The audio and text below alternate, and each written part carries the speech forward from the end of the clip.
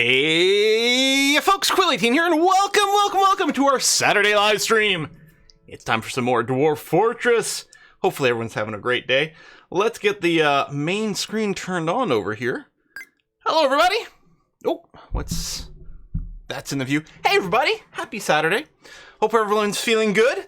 I'm a little, I got my booster a couple of days ago. Last night, everything was like full, like, oh, everything's sort of sore and stiff kind of thing. Much better today, but feeling a little fuzzy-headed still. Hopefully we'll have the stamina to make it to the end perfectly fine. Not a haircut, just running late today, so my hair's still a little bit damp. So, I mean, I did get a haircut a couple of weeks ago. 3 or 4 weeks ago, something like that. While I was away, sorry, I'm a little out of breath because I was just running around like crazy trying to get some stuff going. I'm super behind today. I know there were some gift subs from, well, just now there's MJ with some gift subs. Thank you very, very, very much for that. And I believe, yeah, For Good, Not Evil also gave a ton of gift subs this morning before the stream started. Thank you so much for that. I don't know if there was any others. I'm just trying to scroll back here. And the message log doesn't always keep everything in there. No, I think we're caught up. So thank you very much for that. That's really nice. Bum, bum, bum, bum, bum, bum, bum, bum.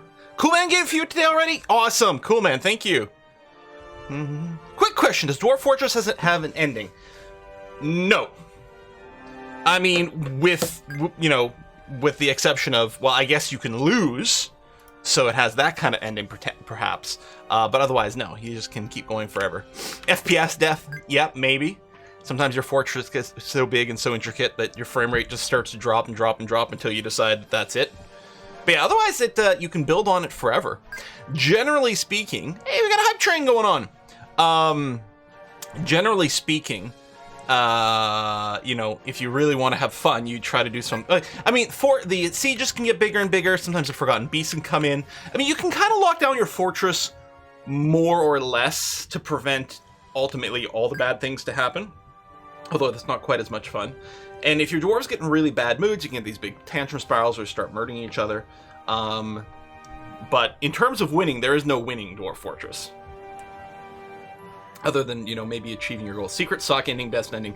I mean, that was very unexpected, but it was amazing. Amazing. Dun, dun, dun, dun, dun. You got your booster 2 days ago, bad chills. 2 days of feeling good today. All right, well, that's good. So yeah, I don't know. I don't think I'm congestion. I think it's just because I just had a hot, steamy shower, and I think my nose is a little bit drippy right now. I don't think that's really an issue. We'll see. We're not going to be talking about that kind of shit all day today. We're here to play some games. Hey, Halco, thank you very much. Nice to enjoy Dwarven hospitality again. Here's for the roaring fires and malt beer. No, this is not a beta for Steam Dwarf Fortress. This is regular Dwarf Fortress. Over here. It's whiskey. Chills today. That's because the outside. I think we have another cold warning. I think we've had non-stop cold warnings for like 3 weeks now. Okay, it's only minus 17 right now. That is much, much, much improved. But we're definitely have some cold days. So Tuesday's going to be mild. The low is only going to be minus 10, but that's because it's snowing on Tuesday. And then it goes right back into crazy weathers. So minus 21 low today, minus 23 on Sunday, minus 25 Thursday, Friday. And at that point, we're getting into freaking February. It's so ridiculously cold. On the bright side, this much cold does mean less snow overall. So that's not a terrible thing. Bum, bum, bum, bum, bum, bum. You're getting 2 feet of snow today? Civilianer, where do you live? Jeez. That's crazy. Civilianer, you're not the Civilianer who's like a Dwarf Fortress YouTuber, are you? Maine, perhaps? Is Maine getting a ton of snow? East Coast US got a storm right now. Ah ha ha ha. Yeah, okay. Welcome to Let's Talk About Weather with Quill. I mean, again, you know, if you're Canadian or British, that seems to be the #1 choice of conversation. Let's get our hat on and start dwarfing it up. Do a little bit of a recap of our situation here. I feel like not that much happened last stream.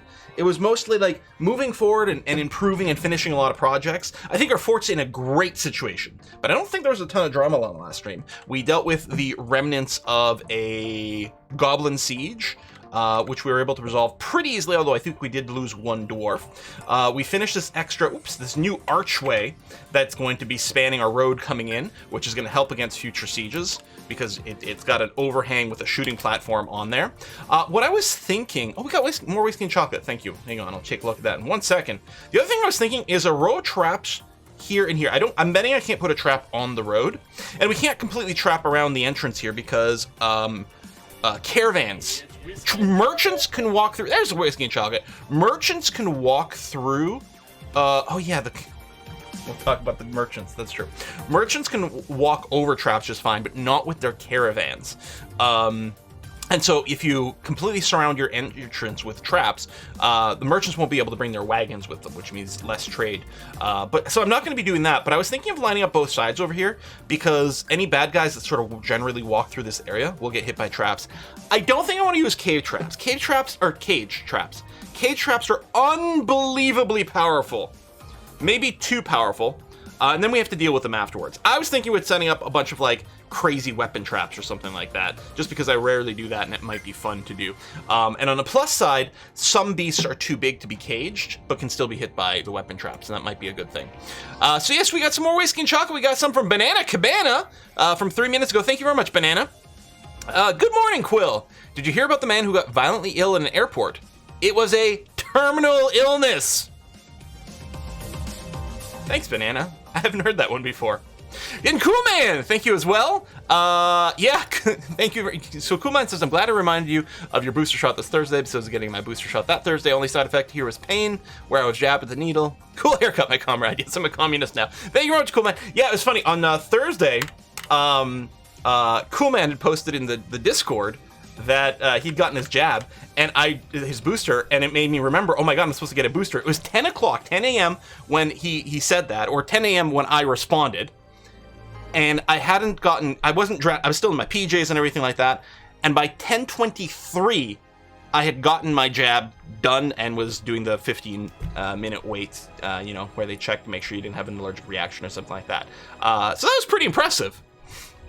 Quickly threw some clothes on. It was about a 10-minute drive to the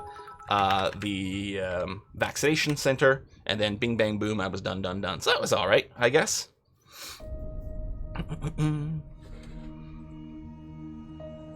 Didn't make you do the wait while they were boosted. And yeah, some people were saying in Europe, some of the places are like, it's a 5-minute wait and things. I don't know. Here, they're still doing the 15-minute post-shot wait time, which is probably not needed.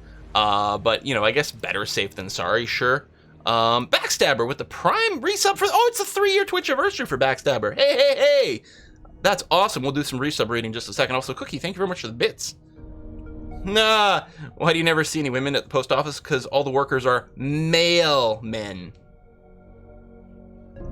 So Backstabber with the 36-month resub, thank you very much. Alem Gardner at 71 months. Amoa at 19 months. Korax Wolves at 32. Sarvitz, a 12-month Twitch anniversary. Rudvin at 43 months. Glindar at 43 months with hashtag keep on digging. Barbara at 60 months with Diggy Diggy Hole. Thank you very much, Barbara. Fang at 55 months. Boba Bashug at 58 months. Death's Visage at 68. So close indeed, Death.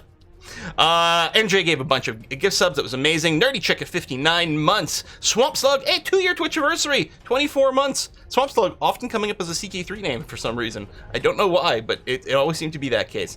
Coolman gave gift sub. For Evil Not Good gave a ton of gift subs. Thank you very much for that. Elm at 57-month resub. Grom Pouch, 24-month resub, 2-year Twitch anniversary, all in a row too. Craze Guppy at 71 months.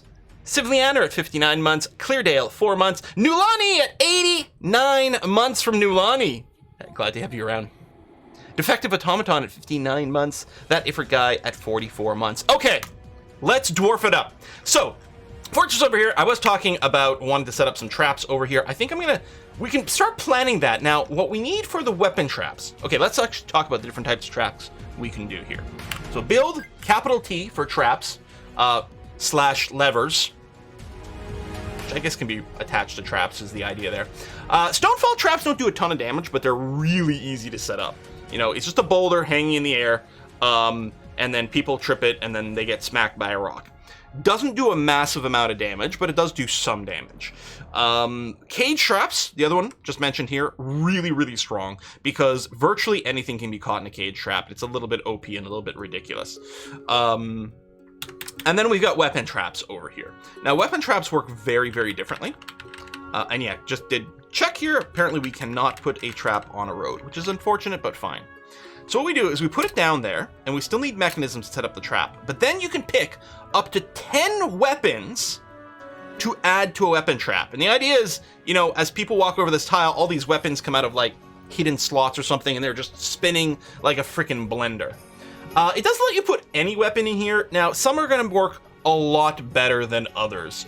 That includes, you can build, so these can load regular weapons. You can also load, like, I don't know, large saw blades or something like that. Is the sound volume the music volume a little high? Feels like I'm having to talk loud. I think, yeah, we normally bring it down a little bit more. And my voice is a little rough today, so I don't have to yell too much. Should depend on the size of the boulder. Yeah, I think the boulder sizes are pretty unified. It might be that some of the rocks have different densities that might affect their damage, but I'm not sure. But yeah, you can make large metal blades or large saw blades, I guess they're called, and you can load that into weapon traps as well. But I figured we'll just go ahead and load up anything that kind of makes sense. So you can load crossbows in here, but that doesn't really make sense. They attack like hammers, but it's not terribly effective. So we've got a bunch of miscellaneous weapons, some of which we have traded with, including the human caravan that failed to make it out of our fort. I'm hoping this doesn't lead to a war with the humans. Although if it gets to that, we'll probably win. We got more whiskey and chocolate. Hey, cool, man. You own an old mining helmet with a light on. Never wear it. Makes me lightheaded. I thought you were real here. Why don't mining towns have hospitals? Because everyone only suffers from minor injuries? Oh, that's terrible. Terrible! And asteroid mining, it's on the horizon. Thanks, cool man, for the mining puns. So let laser sharks, that's a good idea for this too. Let's load up a couple of silver warhammers, a couple of copper warhammers. We'll tell you what, I mean, the thing with the weapon traps, they can load a lot of weapons. Maybe we'll have an insane weapon trap here, and then we'll set up a bunch of rockfall traps over here. And maybe we can replace long-term the rock traps with more weapon traps as we end up with extra just random shit sitting around. Steel mace, we'll grab that. Silver flails, sure. Oh, large serrated, I guess I can go to double wide here. There we go, serrated iron discs. These are not weapons that you can wield, but they are good for these traps. Copper disc, excellent. Iron great axes, iron mauls, perfect. I need these corkscrews, but it feels a little weird. Copper morning star. Oh, we're full, excellent. And then hit D for done selecting. All right, so crazy weapon trap's gonna get built there. And yeah, we'll set up a bunch of stonefall traps then, just because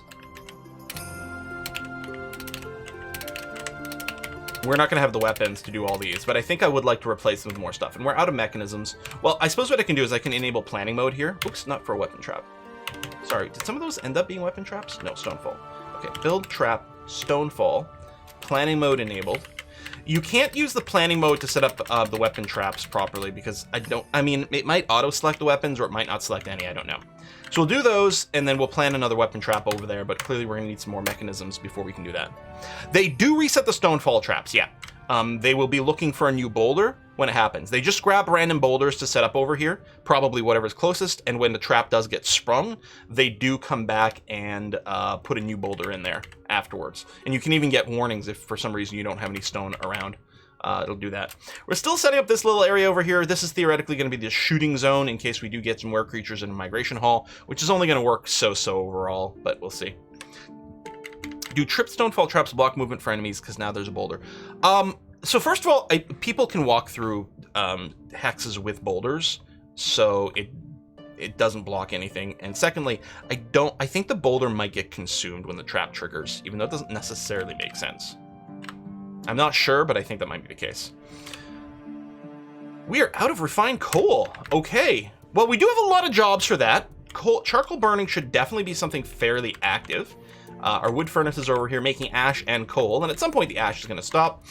Wood furnace needs masonry. I guess our dwarves are pretty busy. I mean, we have very few idlers. Considering the fact we've got 110 dwarves, we currently have 3 idlers, 4, and I mean, these are probably people cycling jobs pretty regularly. More whiskey and chocolate. Hey, MJ, thank you very much. Loving the Democracy 4 content. You're clearly on your way to global hegemony. One day Canada will rule the world. Then everybody will be sorry. Thank you. Would it make sense to make a small moat under the bridge to avoid squashing dwarves when it's open and closed? That's an interesting idea. It does look like the dwarves... Now, so that won't prevent anyone from dying when the bridge opens. It does look like the dwarves avoid standing under bridges by default. So I don't think having people under a bridge when it goes down is an issue. A moat, I suppose, would sort of help prevent that because no one would stand... Literally be impossible to stand in that tile. But I don't think it's much of an issue. But I suppose we could do that. We pull the bridges up, dig a little channel underneath this little area here just to make sure no one could stand there. Could be. Does Dwarf Fortress normally look like this? So this is a tile set. So by default, if you just get the default download from the Dwarf Fortress website, it will be in a pseudo ASCII kind of vibe. But there are lots of tile sets that you can use to replace that and add some visuals. So it's this.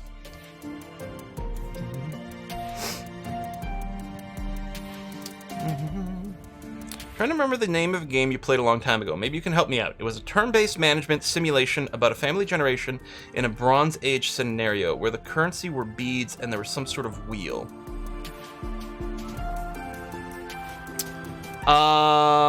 There was an Egyptian game I played.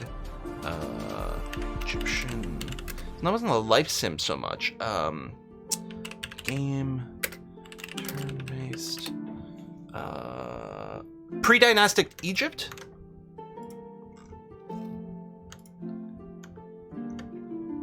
Yeah. I think it was that's just what it was called. Which is not a honestly terribly catchy name. It's currently on sale. I'm gonna post a link in the Discord here. Let me know if that one. Let me know if that's what you mean. Oh, the 7 grand steps or whatever.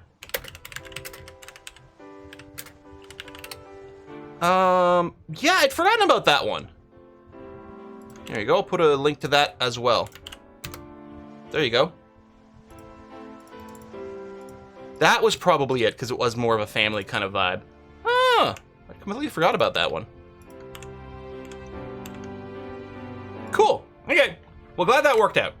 All right, so, I mean, charcoal burn. It's not like we don't have wood. We've got tons of wood, at least over here, if not underground. We might need more woodwhackers to keep things going consistently. Let's see. Well, no, someone's in here. So that's Electric Cat ND, who's working the furnace. What we really need to do is find ourselves magma, which is one of the reasons, one of my plans today is to try to get the to the magma sea. So we have cavern level 1 is here. Cavern level 1, as far as we know, almost certainly the case. Cavern level 1 over here, filled with water. And then we discovered what we assume is cavern level 2 down here. I do want to dig this area out and then set up a barracks down here, and that's going to be really good. Currently, we don't have anyone mining this out. They're clearly busy doing other things. But then at some point, that does, like, you know, prompt the question, where the hell is cavern level 3? So we've dug down to level 20 here, and I did just before the stream started up this sort of exploration, and here we are on cavern level, on Z level 10, and then, oops, Z level 0. Now you can go negative Z levels, and I think if I just keep doing this, I think at some point it does stop scrolling. Yeah, there we go, minus 29, whoops, and then it popped us back here. Do we get migrants? Oh, we got a caravan! Right, that's what happened at the end of last stream. We actually got a crash. We're actually replaying a little bit of stuff over here because we had a we dealt with this caravan already, but in the stream the game crashed. But so minus 29 is like bedrock level. So presumably the caravans or the cavern 3 is in the negative Z levels over there, which is sure fine, neat. But yeah, I guess that does lend credence to the idea that we found Cavern 1 and 2, because Cavern 3 would be down near the bottom. I think you can go below that once you pierce the circus, but I think until then you're limited. I'm not sure. Could be wrong. We'll wait until our diggers get there. All right, let's plan some goodies here. We do have some things moving automatically. Our mugs and whatnot are going to be moved automatically. I assume we started our glass mug industry at this point. Maybe not. I don't know. Anyway, we're going to move all of our clothing bins, and we're going to try to remember to sell our worn clothing this time.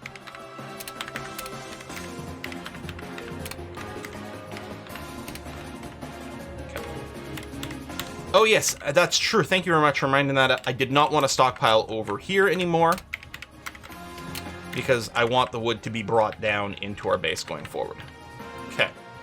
Maybe I should do a quick save now. We haven't done much this stream, but we've done a little bit. And yes, we were trying to gift the caravan. I don't think you have to gift to get the Baron title. I think you gift to become the civilization capital, but we will still be gifting them some stuff regardless, yeah. Our glass mugs etched with the names of our town, like all good tourist shops. Yeah, man. All mugs are obviously inscribed to the ancient ruins. What could possibly go wrong? Boom, boom, boom, boom, boom, boom, boom, boom, boom, boom, boom. Yeah. I'm gonna have a cola.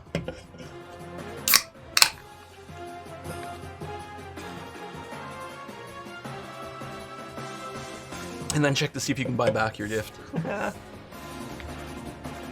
Don't buy too much at the same time this time. I don't know. We might still buy it all. I don't think that's what caused the crash. And we might have to just see about importing more coal or something. I don't know. Well, no. Again, if we hit cavern level 3, I think it's guaranteed to have magma, right? I'm pretty sure.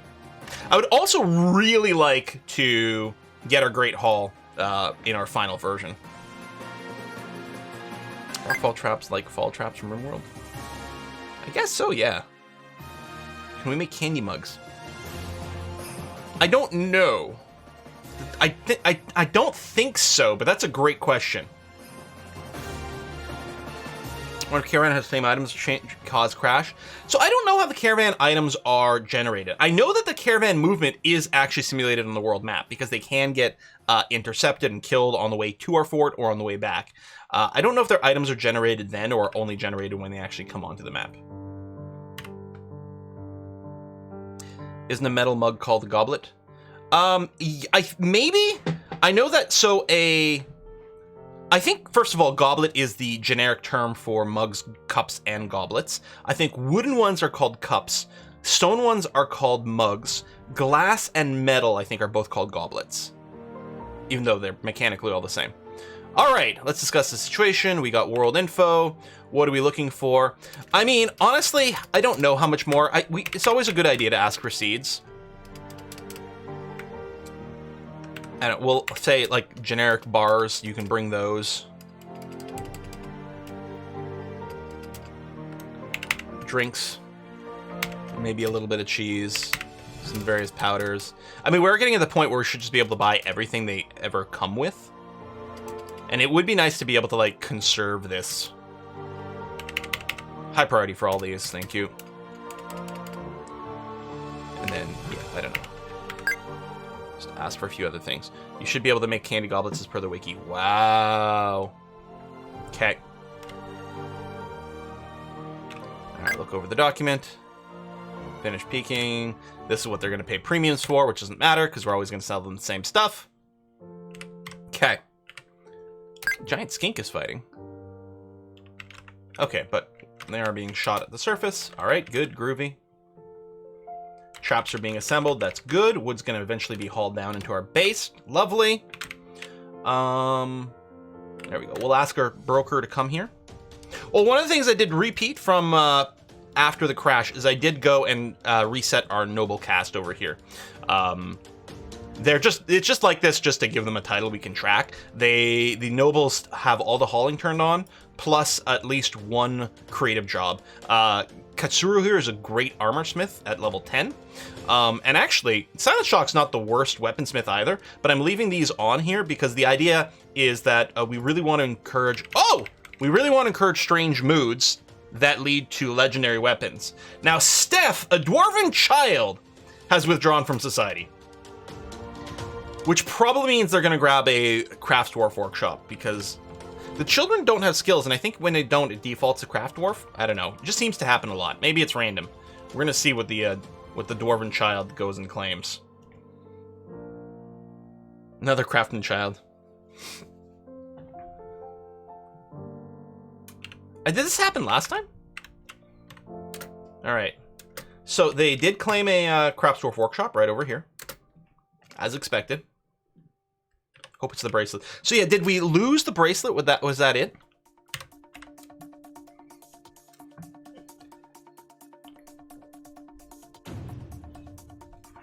Yeah, we did lose the artifact, unfortunately. The last one we have is written Nomal, the beginning of staffs, a nickel chain.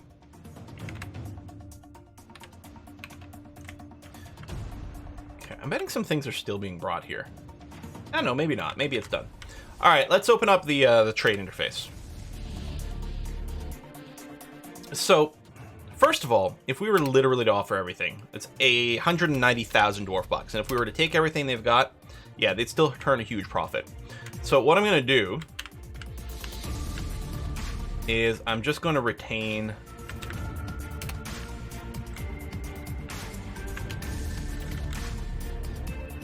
a couple of bins full of mugs, like this. Okay, and I'm just going to trade for everything. Even if we don't really want everything that they've brought, it's just annoying to go through the list. I'm just going to take it all, I don't care. So we're going to trade here, and they're going to be thrilled with it. Excellent. And then what I'm going to do is I'm going to offer two bins full of our high quality mugs worth... Oh. Hang on. Oh, I just realized I used shift arrow to try to move faster, which screwed up the selection here. There we go. 10,000 dwarf bucks worth of high quality mugs. I trade away your steel armor. That might be a good point. I forgot to check for the quality here. Oh well, that's fine. It's not great. Hang on. Yeah, I'm surprised it wasn't all equipped.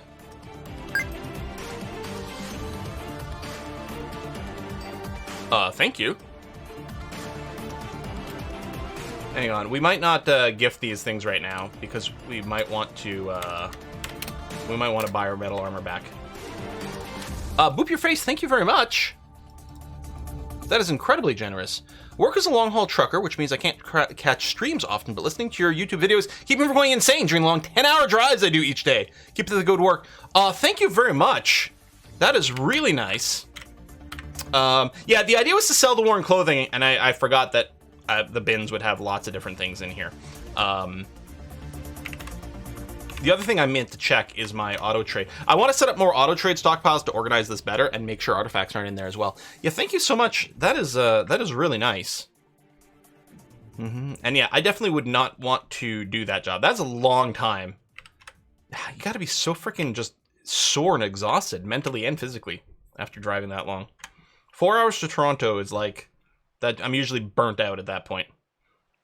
Artifact meal. Cook as a metal brick whenever someone eats it. If Dwarf only has cooking skills, do they claim a kitchen? So, unfortunately, I don't think that's a mootable skill. Only certain things are mootable. Accidental crash, regain, and steal stuff. I don't care. It's fine. You know what? It's for the good of the Dwarven thing. I mean, I wouldn't have done it, but I'm literally not bothered in any way whatsoever by that having happened. If all that armor was sitting... Well, I guess some of it was because we want to start a... we do want to start a new squad, so that's a bit unfortunate. But at least it means our current squads have a lot of shit equipped. The other thing is, at some point, the Iron Bows here are going to have their uniforms changed because they're all wearing metal armor. That's going to get changed for leather to free it up because they probably don't need it as much, and it'll free up more leather for our melee squads. And then we can also, dwarves aren't very strong. We can throw them into the archer group as replacements are needed. Drivers are much more relaxed in big truck. Constant speed, cruise control.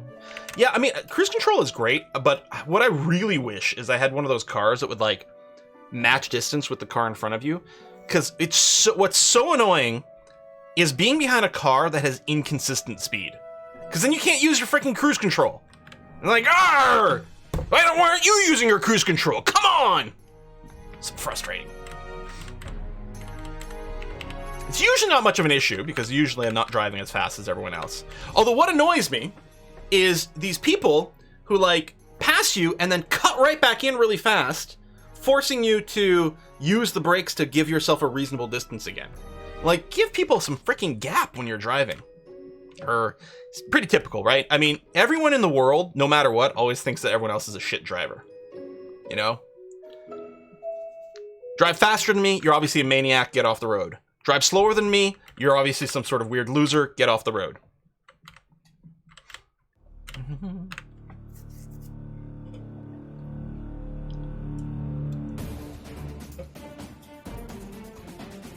Place metal armor, leather armor to have more leather armor for your melee squad. You're not gonna have a leather melee squad, that's for sure. So we had a screw pump gym set up over here. There we go, our artifact is set up. An applewood cup. You know what? I love the idea that this kid is trying to emulate the grown-ups and knows that, like, cups are really valuable, like mugs and goblets and things like that. But it's like, so it's like baby's first mug. It's an artifact. It's made out of wood, but still, this is great. It's so cute. It's a sippy cup, basically, is the way I picture this one. A little wooden sippy cup. You know, the stone goblet's too heavy for little babies. This is an applewood cup. All craftsmanship is of the highest quality. Oh, what's its name? Its name is Erathon, the laborious meditation. It is encrusted with rectangular gabbro cabochons and oval limonite cabochons. On the item is an image of goblins and dwarves in applewood. The goblins are fighting with the dwarves. The artwork relates to the attack on the Relic of Flares of the Letter of Notching at Boltstash by the Devil of Ways in the mid-autumn of 256 during the Fell Sieges. Well, Letters of Notching is my civilization, but the Relic of Flares, is that our government? Is this us? Midwinter 56. No, that would have been 2 years ago. I don't think it was our siege. But did they get skills? That's a great question. So, hold on, does it track the author? It doesn't, does it?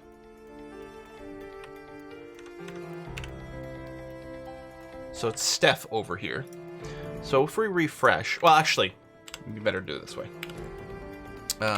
Steph. Right here. We go to you. You are indeed a legendary woodcrafter, which isn't a terrible thing. Unlike the bow crafting, which we're forever going to shame Monty Max for.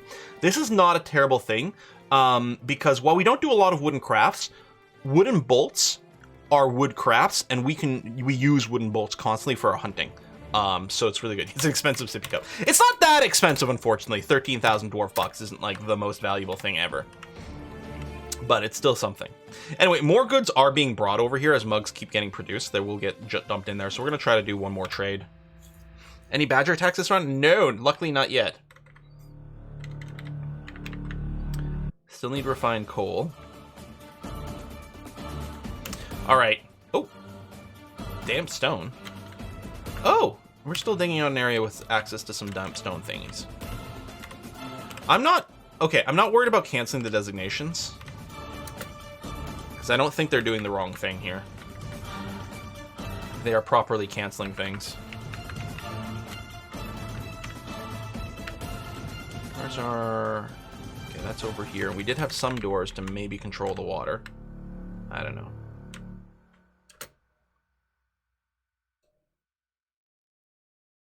You know what? This is just a cobaltite layer. I don't even care about digging that out. We're gonna cancel that.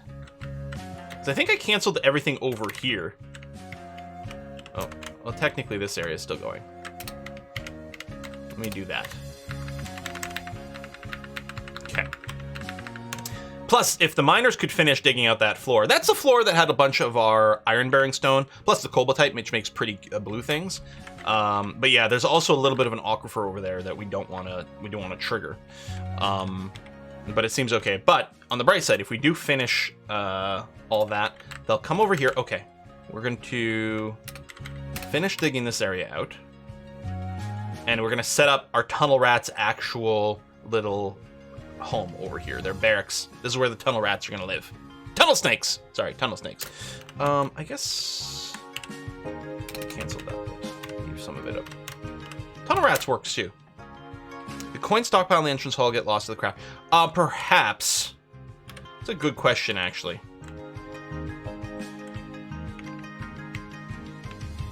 I think it might have, because I think I built it right over here somewhere. And if nothing else, I would like to see what coins we minted. No, we're not doing any minecart stuff yet. We might do some, but I don't know.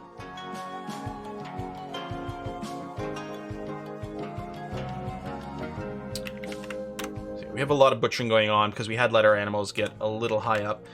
Here's the other thing going on. We've got our turkeys in here. Now, at this point, I think we're still waiting for a few nets boxes, or are they all here? It looks like they're all constructed.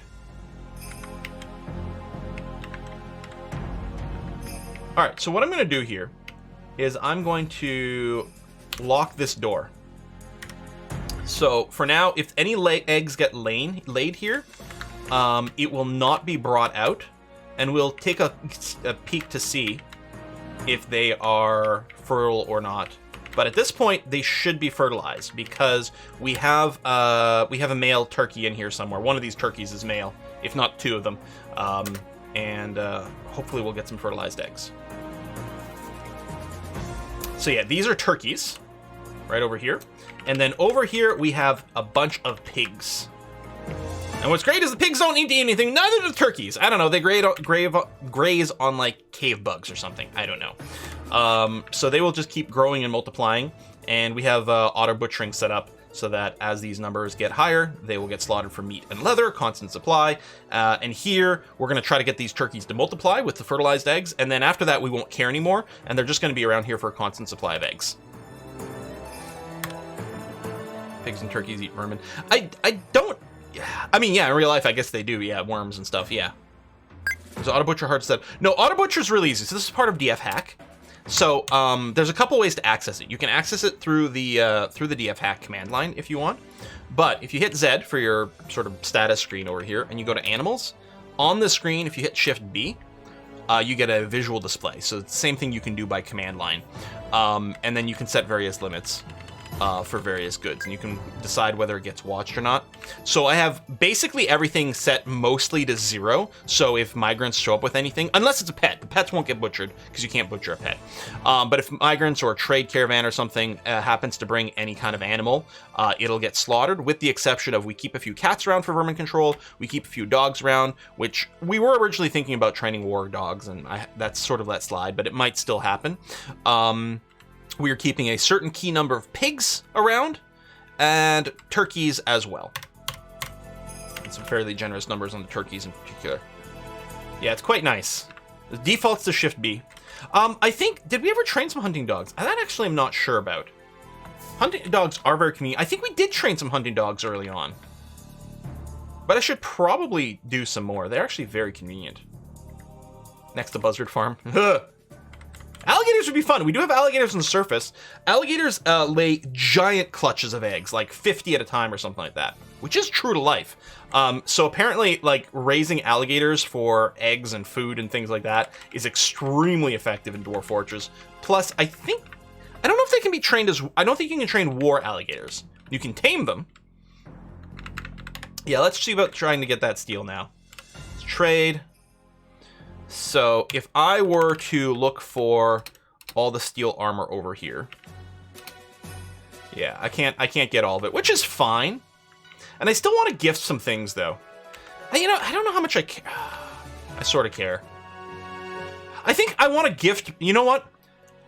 I'm gonna do the gifting. I'm just gonna offer this one bin over here. So 50,000 dwarf bucks worth of gifts are going to be offered. That's going to be okay. And then I'm going to try to just buy kind of at random. And part of me is like, we could get the cheapest stuff. I don't know. I'll just...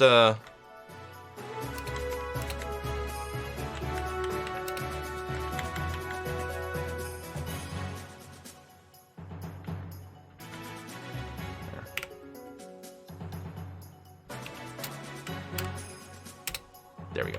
Done. Good enough. Now, this actually matters. The thing is, over-gifting them some stuff and things like that does have huge effects. It increases your standing in homelands. The values do get used to your civilization. It also affects the number of migrants you get. That's only with the... And the caravans will bring more stuff in the future. So, and that is true even if you're trading with humans or elves. If the traders turn a huge profit, they'll bring more stuff going forward.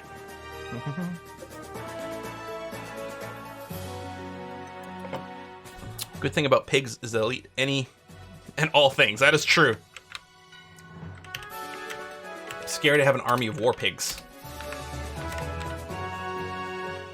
Okay. How's our digging downwards going?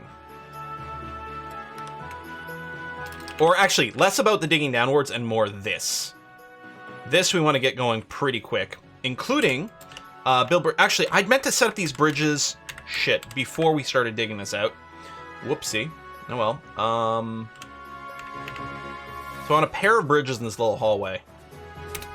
So we've got some amount of redundancy.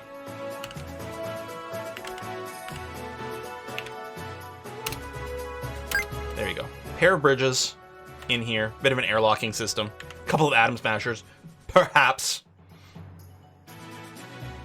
I want to smooth a bunch of this out, but I don't want to give my stone knockers too many jobs right now because I want them to finish digging out this area here. So, now that we got that, let me remove some ramps. Not too many, because we do have to navigate, but I want to, at the very least, I'm going to remove these ramps here. I think these are all... Wait, hold on. What happened? Oh, hold on. I was designating digging of ramps. That's why. I was like, no, that does not look right. I was digging out some ramps instead of removing ramps, which is what I'm looking for right over here. Okay, good. And then what we're going to do is we're going to construct some walls. Turn off the auto mat selection. Well, I mean, I want it on, but I want to rechange what it is. Because... Or you know what? Build, construct, wall. I'll turn on planning mode and the global mode for now, just so that it forces it to use blocks. And then we can also use the kind of box selection mode here. Make a fairly large room. Well, this might get further subdivided, we'll see. And then what I'm going to do is doorway here, which will actually have a bridge to seal it up as well. Yeah, I think I'm happy with that. I did manage to fix low FPS. The low FPS was happening when we had a buzzard stuck inside of our butchering room. Oh, we don't have nickel bars, but we did get some coins. Hold on. Let's take a look at our coins over here, which conceivably we could also trade. Coin stockpile, but they are there. Check this bin. There you go. Hang on. Why am I making so many... How many coins did I ask them to make? Mint nickel coins. Oh, 10 stacks I asked for. Well, you know what we can do? Since we're out of nickel bars anyway, I'm going to cancel these jobs. I mean, it's fine because the coins are value, but... So, let's see what we minted. So this is for the year 258. So, this is a stack of 500 Laurel Lisat 258 nickel coin. Laurel Lisat, I think, is the name of our fortress, and it's the year 258. This is the nickel currency of Laurel Lisat from the year 258. On the front of the coin is a well-designed image of papaya trees. On the coin's back is a masterfully designed image of goblins and dwarves. The goblins are refusing the dwarves. The artwork relates to the defeat of the turquoise submerging of the letter of notching and the takeover of static pages by the rumored devils in the early summer 51 during the conquest of static pages. So yeah, in 51 looks like some goblins conquered a dwarven stronghold, and we've got that commemorated on the back of a coin. Okay. So every year there will be different imagery. Like if I look at any of these stacks of coins, they should have the exact same imagery. Yeah, and they do. But next year for 259, it'll be completely new images. Here, we can add the coins to the auto trade. I don't know if I'll... I mean, they're still around. I suppose I could go and request... Oh, no merchants trading right now. They must be packing up. Okay. We struck Morian? Where are we striking this? Oh, no, this is just we're revealing territory over here. Okay. So I want to get this place set up before we dig any deeper. Oh, I guess I can set up the bridge over here. Oops. Track to the left. Good. Excellent.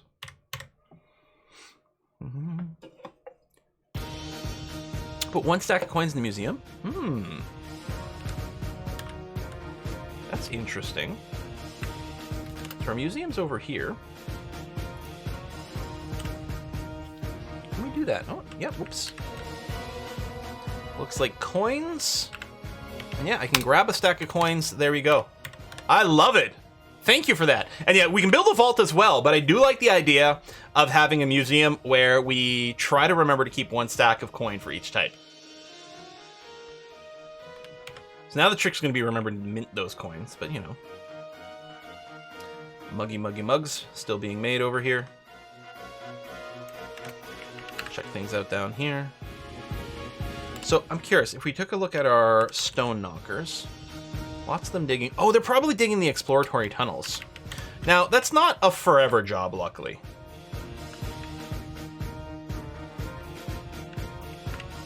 Hopefully they'll finish this soon. This is floor 10.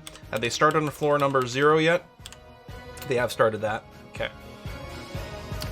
And no cavern. Okay. Yeah, it's probably going to be deeper. Oh, what happened here? Oh, I guess I didn't hold shift. That's why. I thought there was like a migrant wave or something that was happening at the surface. Would the coins of any metal be the same or different for each metal? I think no matter what material they are, they get the same design for the year. Now, the material does factor into their value. Probably set up if New Year mint all coins. Ooh! Check once per year. Once per year, start some coins. That's probably true. We'll try to remember to set that up in the new year, because I think if it did now, it'd be another stack of 258s. But yeah. Time to mine pitch blend and set up dwarven uranium enrichment facility. Make some really fancy coins. Guaranteed to change hands very quickly. As well as punishing anyone who hoards them. Whoa. There's an anti-wealth measure. I think what I'm going to do... We're in dining hall. I think I'm going to, like, expand our little lever thing. I'm going to make a little side room over here, which is going to be 3 levers, which are going to be this military floor that we're building. Not all the levers in this room are hooked up yet, but I think it's going to be nice for organization. And then maybe what I'll do is I'll intend to do the same thing, plan to do the same thing for Cavern Level 3 when we get there. Cavern Level 1 is blocked off. We've got it walled off, and we've never had anything spawn there, maybe because it's full of water. Set up that check once per year and manage job in my fort. Yeah, that's really cool. But that dormitory smells nice. I mean, you know, it's big enough. There's a little bit of gaps between things, but yeah, there's not much of a dwarven ventilation system. No miasma in there, though, so that's as much as okay. No mine dates other than don't export splints, which is fine. That was never part of our plan. Yeah, it's like a pod hotel. Yeah.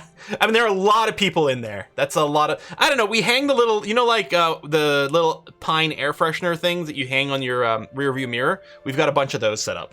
Except instead of pine, they're just like soaked in beer. We're going to smooth this place out so it'll look pretty. And you know what? We'll plan on sticking a door there and there as well. Okay. We install the instruments in the temple. No, I mean, there's handheld instruments, I think, that can be stored. But are there some instruments you build? The bigger ones, right? Shift I for instrument. We don't have an instrument item. We don't have an installable instrument. We may have to look at producing that. Still waiting for some statues to be set up over here and things. Yeah, it's got dividing walls. It's... Oh, what happened? Oh, some migrants have arrived. Okay. So, do we initiate the migrant protocol?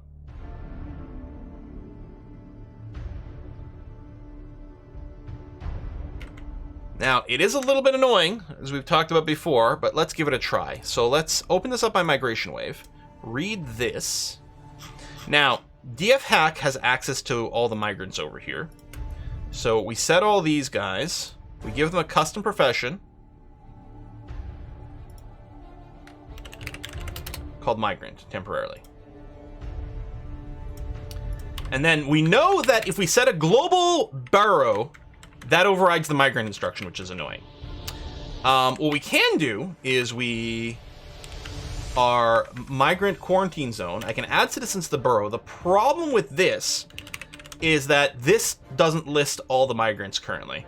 It doesn't list them until they come onto the map. So we kind of have to wait for them to stop spawning onto the map. And then we can assign them over there. So are they all there? I don't know. Well, let's assign however many are there currently. There you go, that's 6. How many do we get? We got 8, so there's actually a couple more still there. And that doesn't count children, because in Dwarf Therapists I don't show the children, but I think they're much less likely to be infected. Just on the basis of they haven't really been around long enough. Very likely to get infected. There we go, okay. Oh, and they've been nicknamed now, too. Because I do have the auto nick running on a timer. So all the migrants are going to be sent over there.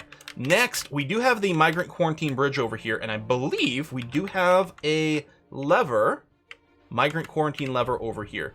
If I were to link you to a bridge, yeah, okay, migrant quarantine bridge is not listed in here, which means it has been hooked up, which is great. And then the next question is Dwarf calendar, Dwarf fortress calendar. It is month number 9.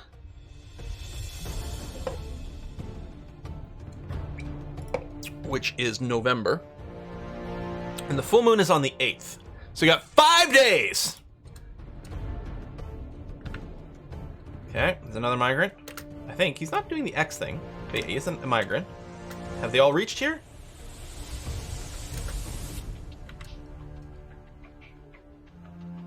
I think they must all be here. All right, now it's time to lock them in. Pull the lever on the migrant quarantine bridge.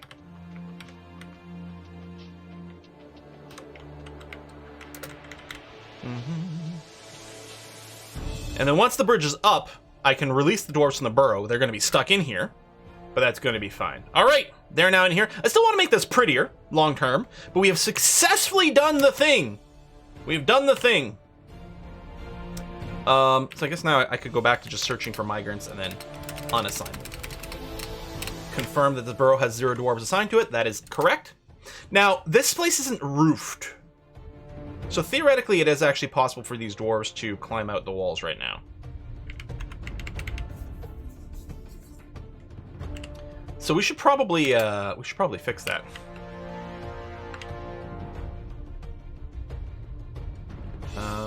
Let me turn off this global setting mode right now.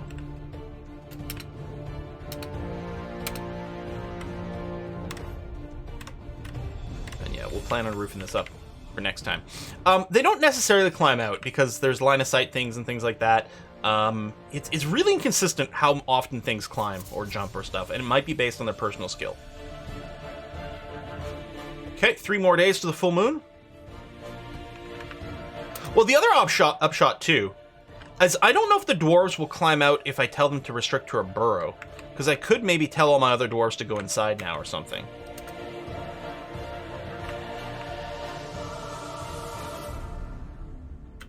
No, I can still do roof shooting gallery things. I just might have to leave the gap a little higher or different or something like that. You know, make a 2-story tall roofy thing. A buzzard man. Of course, it's not enough to just have buzzards. We have to have buzzard people as well. Let's get squad A and B. Let's get them moved out over here. Because first of all, if there is a war creature that comes out, we may be forced to try to engage. Well, not really, but if the buzzard people interferences are happening over here. Oh, there's Crundles as well. Wait. Shit. Crundles have come into our base from down here. Oops. Which is annoying.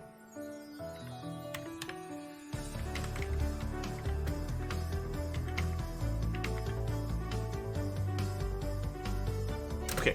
Where the hell are these buzzard men? Squad AB kill list. Well, you know what? I'll put you on a kill for these Crundles. Oops. I think we have some cage stuff as well. And then these buzzard men and women. We'll put them all on kill list for our army. These are not dangerous things, and they'll give us a little bit of practice. Well, the plan is to try to set up a dumping thing so we can dump some food and liquid into here, but they're going to be fine in a few days. Or surprisingly resilient. Or maybe, like, it's not a 24-hour day-night cycle. Maybe a day is only a couple hours long in this game. Any combat? Let's Crundle's throat. Wow. Wait, this is a peasant doing this fighting. Because the Crundle's attacking a peasant. Well, the peasant started it. Peasant punches the Crundle in the neck, and the injured part is smashed into the body. An unrecognizable mess. Holy crap! Which peasant might that be? Well, there's two peasants that are fighting. Well, I guess it would be Tarnath over here. Tarnath, do you want a job in the military?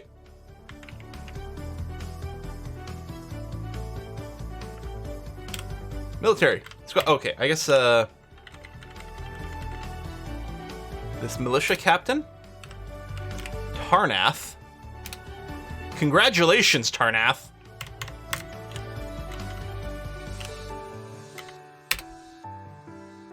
We're going to figure out the rest of what's going on here very soon. You know what? I can recustomize these guys to the peasants right now. Yeah, it's going to be fine. There's no one terribly... So we don't have to have the Migrant title anymore. That's not important. Oh yeah, Tarnath. Tarnath, who is a peasant here. Oh, I just saw them, and then I clicked the resort. Oh, I forgot, the sort doesn't sort by nickname order. Shit. Now I'm really pissed that I clicked it. There it is, Tarnath over here. You are going to get the soldier title, so we don't lose track of you. I'm kind of curious as to what kind of, what's the description of Tarnath?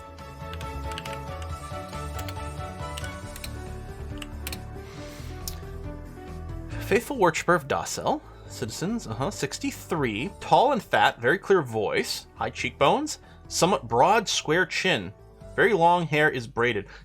She seems pretty. Nose is extremely long. Gold eyes have thin irises. Ears are broad. Okay, what about the physical traits? So the only physical trait you have is slow to heal, which is unfortunate for a military dwarf. But you're not super strong, but you're not super weak. You're gonna be fine. And certainly you've earned the right to be in this position. Because if we do check, you should have kills on your record. Actually, it's not crediting Tarnath with killing the Crundle for some reason, but the Tarnath did kill a giant jumping spider. Oh yes, it's 2 days after the full moon. We can open the pen, release the migrants. None of them turned into a were creature.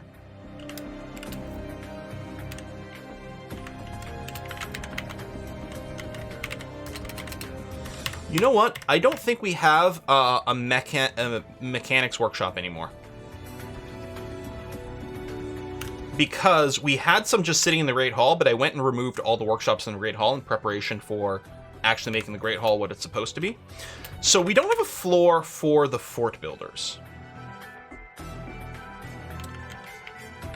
And I don't know where we're going to want that.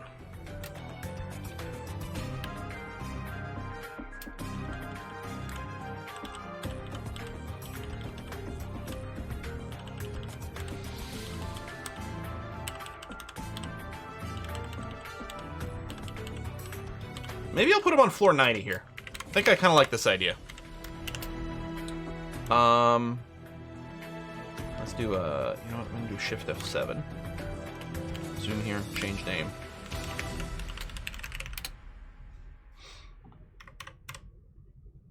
Yeah, I don't know if you're in this one, Halko. Let's see. Let's go with a design that doesn't look like any of the other floors.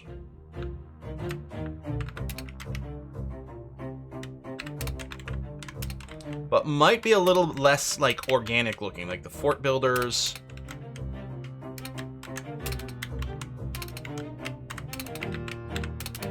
And there's sort of a few different areas that they're going to be dealing with.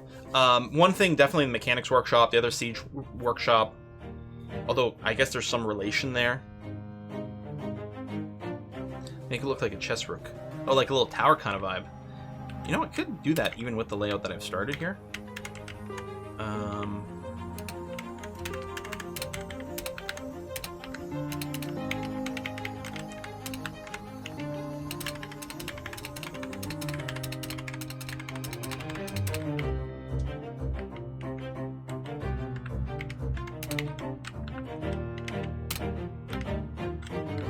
Could have put the gate, I suppose, where this is. Big cog. Huh, hang on. If I go...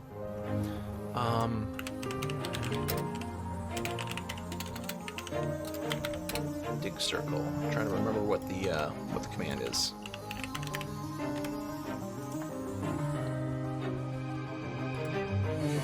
So if we do something like dig circle, I do want it to be hollow, with radius of, let's call it something like 15. Oh, that might be diameter. 30.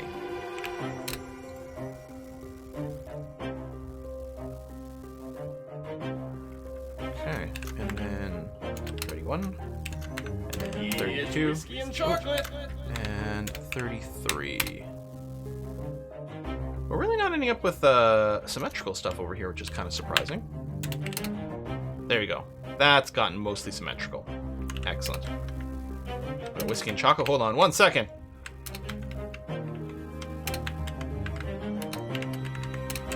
Oops.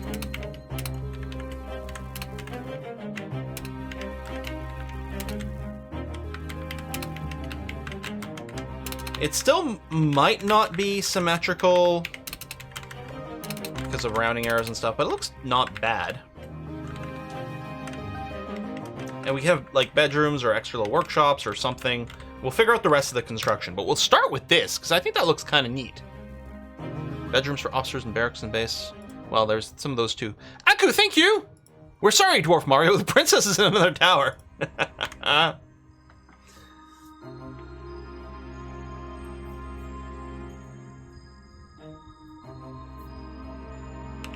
mean, we don't really have spokes right now to make it truly look like a proper cog, but I think it's gonna be okay. Wheel with rounding errors.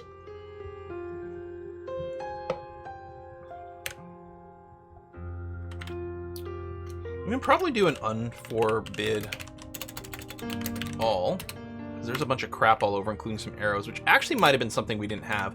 Are my squads still fighting? Yeah, they're still in kill various, which I'm going to cancel because it's possible that they're trying to hit something that can't be done. Let's see if we grabbed any animals from that trader that needs to be penned. We do have a horse full, so we'll go ahead and bring that out there.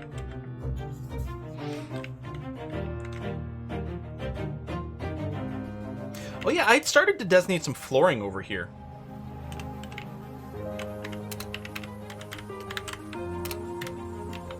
Let me just smooth out most of that one boulder, but I was just doing a square there in case there was more than one, which is going to result in a couple of random stone tiles being floored or smooth, but I don't care. All right, wood's being brought into the base, which is great to see. Oh, that's right, we did road to save material. Thank you. Yes.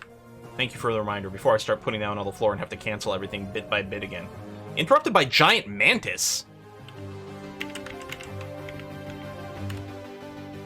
What? It's in the air, too. I guess it flies. Holy shit, yeah, it's quite up high in the air. Okay, well, we'll just have to not worry about it, maybe. But we'll probably get a few more of those interruption messages, because right now we are going to be running around on the surface picking up some, like, missing bits and pieces. You catch a breeding pair of mantises? Yeah, but it only works one time.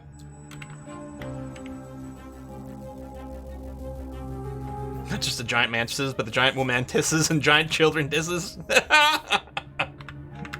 Alright, Bananakin. Haha, Bananakin! It really works! Okay, some rock door construction jobs are complete. That's good to see.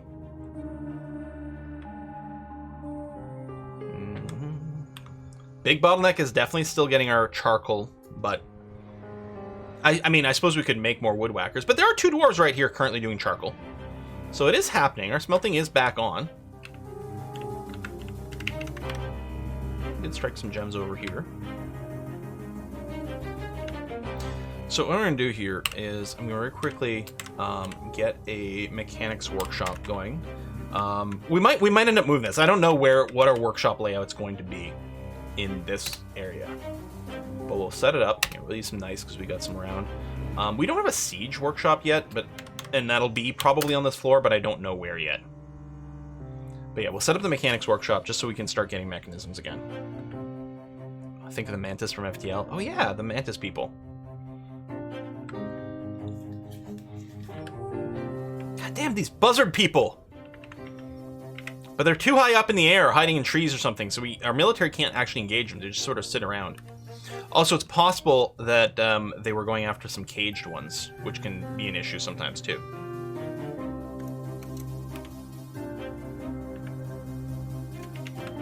Alright, this, in theory, will eventually come together.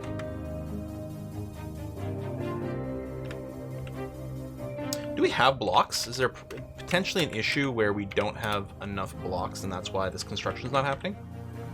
Oh no, we got tons of blocks. 400 phyllite? Yeah, okay. So eventually this area will be done. I don't like it because it's pretty open right now, although I can hook up some of these bridges. Cav 1, or this is Cavern 2. Airlock Inner is what this one is. This one here, I can't name it yet. Apparently I can, even though it's not built yet, which doesn't make any sense. Let me unsuspend you. And this one over here. So it's Cav... It is... Wait, did I rename that other one correctly? Hang on. Cav 2. Okay, good. So this is Cav 2. Bear out. Like, the thing that seals in the barracks. Lava moat when. I'm hoping... these things haven't been built because we don't currently have mechanisms, which is one of the reasons why it was important to set up this little mechanics workshop over here so that can start going.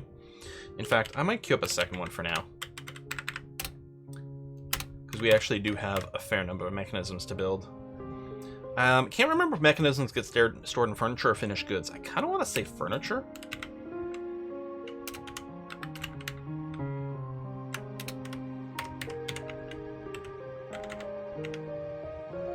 It is furniture. It's mechanism. List is when. Well, we are setting up this floor for that. There you go. Last of mining's about to happen. I do want to set up a smoothing job over here, but I kind of want to let the stone knockers focus on doing some masonry work right now and getting our barracks set up. So I don't want to do the smoothing here yet. I do want to set up a build-a-bolt as well. And, you know, dig deeply and greedily. So our last little bridge here is being set up, which is great. Newest update broke events. Prison Architect? Oh man, because I know there was just a big update.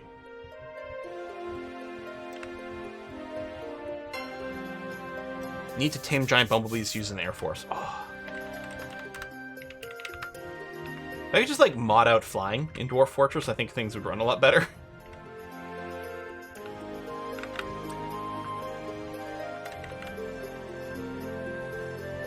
These rockfall traps are getting built. We're still low on mechanisms, which again is why hoping this gets done. Needs mechanics. What are our fort builders doing? We do have 4 fort builders, I think. Oh no, we only have 2. And currently some of them are sleeping. I mean, fair enough. Let's get a couple more fort builders now. I don't expect that we have anyone with particular skills that are compatible with this. I mean, like mechanics. What category is it? Fort builders. That's way over here in the pink. Mechanics, architect, siege engineer, that sort of thing. Actually, weirdly, oh, architects turn on for things. Yeah. Where's our peasants? Over here.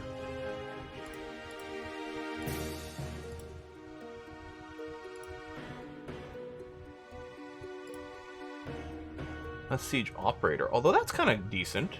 Okay, Bembo, you are going to become a fort builder on account of your great skill at operating the siege weapons.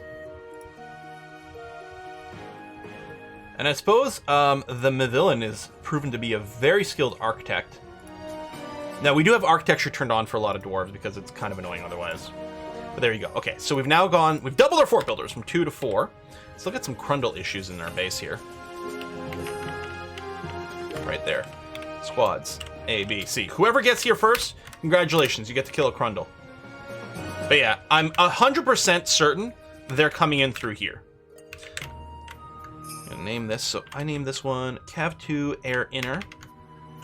Cav 2 Air Outer. Okay. Oh, autosave. Winter's upon us! No, I'm not using workflow. I usually use workflow a lot, but we've officially moved over to just using the built-in management tools. Seems better. I know I'm out of empty bags. We have jobs, I believe, for the empty bags. We probably just don't have the cloth. Well, does that make sense? We would have gotten a bunch from the dwarves just now. We're going to check and make sure our bag job is working. Because I do believe we set up a bag job. I've used the bow in one of the weapon traps. The artifact bow did not get included in the weapon trap, but it would be kind of hilarious. Ooh. Arm sore. I got my booster jab 2 days ago.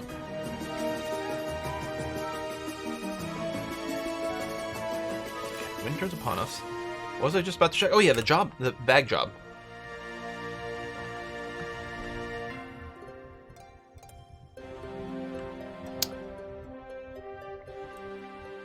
Oh, construct cloth bag, and it is operating. Yeah, it's active. It's probably things are just getting consumed, or our cloth weavers might just be a little overwhelmed. That's our plant tenders over here. Yeah, clothier shop does have a bunch of stuff in the queue. Our plant tenders seem to be pretty busy right now. Come here, search plant tenders. A lot of planting and storing. Do we have too much farming? Is it keeping them too busy? One thing I could do is in my plant tenders, I could turn off planting for some of them, which might not be a terrible idea. So these are all my plant tenders, farming over here. So Real Luckless and Menelgil, I'm going to turn off farming for you two.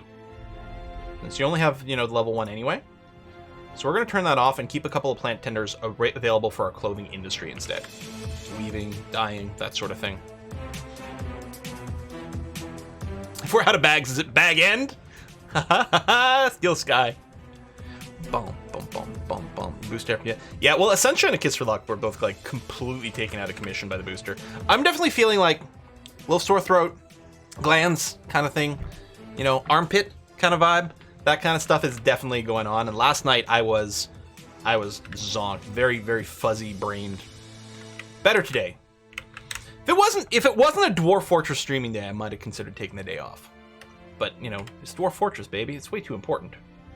Can't skip that.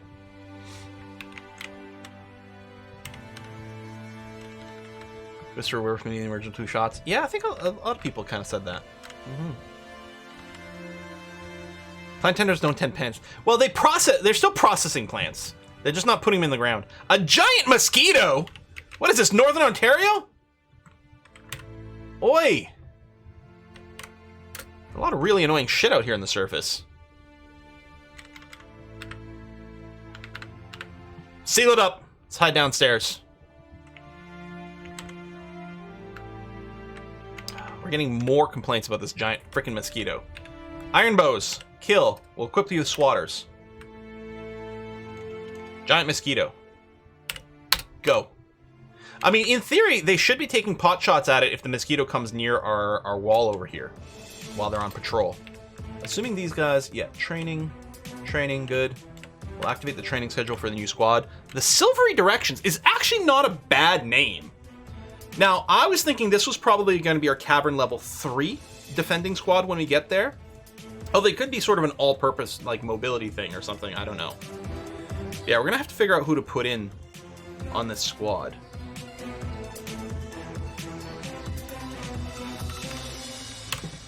Right now, we'll let them train in this barracks over here. That one barracks that's supposed to be for the Iron Bows. Third squad needs to be named the Candy Wranglers. Mobile Infantry.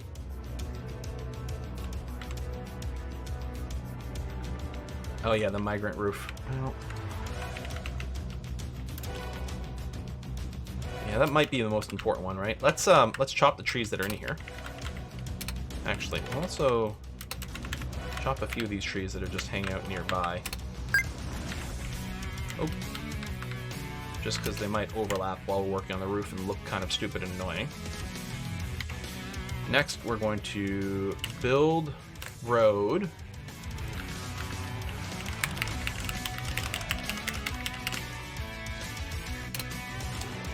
Out of logs, because they're going to be close on the surface.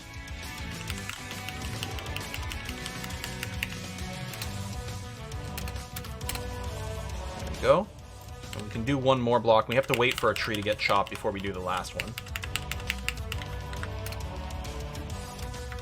Birch, oak, excellent. Okay, get that started. Do some more tree chopping. You assign the bow to this creator and put him on the surface pest control. That is funny. So yeah, we're still waiting on those bags. Oh, there you go. We have a dwarf in who dis. That's Real Luckless, who I believe we just took off the farming job, right? It was Real Luckless and Menelgil, yes.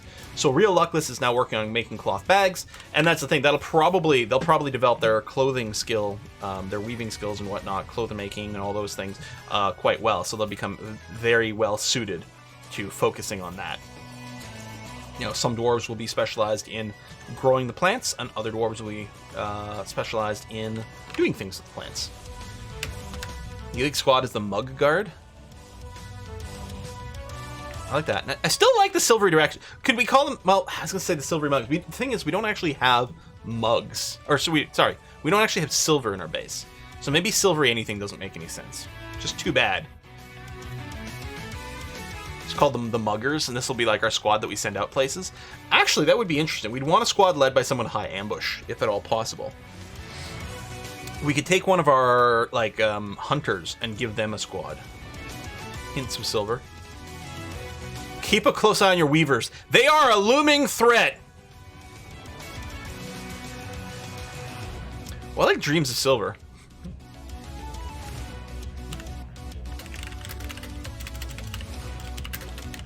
Which is funny because we don't actually have silver, so that kind of works. And yeah, the muggers or something like that, the sock muggers, the rock muggers, something like that for a squad that might be optimized for doing raids. They need to be led by someone with high ambushing skill.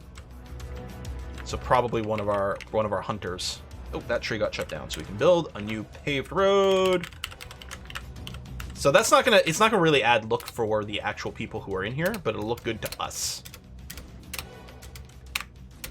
There we go. Excellent.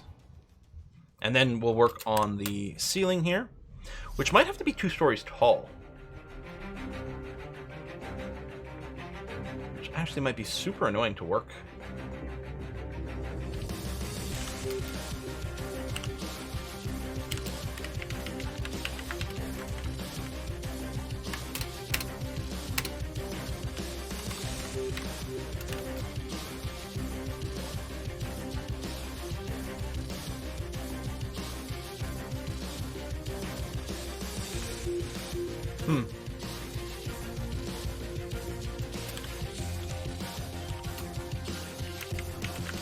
Here, look a little funny.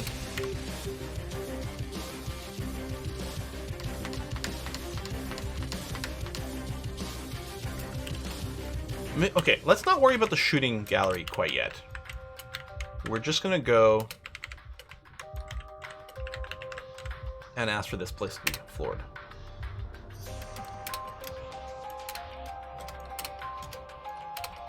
Mostly out of wood, because a lot of it's going to be near the surface and therefore very, very quick to get here. Although it sucks we don't have a lot of... Oh, that's some stone blocks in there as well. It's going to have to be a mishmash.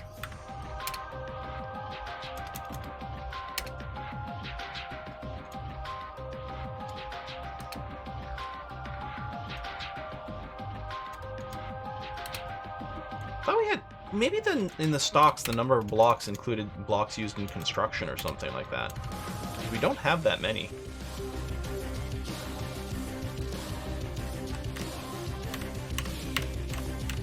Let's stop here. It's going to start it. Got another Crundle attack. Oh, I think the giant mosquito job's not actually working. Weren't you going to do roads for the floors? We did do roads for the floors. This is the floor, but we have to use actual flooring for ceilings. Roads can be put on a surface, but if you're building something in midair, which is what's happening here, it has to be actual floor tiles. Crundles, man. I could make a giant burrow that encompasses our entire base, and then put an auto kill command. I don't know. C, D, E, F, G, H. Oops, H, I. Alright, put them on a kill Crundles job. But yeah, mostly we're waiting for this area to be done. Oh, there's a fuck ton of Crundles down here. Hanging out. That's going to interrupt their jobs. Okay, so we're going to make Squad B, the tunnel snakes. We're still on its kill command, but I'm going to explicitly tell you to move and hang out here. You're going to defend the area that is to become your barracks. Because there's a bunch of Crundles that keep coming down here. So the tunnel snakes should be coming down here at some point. The iron bows still have a kill Crundle command, so they're still going to actively seek out a few. But yeah, there's tons down here. And if we just keep chilling over here, we should be okay. There we go. Military dwarves coming in, kicking the shit out of these Crundles. And I strongly suspect we're going to do this without taking any injury. Looking good. There you go. So now my military squad's over here. So my stone knockers are going to be able to finish these walls. And then we can get this. Well, we're not going to seal it up. We're just going to... This is going to be turned into a barracks where some of our military dwarves will always be training. So any Crundles that are trying to come in from the caverns will get caught out over here. And then if we get a Forgotten Beast or something like that, we can just seal this up by closing all these various bridges. Which, speaking of... Nope, we're still waiting for our mechanisms.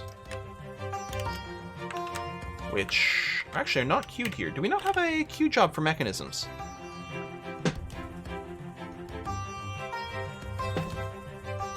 Well, okay. Rock mechanisms. Make them 5 at a time.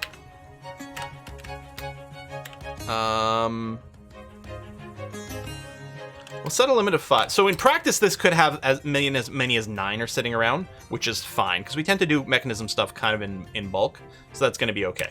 All right, so now we've got that. Is it the new year yet? No. And no, we didn't finish the Build-A-Bolt yet, which is over here. That is one of the things I would like to do. Maybe we'll, you know what? We're going to get started with this. We're going to make like a counter. Doesn't make any sense, but, you know, in theory, this is where you're paying for things. I guess we can use some of the less good ones, because it's not going to be part of a real room. What material did I use for this one? Schist. It wouldn't be bad if they matched. There you go. We'll use another schist table over here. And then we'll build a chair right behind here. Schist throne. Sure, looks good. And then what's going to happen, we're going to build workshop. So these are going to be metalsmith's forges.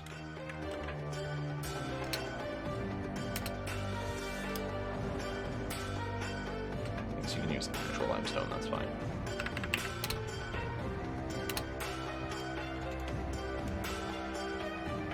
Couple bucks, fine. Build a bunch of these.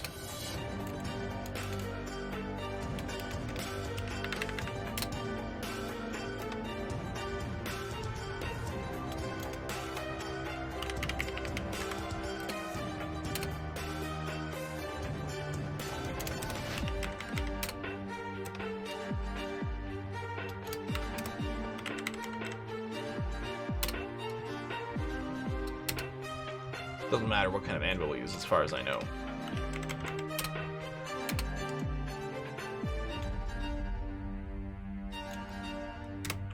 Okay. And what we're going to have to make sure to do is be very careful when we assign our jobs that they get for our metal type stuff, that we're linking things to specific workshops where at all possible. Bookshelf in the corner. Yeah, maybe we can do nice things like that. We can plant some doors in here too.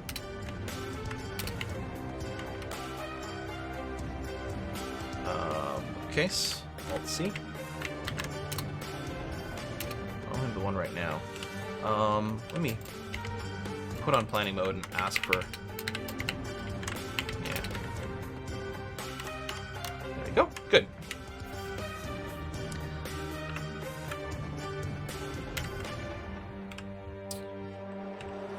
Do I want an ammo stockpile here? I don't know. But what I should do is have a bars box stockpile.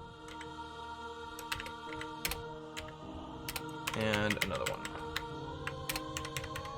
I mean, we already have stockpiles for it, just the level below, but it's going to be not a terrible idea over here.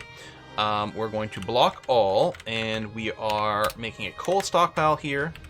And then over here, we're going to block all except for metal bars, which we will permit.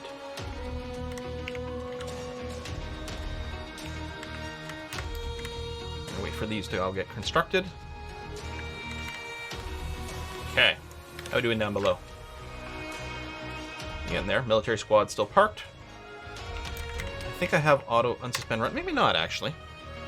Let me make sure. Auto unsuspend start. So every few minutes it's going to try to unsuspend any suspended building jobs, which could be suspended for all kinds of different reasons. And it'll save me from having to go through and manually unsuspend like that one there. So it'll try again. Bolts out of bones. Woods are also made in Dwarf workshop. No, bone and wood bolts are made in crafts dwarf workshops and use the wood crafting or bone crafting skill. Metal bolts are made in metal forges, and we believe they are made with the weaponsmithing skill as opposed to metal crafting, which seems a little bit odd, but we're gonna accept it. And the idea being is we're going to use this so that our peasants and nobles and things like that, people who don't have a real job, and first of all, they get bad thoughts if they don't create something often enough. Secondly, what we'd really like is to somehow finagle it so that as many dwarves as possible have as their highest moodable skill weapon crafting, so that they can maybe get a strange mood and make us artifact weapons, is what we're hoping for. So what's going to happen here is it's going to be a little tedious. But the idea is I'm going to set an individual work order to make metal bolts at each one of these places.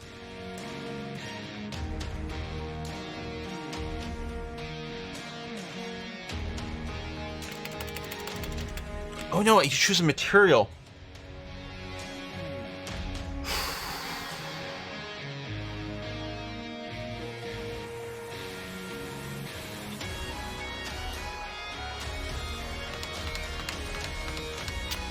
Do we have to make steel bolts, which are the best bolts? I mean, they're going to make shit quality bolts, but they'll still be steel. I assume steel bolts are the best, probably from piercing. We could also use iron bolts, which doesn't impact, like, the iron is a lot easier for us to produce, because we just smelt down an iron banging stone, we've got iron. Whereas making steel requires a much more involved process, because you need to make pink iron and everything like that.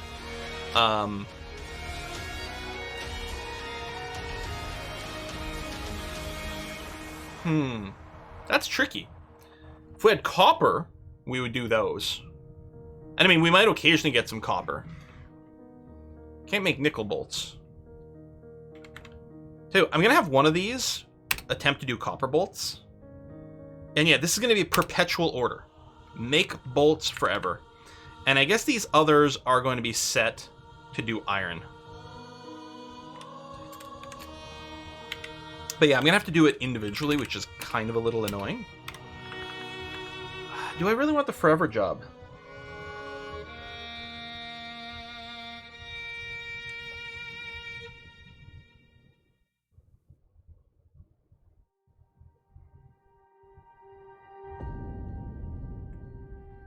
We are getting goblin raids, yes.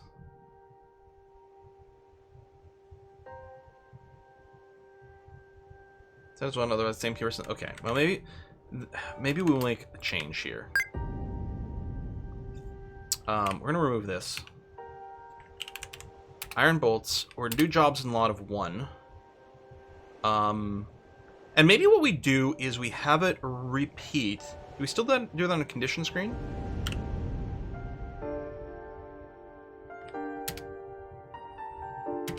Maybe we just have this reset itself once a month.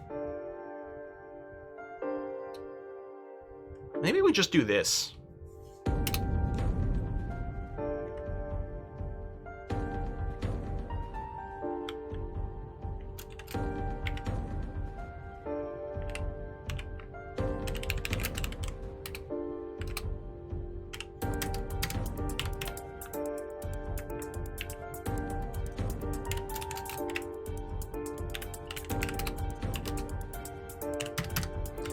Once a month, queue up a new job at this place to make an iron bolt.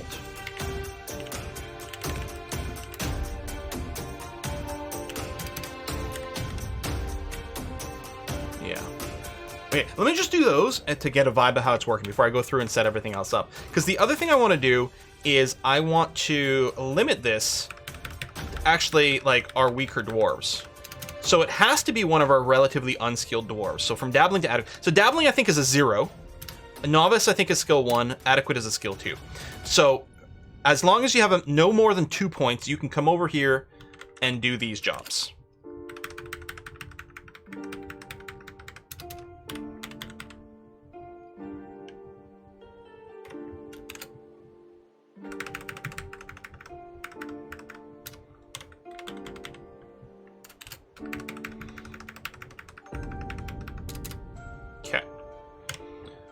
So our skilled weaponsmiths won't actually come here and do that. But the idea is this. We are going to turn on weaponsmithing for everyone.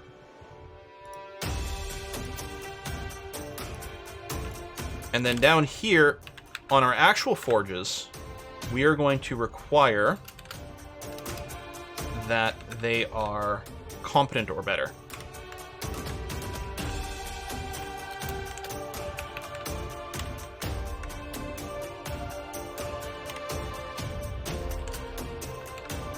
Now, theoretically, that could mean that dwarves who are not, like, in the metal crafting cast might end up working over here. It's gonna have to be fine. So yeah, once a month, someone will have the opportunity to come here and make themselves some bolts. Let's say it's ready. Okay, it's not validated, so our manager has to do it, and then it'll show up over there. And anyone in the fortress can come to work on that. You're going to turn it off for anyone with high mutable skills, since they'll do other stuff anyway. I suppose that's true. Anyone else who's already like way high in a skill, we could turn off the metal crafting there. The easiest way would probably to do something like highest mutable skill. And then, or maybe...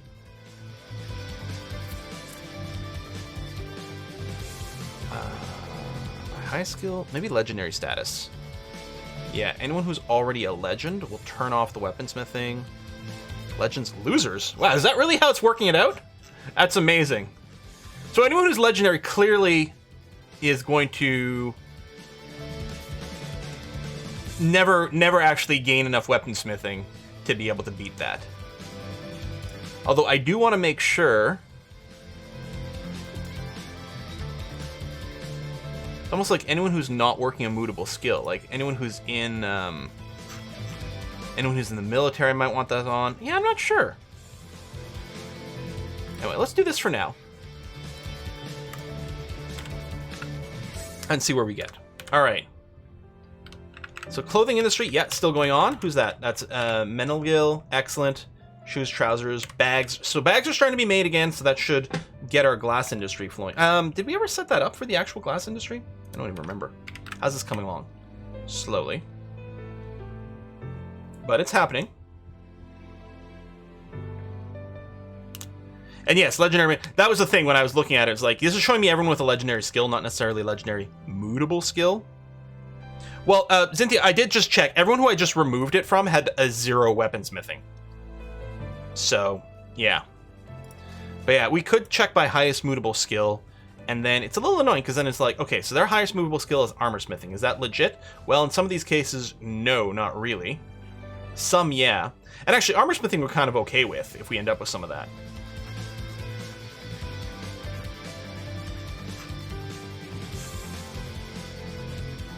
Random has mood. So I think these have already gotten a mood, so they can't create another one. Which means these guys actually are a good candidate for not having as the weaponsmithing enabled, because I don't think they can make a second artifact.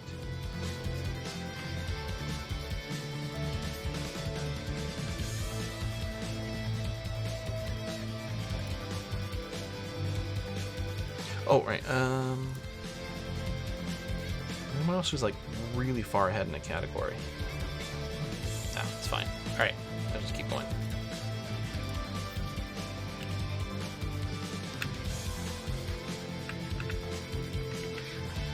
Pet rabbit was just found killed. I suspect. Yeah, it's these buzzards are going after some of our critters. Damn it! Can we please keep those buzzards purged? Make me like try to exterminate every last one of you.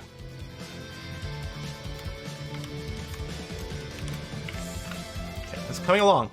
Good, good, good. Let's see here. Let's plan on making these guys like a little bedroom.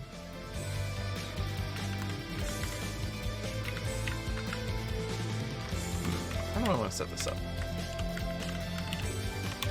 You know, it's not going to be fancy, because they're not going to consider it to be their real bedroom anyway.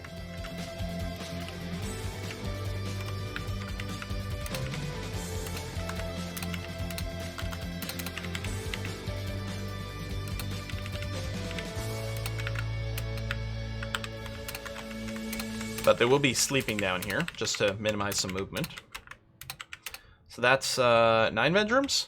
And then what we could do is we could have a slightly bigger one for our commander.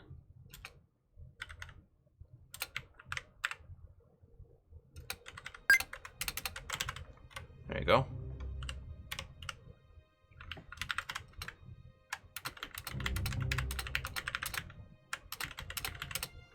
We're not actually going to be assigning these rooms to anyone, so the dwarves will just pick at random, but, you know, in our flavor, that's what's going to be happening here. And then we're going to ask for a weapon rack.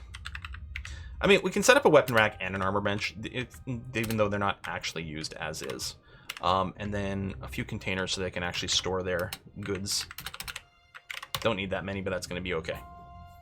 Why not make an on-duty military barracks? I just want to put... I mean, I'm going to allow them to sleep. Oh, some people are just running into the caravans over there to do something. The caverns. Cave crawlers being attacked. Okay. We are hitting some giant buzzards as well.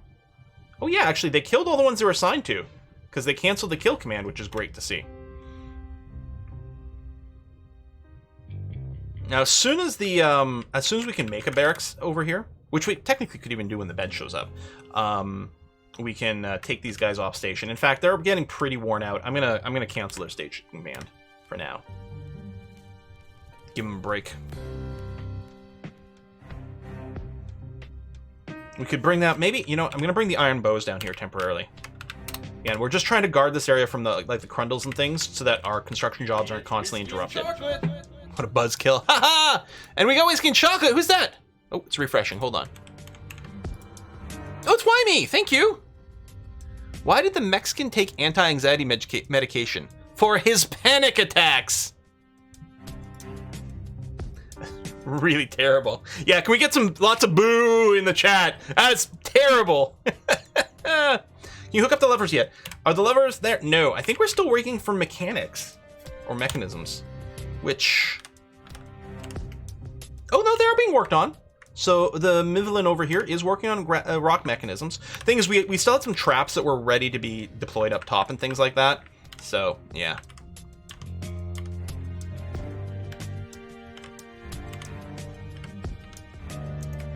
Everything's mostly looking okay. I love the fact that clothing is definitely happening. Making some cloth bags, good. That should be well established now. It should be trickling in. So yeah, we have one person. So Melangel is processing the plants, which is great. So if we take a look at our plant tenders, I'm betting there's still a lot of actual planting going on, which includes on the surface. We've got our cabbages. Our cabbages!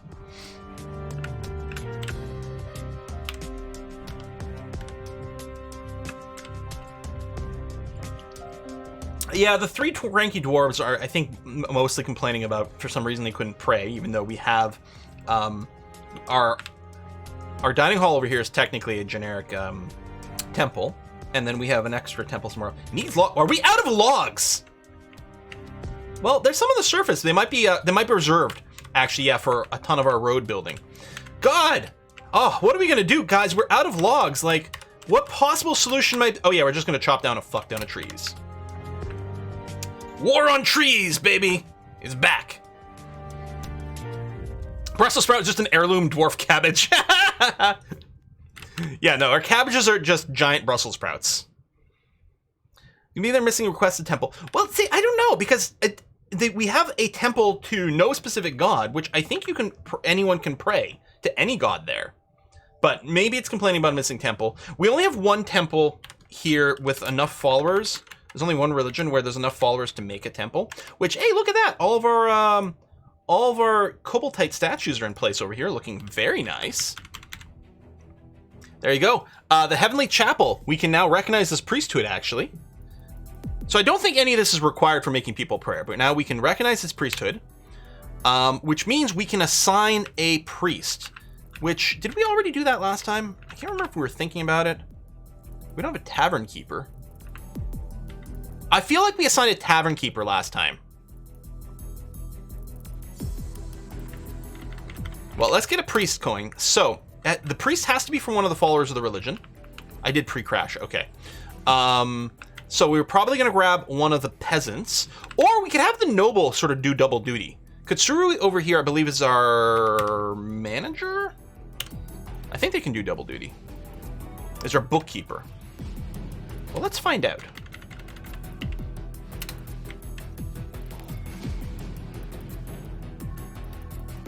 Oh, is hysterical woman we set to it? She's not more important, because I think she was a peasant last time, but here I signed her to be a metal shaper this time around. Depends if we want to separate nobility and clergy. You know what, I want to do this. I want to see how well this works. Okay, so Katsuri is now set to that. Are you still a bookkeeper? You are still a bookkeeper. Okay. You know what, I think that's kind of legit, actually. I'm pretty sure some dwarves won't pray at the non-denominational temple. Well, I don't think... What was it? What was the command? Show something? Show petitions? List petitions, maybe. Where's my DF hack window?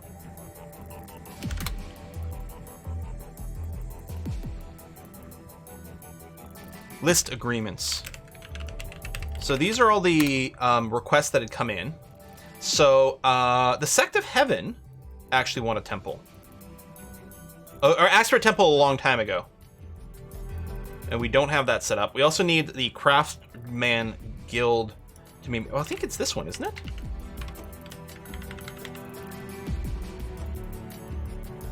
Yeah. Crafts Dwarf Guild Hall is definitely established. It doesn't show us satisfied. I mean, it might timed out, but does it never go to satisfy at some point? Still? I thought it might have. That was a guild hall for a craftsman guild. I don't know. Anyway, the Sect of Heaven. So let's make a new temple here. So we go zone. Switch to flow mode. Embiggen. This is a meeting hall. Location. Add new temple. What's it called? The Sect of Heaven? The Sect of Heaven. Sex, sex, sex. Is that all religious people think about?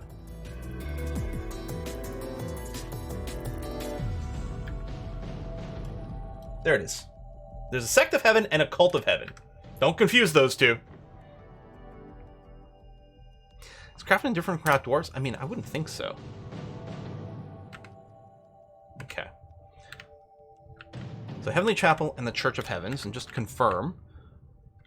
Heavenly Chapel is for the Cerulean Communion. The Church of Heavens is for the Sect of Heaven. Great. It's only a shrine. It's not worth very much right now because it doesn't have anything in there. But, what did I set up over here? Oh yeah, the table and the altar, which currently,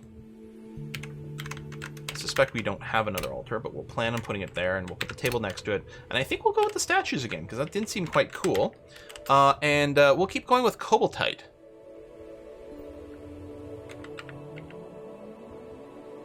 Which... oh, it is searchable. Well, I guess we're only producing Cobaltite statues right now, so I don't actually have to set a material. Yeah. Although soon we'll also do glass. There we go. We'll set those up like that. Hopefully that'll give us enough value. We'll plan for a container here, another one here. So it'll be the same as the previous temple. Okay. Great, now there's competition for who's most heavenly. Sect of Heaven sounds a bit dodgy. Don't drink the Kool-Aid.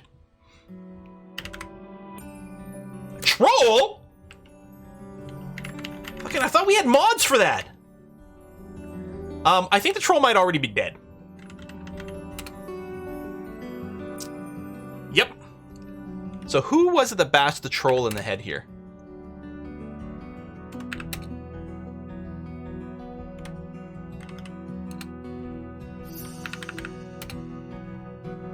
I'm confused, because the troll died from a soldier bashing the head with an iron crossbow. Okay. And it should be the last thing we see over here. Oh, here it is. It's a Drogon the Wolf. Because as all of our crossbow dwarves always do, they go directly to melee with their crossbow. They take a couple of shots while they're at a distance, but then they're always eager to run into melee, bashing things with their crossbows, which is one of the reasons we made them out of metal instead of wood, despite the fact that we have a level 20 bowery dwarf.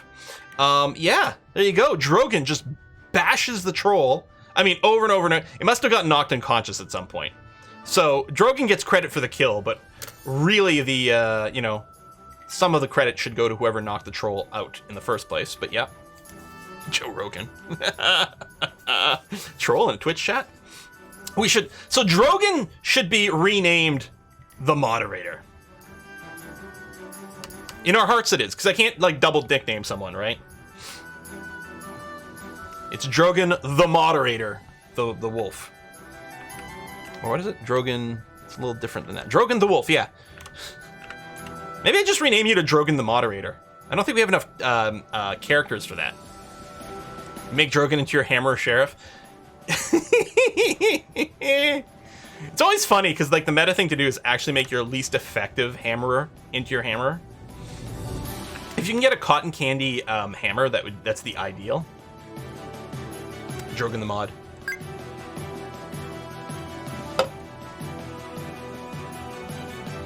You know what? Maybe I like Drogon the Mod. I don't know if Drogon's in chat today. View. Customize. Nickname. Drogon Modwolf. Okay.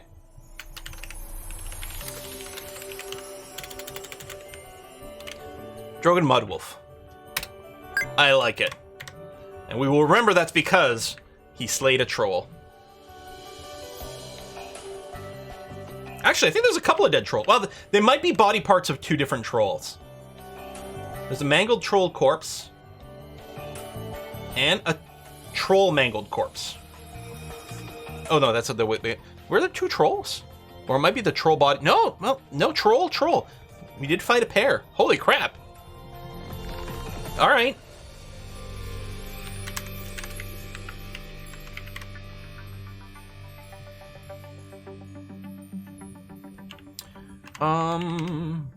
Stocks.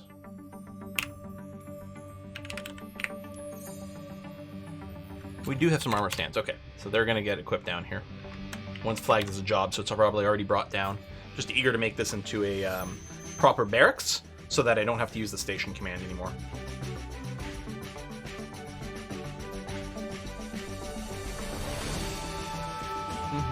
What are we asking about? But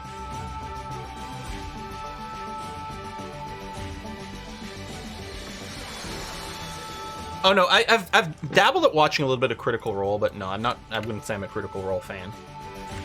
The release yesterday, what was it? Their release of their their animated show about their adventures. Is that what happened with Critical Role?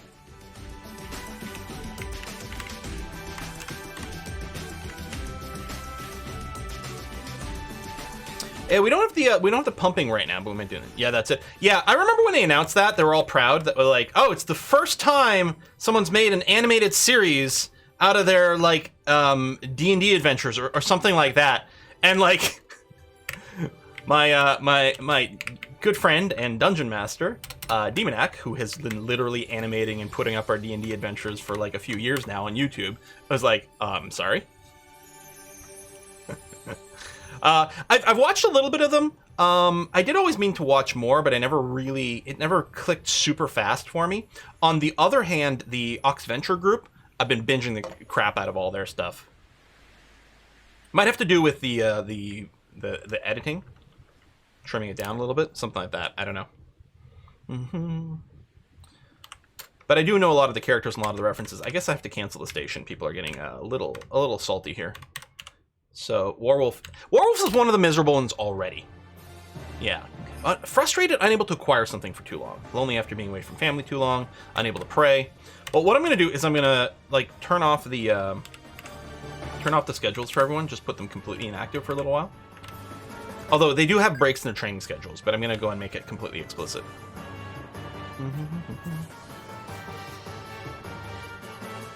Yeah, I miss the Sunday morning heroes, too.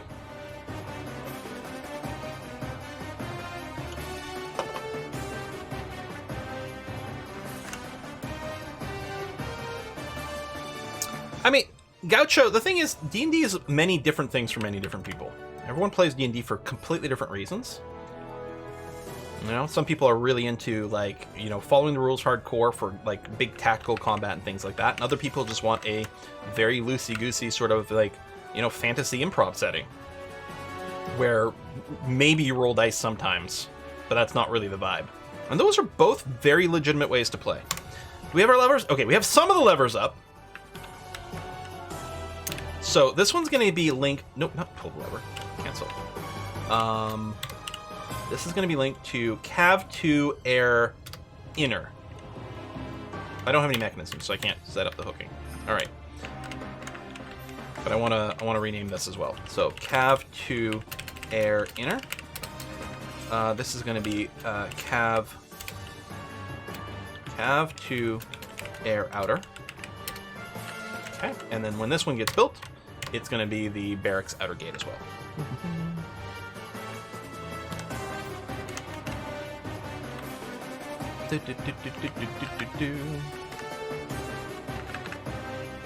I mean, I definitely wouldn't watch a D&D live stream thing that was really focused on tactical combat and things like that. Unless it was like, it would have to be like incredibly interesting, like with really good like sort of play-by-play narration that gives context to why the battles are so interesting and strategic, but that's not why I watch any D&D content I've ever watched. It's about the stories and characters and stuff like that. Whereas when I play D&D, I quite enjoy the crunchy stuff. A lot. So we got lots of wood now. We were having a bit of a wood shortage for our coal for a little while. Yeah, basically battle report, yeah. Dungeons and Daddies D&D podcast. No, I haven't. Sounds like a great name, though. We can go through this wood pretty fast, though. So here's what I'm thinking. I'm thinking we never did pop anything. We finished all our little exploratory tunnels down here. Oh, petitions available. What do we got? Oh, Guildhall, the Company of Tulips. It's a Ranger Guild. Okay, Ranger Guildhall. Well, let me immediately, hang on, because I still want to go down and check some things out. I'm going to immediately get ready to designate, or I'm going to designate the new guild hall. Flow mode, embiggen, meeting place, assign location, add location, guild hall, Ranger Hall, right here. Company of Tulips, got 10 members right now. Beautiful. So they've been assigned that. So now it will show up in this list. The Fern of Ivy, good name, but it does need to be fancied up. I guess I'll just... I'll immediately just queue up some statues to be placed here. And then we'll come back to it. That's probably not going to be enough to give it value. Okay, let me not unpause because I'm going to distract it again. We dig down, down, down, down. All right, well, we're going to have to do some more digging here. So that was level 0. We definitely haven't hit the final cavern level. So I'm going to come here. I'm going to load up the down cross. And hit play. We got some whiskey and chocolate. Hold on. Oh, I'm just going to keep going all the way down to level -29. Now, almost certainly we're gonna hit cavern level before then. If we don't, it's because we just happen to be digging down a pillar or something. We want to find the final cavern level. So why did my phone bing bong me? And then whiskey and chocolate as well. Okay, that's fine. And then we got whiskey and chocolate. Hey, no one, thank you. I am financing a minecart system to bring all that wood inside. Time to start some real fun. We did dabble a little bit with minecarts last time. We may have to again, I don't know. Oh yeah, the new halls could get their engraving on. That's a good point. Now, here's one things we could do. I'm gonna just refresh this. I'm going to sort by profession. I'm gonna turn the stone detailing off for everyone. And then inner stone knockers, if we sort by stone detailing, yeah, we have a couple of 20s, so that we're going to get some masterpiece engravings. I'm just going to make sure to turn it off for anyone else. When we do a bunch of smoothing, we'll turn on the smoothing for everyone. So, but when I want to do engraving, and I kind of wish there were separate labors in a sense, but still shared XP, which, yeah. So let's set up an engraving job, and actually, I'm going to go and get all these. The bottom two aren't in use yet, but then at least they'll be ready. We're going to get all this engraved, even the hallway, maybe not the hallway. Yeah, that's going to take a lot of time.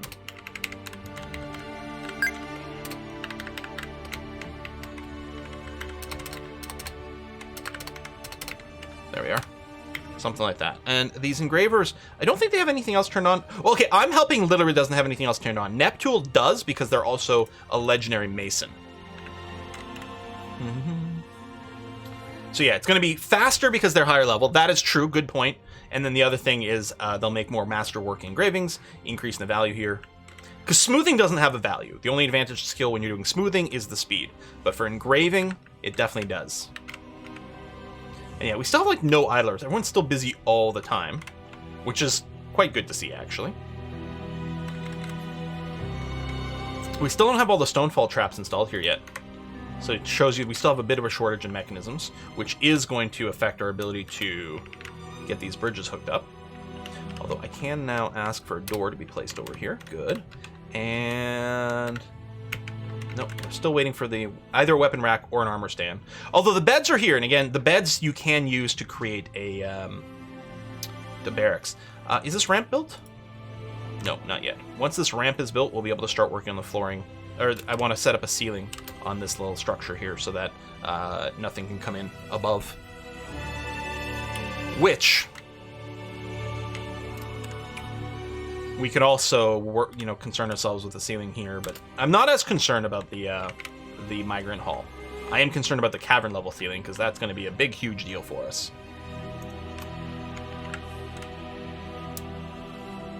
It could be an assignable role. You could assign engravers, even lore groupers. Oh, that's true. Yeah, if it was a profession. No, occupation. Occupations, they call them. You can see the list of all our occupations. I thought you could see all the occupations here. I guess not. All right. I thought when you just picked your actual prime location, it would show you all the occupations, which are different from professions because of reasons.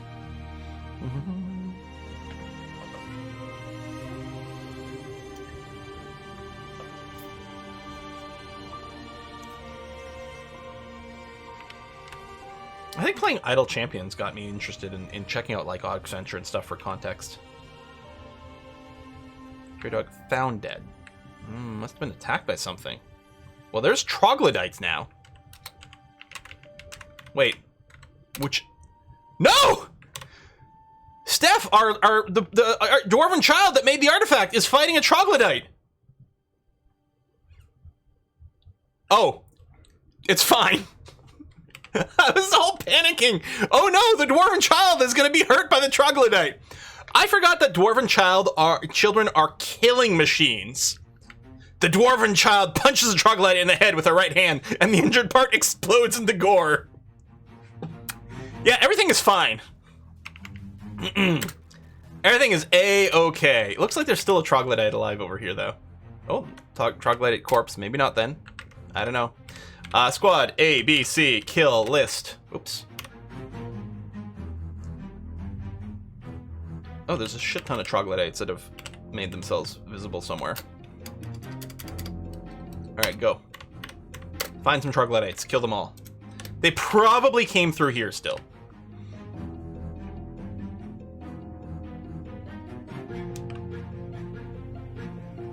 Bum, bum, bum, bum, bum, bum, bum, bum. Yeah, still waiting. I'm suspecting a lot of the dwarves are getting their jobs interrupted coming down here. This is our stone knocker doing some fighting here. GDI Jeff. Iron pick is lodged firmly in the wound. Yeah, just killing a troglodyte with an iron pick. They're not one of the military dwarves. Doesn't matter. They're still tough. Dwarven strength grows inversely with their height. Maybe that's why dwarves are, like, you know, are supposed to be short. They're naturally selected to be short because the shorter they are, the stronger they are. I like it. I love this logic. Yeah, uneasy. So some people are gonna have a little bit of bad thoughts. Ooh, someone's gone red with their mood here. Probably Warwolf again. If we take a look at happiness, very unhappy. Ooh, it's actually Retting Medic, who's super duper unhappy. Worry, unable to acquire something. Loneliness. Restless because you couldn't perform a task. You are a soldier. Worried not being able to pray too long. I mean, they're currently off duty. She does have weaponsmithing enabled. How is our build a bolt workshop?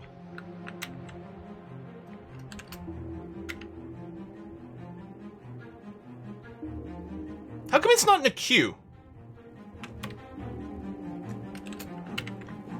Active. Forge copper bolts. 1 of 1. Link to this shop.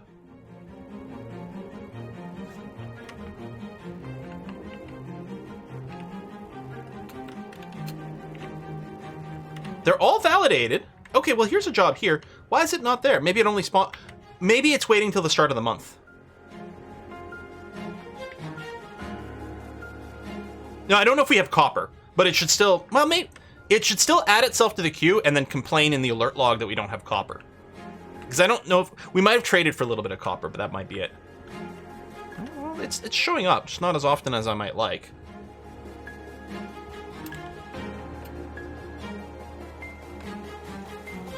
I mean, the other thing I could do is... No, I wouldn't want to do that. Never mind. Dwarven kindergarten must be brutal. I mean, have you heard the story of our vampire daycare? Which is a thing we did once. So yeah, I think we're still short on mechanisms. I mean, they're definitely still... Oh, you're on checking. Interesting. Does that mean you have funds? You do. So why aren't these traps... You're just waiting for mechanics to become available. Okay. So that to me says I can hook up this lever, bridge, inner. No, then I don't have enough mechanisms. Tell you what, I'm gonna just ask for a ton to get made. We're gonna ask for like 30 to get made to catch up on some of our construction. Yeah, 2 full caravans bought. I bet 1 copper bar. Yeah, we probably have a little bit. Lava mold around the external wall. Yeah, I would kind of like to try our... That might be how our fortress ends. Because that happens sometimes. But I would like to try to pump some magma up to the surface and see what kind of nonsense we can do. Oh, yeah, we are now... I just got the message. We don't have any copper bars. Okay. So what I'm going to do here is I'm going to go... cancel this work order. And I'll add the... I'll just add another iron bolt thing. 1 at a time. Once per month. Queue up some iron bolts to be made over there. Now, we still have a generic, like, global make bolts job as well. Which can be made anywhere, and that's going to be okay.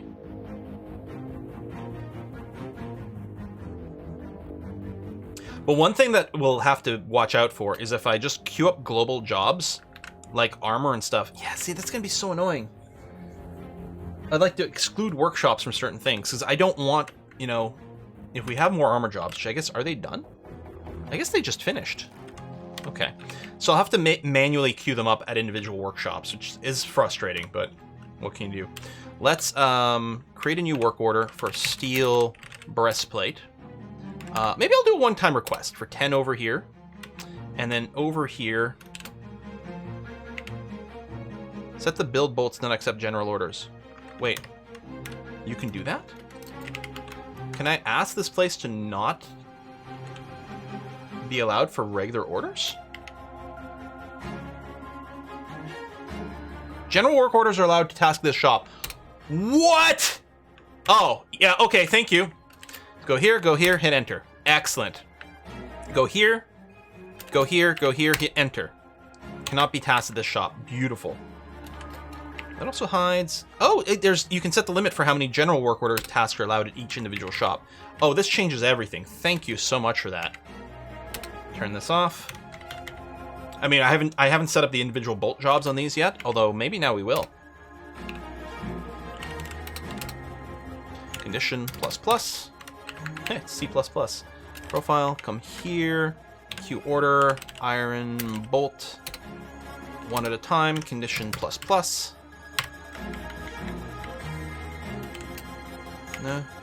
No generic orders. Bolt 1 C++.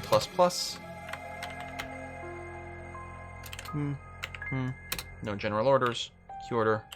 Bolt 1 C++. Okay.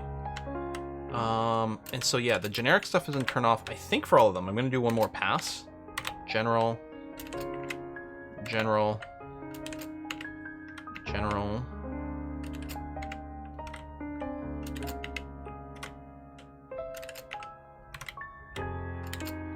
Okay, good. Now the other thing I do have to check actually is the skill limit, because I want the high skill to be adequate at all these.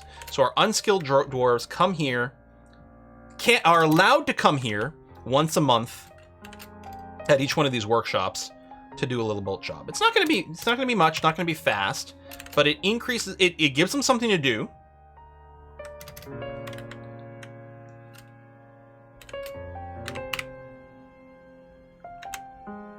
Adequate. Okay, I think all 4 of those are set up okay. Excellent. So now if I set up generic jobs, they'll only go here, which is a beautiful, beautiful thing. Now, we still have the breastplate job set to that 1, which is okay.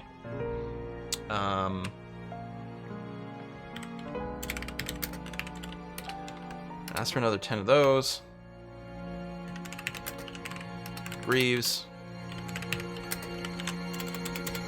Gauntlets. High boots. And then maybe the axes. Although we may have already had some, but that's okay, because our lumberjacks and things can keep using some of those, and that's going to be alright. What if someone has adequate skill but still craves to craft? Sucks to be them. I mean, I could just remove the skill limit on that so that any dwarf ever can go there. Mostly, honestly, maybe we will remove the skill cap, because truly, this whole build a bolt operation, the point of it is to give our soldiers and our peasants, and maybe our nobles, something to fill the time. I could leave it off for all these others, and I mean, if they get a strange mood, they'll do something else. But it's twin purposes. It's one, to keep people satisfied that they can be creative. I think engraving lets them do that as well, though. Actually, now that I think about it, I think that is the case. So if I'm really just concerned about the mood situation, I could turn on smooth stone detailing for everyone and just have them, like, engrave a stockpile or some shit like that. Oh, I forgot shields. Thank you.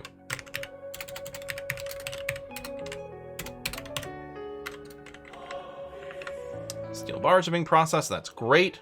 Okay, how's the diggy diggy hole going? Dig deeply and greedily.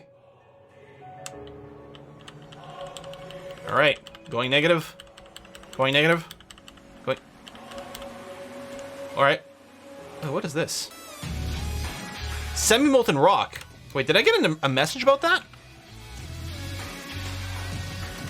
Okay. So let's make sure explicitly here to remove designation, everything down here. So on level -24, we've got semi-molten rock there.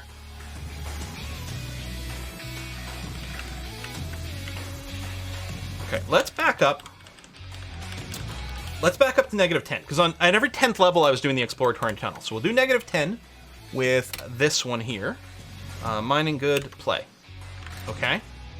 I'm gonna let that finish completely, or hit a cavern, and then I'll go down to -20 and try that one. because it was negative 23, 24? Negative 24. So it wouldn't surprise me if negative 10 doesn't do anything, but negative 20 almost certainly will poke into a cavern.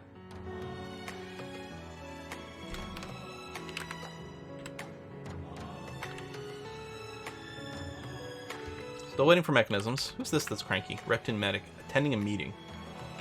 Oh, are you going to go yell at the mayor? Probably. Fair enough. You will feel better after that.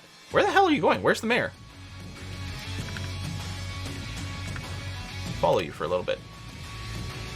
Attend meeting. You walked all the way out here. Now you're walking all the way back in. This walk's a little warm. Should we dig into it? Sure. What's the worst that could happen? Luckily, magma won't flow upwards. Pressure doesn't work that way in Dwarf Fortress. Yeah, I'm sure he's trying to chase down the mayor so they can yell at him. He'll feel better. The mayor will feel a little worse, generally speaking. But I think it's a net win.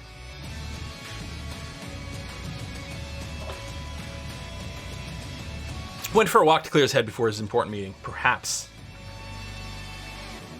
Oh, that's probably the mayor over here. Yeah, SMZ mayor. He's waiting here to conduct a meeting in his office. Which probably could be prettier. I mean, he's satisfied with it. There you go. Meeting is over. So if we take a look over here. Relieved while crying on someone in charge. Relieved while yelling at someone in charge. And then if we look at the mayor. Felt empathy while being yelled at by an unhappy citizen. Felt empathy while being cried on by an unhappy citizen. Oh, that's good. SMZ has good social traits then. So she's not upset. She's badly distracted being unable to pray to docile heaven's reigns. Well, I'm very sorry.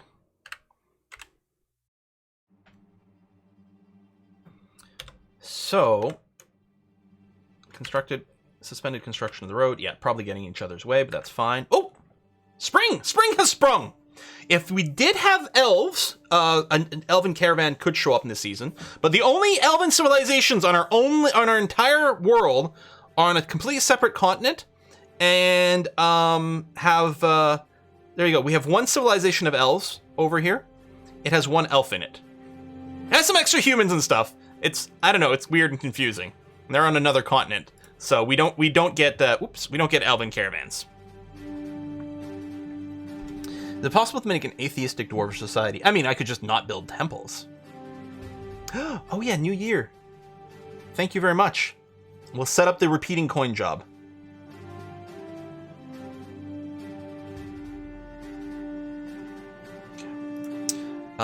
So, I mean, we could make more nickel coin. Really, I don't care what the coins get made out of, but I can't set up a generic job. We still occasionally mine nickel. Tell you what, I'll ask to make 1 stack of nickel and 1 stack of iron coins. Because we'll always have some iron. Well, then maybe I should just make iron coins instead of nickel. You know what, we'll just do that. If we are an iron, mining area, so we'll just set a condition, and we'll just set it, restart. There we go. Every year, restart the job to make 1 stack of coins. It's going to be a stack of 500 coins. We don't really have gold. Go and raid the last elf and kill him. I don't think we can reach it, because it's, again, different continent. I think it's literally impossible. Loading stone trap. Yeah, you're moving really slow. It takes... A vile force of darkness has arrived! Okay. Bake dogs, goblin pikemen, axemen. What's this in the corner? A troll. Everybody panic! Okay. First, we set an alert. We tell everyone, head to the inner fortress. We're going to unpause, keep down the siege. I mean, they're going to move out, but hopefully not too quick. I'm going to try to give, theoretically, our dwarves a minute to get inside here. This is the last dwarf I'm seeing on the surface. Doesn't mean there's not more. What we're going to do is we're going to tell them pull the lever right now for the outer gate. So that's the lever here. Pull the lever, Kronk. Try to keep an eye out. Looking for more dwarf movement on the outside. Don't see any yet. It'll take a while for something to get to the lever. And then after it's pulled, it takes like 100 ticks to actually have the bridge come up. I'm still not seeing any dwarf movement outside. Our bridge is up. Excellent. Okay. Now, our iron bows, you are going to be set to your full outer wall defensive tactic, please and thank you.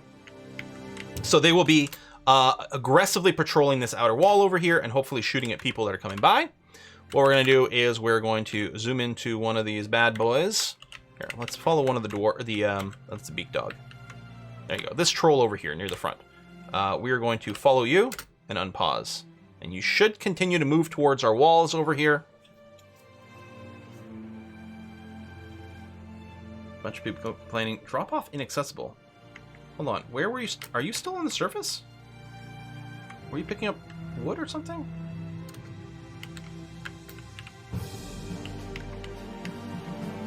No, Nulani's inside. Oh! That's why. Yeah. It's because the inner fortress doesn't include the Great Hall, which is where a lot of our stockpiles and stuff are. So our dwarves aren't allowed to go here right now. Although, since our outer wall is up, I can cancel the alert. Our dwarves are now free to roam anywhere they want, with the exception that they can't actually walk outside. But that's going to be all right. Okay.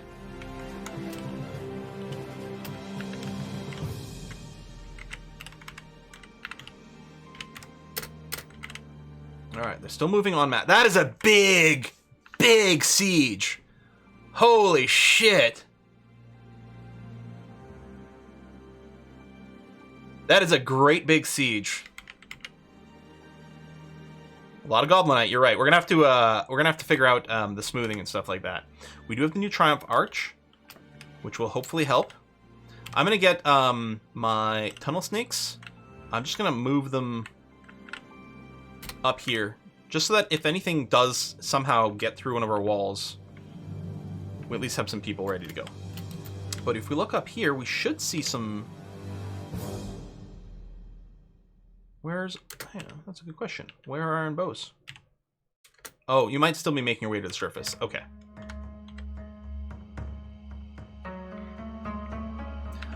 We did do some pretty aggressive culling of the trees outside. I have a zone designated for auto chop to set infinite tree chopping near here. So no, there's no trees that are right near our walls this time.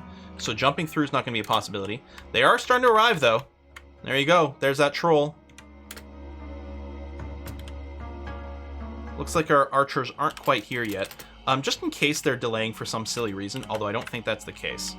I'm going to very much encourage them to go and station up over here on the side the siege is coming from. So hopefully we can get them a little sooner. Big siege, just wait for the trees to grow. Oh, already a little bit of shooting going on. That's weird because it looked like it was inside our walls. Oh, there you go, some shooting. So, Mr. Archie. Oh yeah, steel bolt, whack! Right cheek part is cloven asunder. I've improved my crossbow. That was not satisfying. What? Weird, but okay. Yes, the gate shooty tower is established over here, so we will be able to do some shenanigans that way. Looks like some more bolts flying, which is great.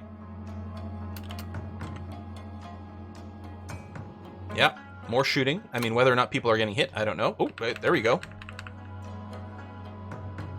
Yeah, left arm. Good. Oh! Okay, and in the middle of this, the hamlet of Searched Land, a half-day's travel to the southwest, has been conquered and now looks to your thriving economy for its future prosperity. Searched Land, southeast. It's probably right here. The ancient land. Oh no, I was looking at the wrong thing. Spoon Sacks. Human Castle. No civilization properly. Because we're here. Where is Searchlands? Is it over here? Plain Cuddle.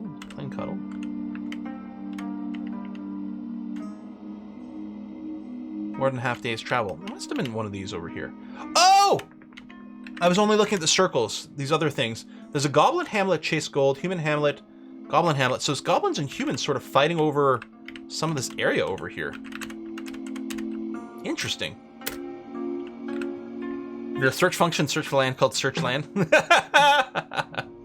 Warwolf is in a martial trance. Wow. Okay, what I'm going to do is I'm going to cancel the station. on the iron bows so that they go back to patrolling. So they are, some are hanging under the underground, under overhang over here, I guess. Well, I could have maybe splatted these guys, but no, they're gonna move pretty quickly. They are chasing, a beat dog is chasing a rattlesnake. All right, have fun with that. Oh, we did kill, well, I think a beak dog over there. Oh, and there's still some more bolts going out. Oh, wow, yeah, these bolts are really hitting. Okay. Tunnel snake's just standing around the courtyard. Yeah, I wanted that because in case anything came through the walls. It looks so far like we're okay. So I can probably cancel the tunnel snakes over here. And in fact, what I'm really looking to do... I know we have armor stands. Or maybe, okay, maybe the stock window was including installed ones. Let me ask for rock armor stand. Well, that's like 5 to be made. Rock weapon racks. Here, we'll just queue some up and then see if that helps. The archery training, yes, was set up. Yep. Archery targets, iron bows are assigned to it and everything like that. So they have been practicing.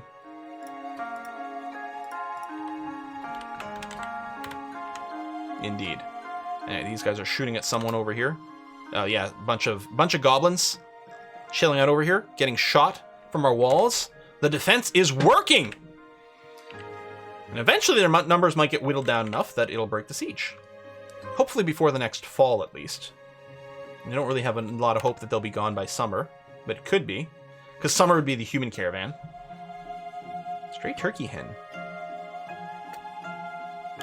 That's interesting. Oh, look at all our turkeys! Okay, we are definitely getting some hatchings going on. We have, some of these net boxes have not fertilized eggs in here. Okay, what I'm going to do is I'm going to permit passage to this door again. This pen pasture. I'm going to search for turkey, which we have. So search for poult. There you go. All these poults are going to get assigned to this zone. Oh my god, we got so many of them. Oh my god, we have so many of them. A bunch of them are about to get butchered as soon as this door opens up, which is fine. Let me check here. Animals, check the auto butcher, because with our turkeys... Yeah, let me actually... I'm going to change the female kid number right now to 25 so we don't over butcher temporarily. And then...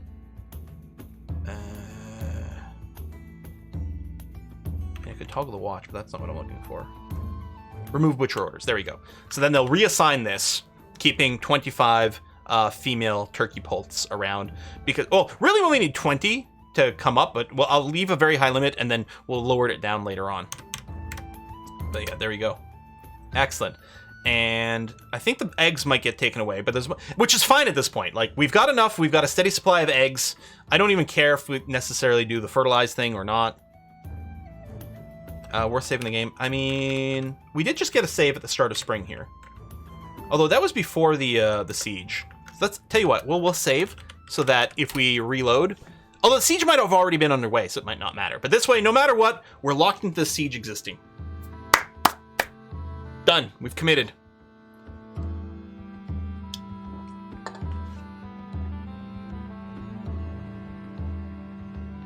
At least we locked ourselves in, like, successfully. So that's still good.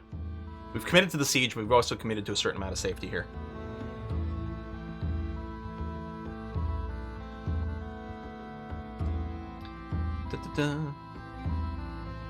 Should this be the day? Should this be the day we try, like, treat stream? See if anyone's into that.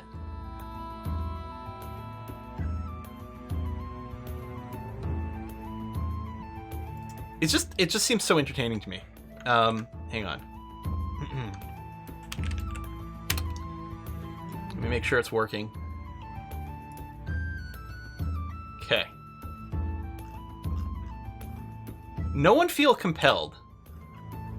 As I was talking about last time I streamed, I've been watching a lot of Blind Waves streams, and when Eric, because mostly he's doing the Mass Effect Legendary run, which has been great, but he gets sent like stuff on Treat Stream, which seemed so interesting that I decided to set it up.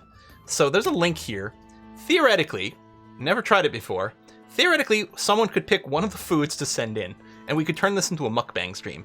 Absolutely no one should feel like they have to do this or not. I was just so tickled by the idea.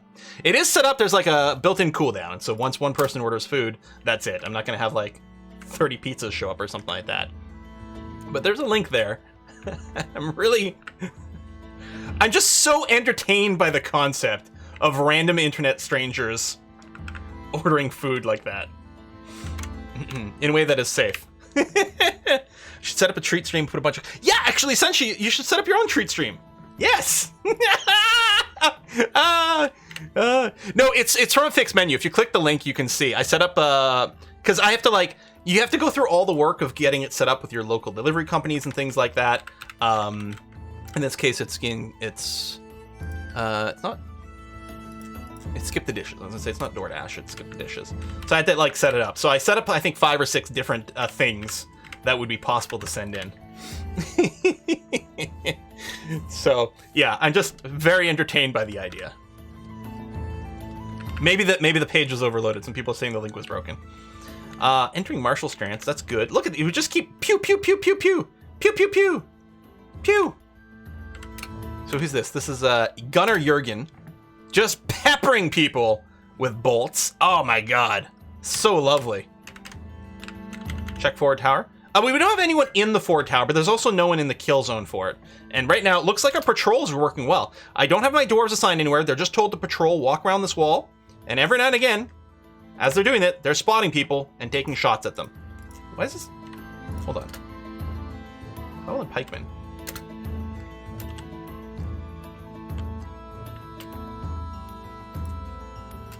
How come I could see you here?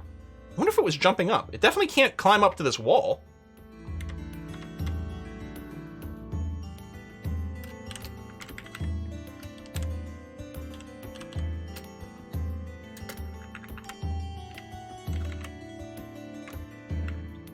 One thing what I'm going to do is probably surround the base of the tower with traps over here. Troll parkour. Maybe it's like Blood Bowl, where like someone gets picked up and just like tossed. This is jumping and stabbing through the fortification. That's what I was wondering about. Okay. Well, I guess that works. Jesus Christ.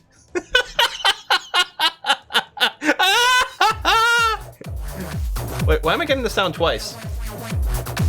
No, wait, whoa! Stop, there's supposed to be a cooldown. Okay, no one order anything else. There's supposed to be a 4-hour cooldown. Food cooldown timer, 4 hours. Why did it come through twice? Did it happen simultaneously? Oh, fuck. Well, no, I mean, I'll eat it, but that's not what I wanted. Now I feel silly. Wait, is there a cooldown per meal?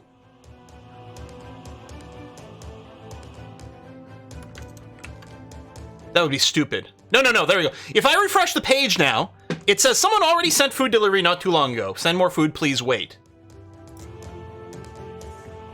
Okay. It must have just been because it was literally simultaneous. Although I gotta say, chicken wings and pizza goes well together. What's the deal with the floor pattern in the barracks? And you can send comments as well. Okay. All right, looks like it's just a 2. Good. Whew. Someone fucked up their lock. Yeah.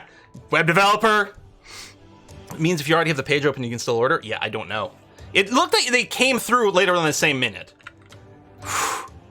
I just feel bad because I don't want people to over-order things. Yeah, we didn't miss this fortification. It got broken at some point. It went away. I think when we felled the tree, we chopped the tree outside. I think it broke some fortification, and it's kind of annoying to rebuild. And it's okay because I don't think this is climbable anyway. So I think this gap is fine.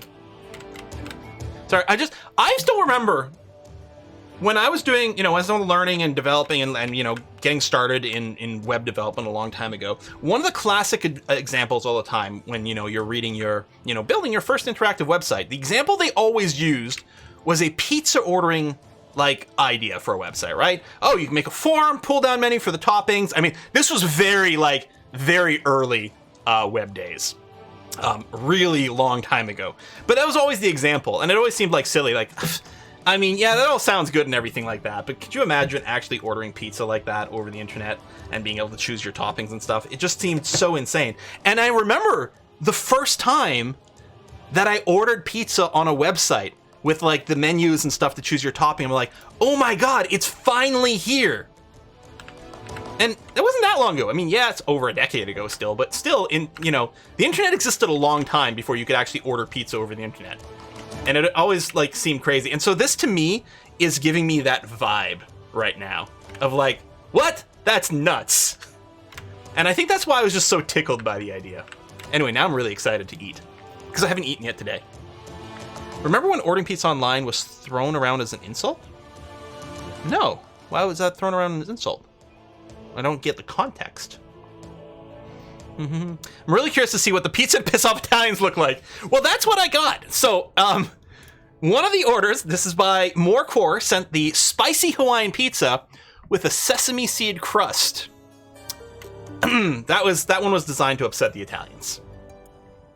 And then the other one, though, is the whiskey wings from KG.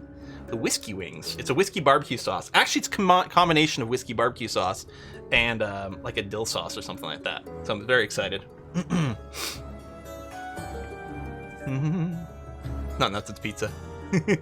Hawaiian pizza is good. The problem is, like, there's no such thing as a one true pizza, even within Italy. It's more complicated. I love how we're still just peppering these guys. I got nothing to do right now. I don't want to, like, overload anyone. The thing is, our dwarves are busy. We have, like, no idlers. It's fluctuating between 0 and 1 right now. Or even when it goes to, like, 3, it's just because they're in between jobs and having to recalculate. Our fort is busy as hell right now. Oh, is that?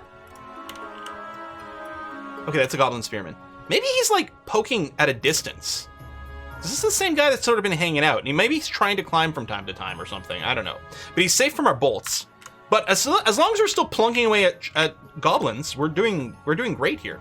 Eventually, if enough of them die, they will leave. And if we get to a point where we're no longer shooting them because they're hanging out far from the walls, then we can play around with opening and closing the gate or something like that. How many dead goblins are there? Well, there's a bunch of new ones. So I guess everything from here up is going to be from the latest siege. Because these are the trogs we killed earlier. The rattlesnake is probably what the goblins killed. Hell, they may have killed the wild boarmen too, I'm not sure. Unless they were part of the siege, which is possible. So, there's still a good number of them. Actually, nope, not that many. Was there only one troll? For some reason I thought there was more than one troll. We haven't killed any though. So there's only 6 living invaders. Some of which are probably fairly damaged. I like how we got another rotten one. We keep getting some undead coming to visit from time to time. Is there a dwarf missing or is it a human? Oh. Oh. San X Gaming is missing. I think that was a while ago, though. I think that was a long time ago. I think we already have them slabbed. People really thought the siege would last until... Well, I said, I think what I said is it should be cleared by fall, hopefully this summer. Or as long as it's cleared by fall. That's it. I'm only, like, if for some reason it wasn't cleared by fall, it would suck. Mostly the thing was, if it started like last time, if it stopped shooting, like if everyone hung out under the overhang, or sometimes at some point, like the goblins last time weren't under the underhang, but they also weren't being shot. Might have been an ammo thing or something. But so far everything looks pretty swell. Plunk, plunk, plunk, plunk, plunk. 2 living invaders now. That's it. The trolls hang out over here. Any chance you're wounded? Oh, this troll is horribly wounded. Oh, glorious. You know what? I think it's time to open the gate and go into cleanup mode. Pull the lever. Squad B, move to here. What's this alert? Oh, of course, 10 alert. Slaughter, but that's okay. So yeah, we're just gonna get our tunnel snakes up near the door. There we go. Doors open. So A, B, C, kill from a list.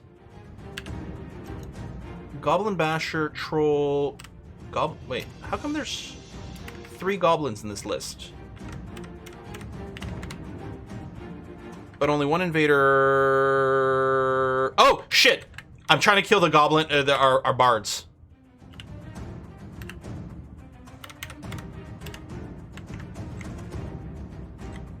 So only Ice is left, and he's nearly dead. The other one must have left. Yeah, the siege is lifted, so they tried to escape. This troll probably can't move. It's probably unconscious. All right, everyone go and kill the unconscious troll. Death to bards. I mean, you know, maybe his singing is really bad, but is that really, you know, can we justify a death sentence? So after that is done, and that troll is officially dead, we will do another Unforbid All. There we go. One dead troll. Is it Reddish Mallard that got it? Seems like. Okay, we'll just check. Others, we got various wild animals, including these Crundles, which, honestly, I wouldn't mind if they were killed.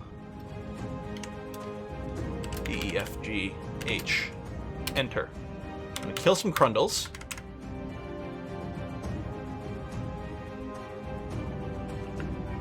And then what I'm going to do is an Unforbid All. Whiskey and chocolate. Whiskey and chocolate. Unforbid All. So any bolts that we launch that are still usable, we'll go and pick them up. A dead armor and shit like that, we'll do that. And then we got to figure out a good system for Goblinite. Hey, KG! You just ordered buffalo wings and Chinese food for yourself. Let's who feast first. Hey! Thank you, KG. No, man, we're just going to turn this into a social eating stream. Actually, when last night I was really feeling not well at all. Oh, Doc Villain, that's terrible. Can we add the dead sea trolls to our library? Last night I wasn't feeling well at all from the booster shot, and there's a possibility I was like, oh, what if today I don't feel well? I'm kind of brain dead and I can't play games or whatever. I thought, well, I'll still stream, but maybe we'll do one of those, like, you know, Amazon watch parties, which I know will only work for people who actually have Amazon Prime and whatever. We could, like, watch TV show or movie together. And I was like, oh, we could treat stream it. It'll be great. You know, we'll eat some snacks together, watch a movie. I won't have to talk too much. My throat is sore today, but I think it's okay. I don't think it's actual voice strain. I think it's just sort of, you know, swollen glands and stuff like that. Doesn't seem to be impacting my voice. We need refined coal. That makes sense that we're having a bunch of problems with refined coal because our dwarves weren't able to access the wood on the surface for a while over here. Bum-bum-bum. Oh, and someone asking about difficulty setting in the game. Yeah, there's no explicit difficulty setting in the game, but where you embark can have a giant impact on your difficulty. Because there can be some very evil biomes. Here, I think we embarked someone fairly high wilderness, but that's about it. Oh, we must have gotten a bunch of random blocks from one of those caravans. Now, this is coming along well. That door's not installed yet in the barracks. Although, just waiting for furniture hauling, that's okay. Aha! Armor stand and weapon stand are done. So, make this a barracks. This is for the tunnel snakes. So they are going to sleep, train, and store their equipment over here. So the tunnel snakes, there should always be some tunnel snakes over here to catch random invaders. And then as need be, we can also slam a bunch of these gates shut. And we can start working on this roof over here. Construct floor. So I think if I did something like this, there we go. This would eventually all get floored up.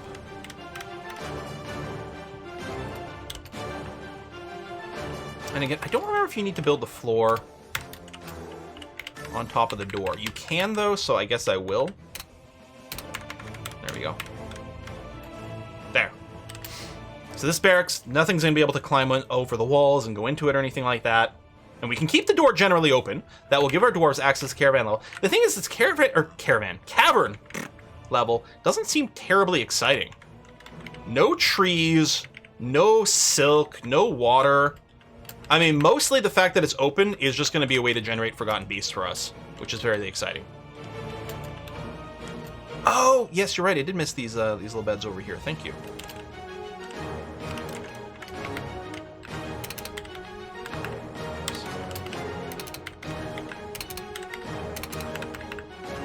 Oh, because you can actually walk up here.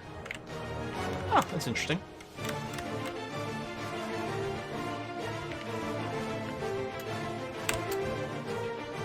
Okay. It'll take a while for that to get done, because our stone, you know, all of our dwarves. We have freaking 118 dwarves, and they're just always busy. Admittedly, some of them might be doing some, you know, socializing stuff from time to time, and some of them are, of course, training, because they're part of our military squads. But yeah. Ever been to Buffalo, New York, where Labatt is a domestic beer in bars? Yes, I have. In fact, I think Ascension and I even spent a night in Buffalo, or was it with my parents? Maybe it was my parents when we were driving. Yeah, when we were driving to New Jersey once, I think, to meet some family. I think we spent a night in Buffalo, New York, but that doesn't really count as being there. Maybe it does. Yeah, you're right. I'm not going to say anything, but it did not seem like... It's not a place where I'm excited to go and visit. Which might be unfair to Buffalo. Maybe it's a great town with a lot of cultural stuff and a great nightlife, but yeah. Buffalo, Buffalo, Buffalo, Buffalo, Buffalo, Buffalo, Buffalo, Buffalo. I think you and I stayed near Buffalo. Yeah, maybe. I had a thought that maybe we had... Was it when we were driving to Ohio? The time we went to Boston for PDX, or not PDXCon, for PAX, did we fly or did we drive? No, we drove to Ohio.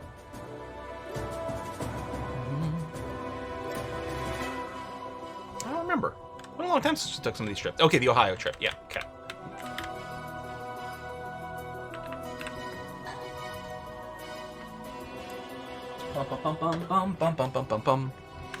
Maybe I'll even get a beer when the food arrives. I'm so excited. So does it have an email?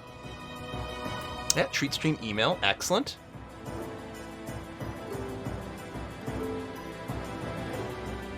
Okay. I don't have a tracking link, though, which is unfortunate. I would like to know when it arrives so I could be ready to deal with the door or whatever. Did we link all the Cav 2 bridges? This is a great question. I suspect the outer one did not. Oh, hold on. We got whiskey and chocolate. One sec before I get distracted. So, air inner. Oh, no, they never got linked. That's right. I started clicking, but then we didn't have the mechanisms. Yes. I hate that it doesn't send me back to the lever afterwards. Makes it harder to do in bulk. We got whiskey and chocolate. I got to remember. So that's our airlock outer.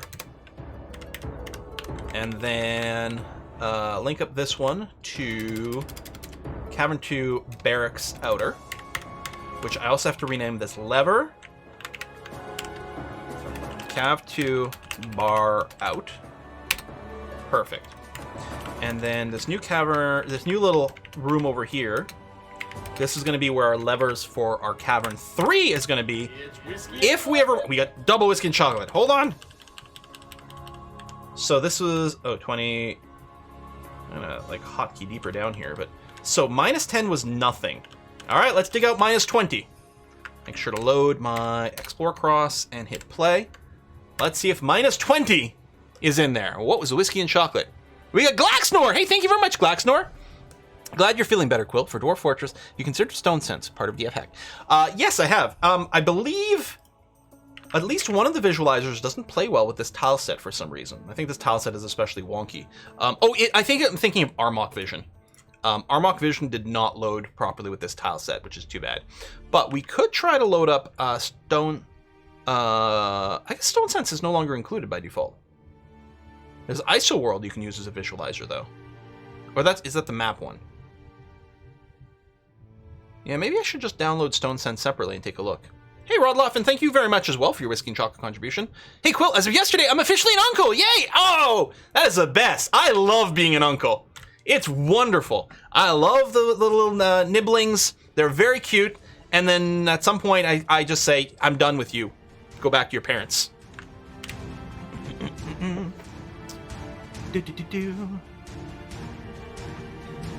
tried Stone Sense with that tile set, game crashed. Yeah, I think for whatever reason, the Armok Vision does not work with this tile set. It has to do with the way they've installed... Okay. I think that's the way they've installed one of the DLLs or something like that with this particular tile set. But I think if you went back to like one of the maybe the default one with that comes with the Lazy New Pack, it should work out. So maybe what we'll do at one point to be able to visualize it, we'll close out the game, change the tile set, reload the game, then use the visualizers and things. We've located Warm Stone. We're also fighting some giant buzzards. Warm Stone. Where exactly is that? Over here. Okay. So, We're going to cancel all the designation on this floor. So this is on floor -20. We found some warm stone over there. So we're going to go up a level. Dig out over here. Oops. See if we still hit warm stone. And there's the grandparents' revenge. Topping the kids up with sugar and then sending them home.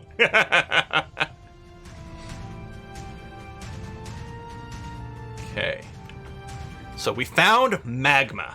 Well, we found indication, evidence of magma, I suppose, rather than magma itself at this point. Bum, bum, bum, bum, bum. And our build-a-bolt should be going, yeah? I mean, in theory, some of these have been getting built, which is nice.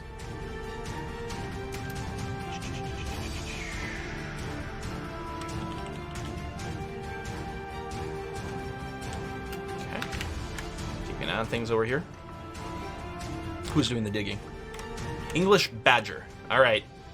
Try not to, like, let the magma flood it or anything. If we don't hit a hot, like a warm stone command here, it means we are above the magma layer. Which I think we've definitely dug to where the warm stone was. Now, I think some of the warm stone designation is safe. Usually it's when you dig down, because I think the stone above the magma layer flags as warm without actually being a problem. So what I'm going to do here is I'm going to actually, hang on. Designate X, cancel, and channel down, right there. Let's dig down and see what we see. As I say, it'll probably cancel him, and someone else is going to have to come over here. Is there a vendor at the buildable counter? There was one standing there. It's a dwarf eating a meal because there's a chair and a table. But yeah, it feels like it's perfect. There's a little counter there. I know I have buzzards again. They're not killing my FPS right now, so it's not the end of the world, although they are, like, screwing up some of our jobs with all the complaining.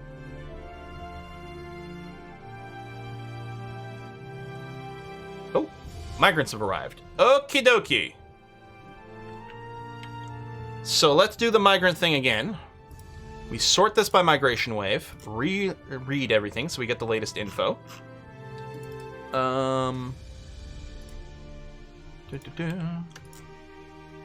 That's 17 adult migrants. That is a hell of a wave, but we did give a ton of trade the last time around here. Set custom profession name, Migrant. Commit this change. When is the full moon? Dwarf Fortress calendar. I guess we could check it in game, you know what the moon phase is. So we are the second month. It's the 23rd. Oh man, we only have. Okay, no, we have 6 days. They should hopefully be able to get in here. So we're gonna unpause for a sec to let them properly enter the map because I can't currently assign them anywhere. What do new coins look like? That's a good question. I wonder if I can just check through the stocks view. Probably.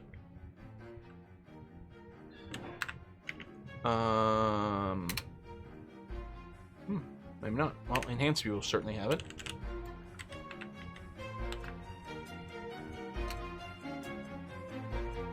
I might have to look at the stockpile individually.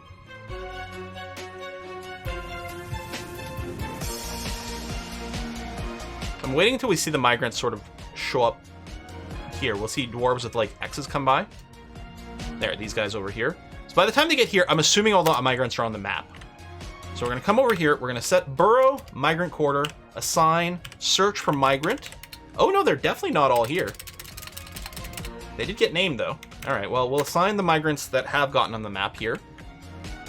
A little bit more fighting. Giant buzzard being shot by steel bolts. Love to see it. Perfect music from white migrants, yeah. So yeah, we'll have to wait to the next... Why are these guys just standing around?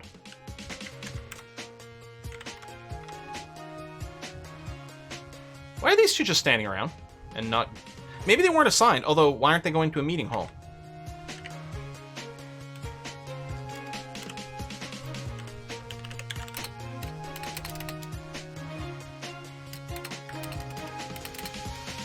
Okay. That's 16. I think there were 17 migrants, though. Yeah, so there must still be one that hadn't quite entered the map yet. 7th stream for the 7 pillars. It's a holy stream. Okay, we still have 4 days to the full moon.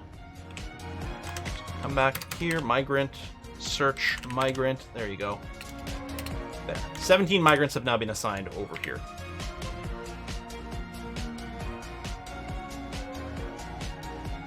I don't think they're all in there yet. Nope, they're still making their way over. We still don't have it roofed, but still. The upshot is it does guarantee that if someone does shift, we should have enough time to to seal our gates before, you know, while they finish eating all their other migrants. So another one. That might be the last two that are entering here. Feels like that might be the case. We're going to go ahead and pull the lever. Migrant quarantine. Pull the lever.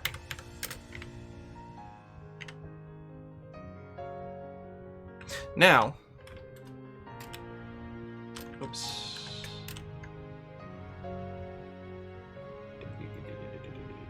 Really have. I guess I could have set a temporary hotkey, save myself some effort here. Let's pause. So we did dig down and didn't spawn anything. Yeah, so I think this warm stuff over here, I think is above a magma. It's almost certainly the case. I guess the way to be sure is I'll channel down here. Yeah, channel down here, because if there is magma there, it'll still be enclosed by this wall. But I think it's going to be no, and then what's going to happen is I'm going to dig out this wall and then channel down one more time. Almost certainly we are above a magma sea over here. So I'm going to set shift to here for now so I can come back to it. Have enough dwarves, someone can be sacrificed. Okay, these guys have been locked in. 2 more days until the full moon. Or is it 3? I can't remember the 23rd or 24th. We'll see. Who doesn't want a colony of were-dwarfs? Well, I mean, and there's that. I mean, once everyone is infected, I guess there's less of a problem.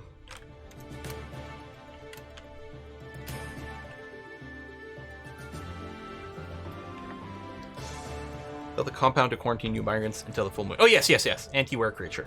Yeah, we're just letting them sit in that isolation compound until the full moon is over. I mean, ideally, I'd have each one of those dwarves in a separate room so that just one of them being a were creature isn't a problem. All right, it's the 23rd. Krieg has slipped into a depression. Oh no, Krieg. Is the depression something they can recover from? That's not Krieg. Krieg's over here. Away from family. Unable to practice craft. Unoccupied for too long. Oh no.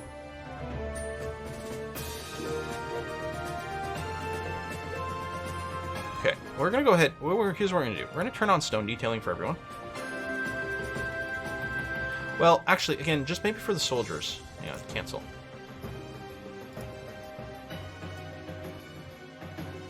Because it's mostly them, I think, that is suffering.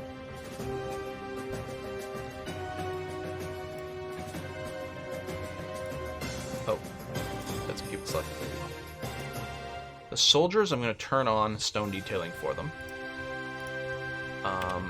Oh yeah, and we were on the more aggressive patrol schedule, but that wasn't really, you know, it.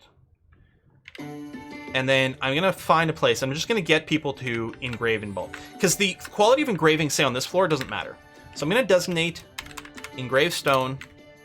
And all our soldiers who aren't on duty right now should come here and engrave. And I believe that will count to satisfy their desire for being able to create something. So that might just help. It's still the 23rd. We're going to wait until the 24th to undo. Well, I guess I still have it open. It is the 23rd, so they seem okay, actually. Looks like the migrants are A-okay.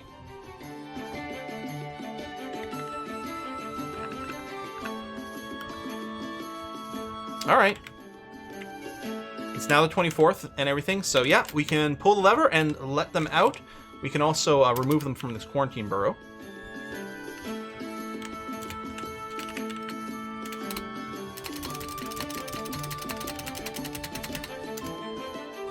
There we go. And then if we come over here, let's reread the professions one more time. We'll find the migrant group. And fishing, cooking. We got some people with some skill. For now, I'll make them all peasants. But we got some people we could assign to things. Oh, I'm getting dizzy. I don't think I'm as well as I was hoping I would be. Should probably take a break. I was kind of waiting until the food got here. It seemed that would make more sense. But I should probably take a break and walk around. You're still in Fort. Juna, I'm sorry, man. What are we up to total? 137 dwarves. And then we can check the Pentastri in case they brought animals with them that need to be... Oh, not pastured and then grazing. Yeah, we've got a baby llama and a horse foal that need to be brought in here.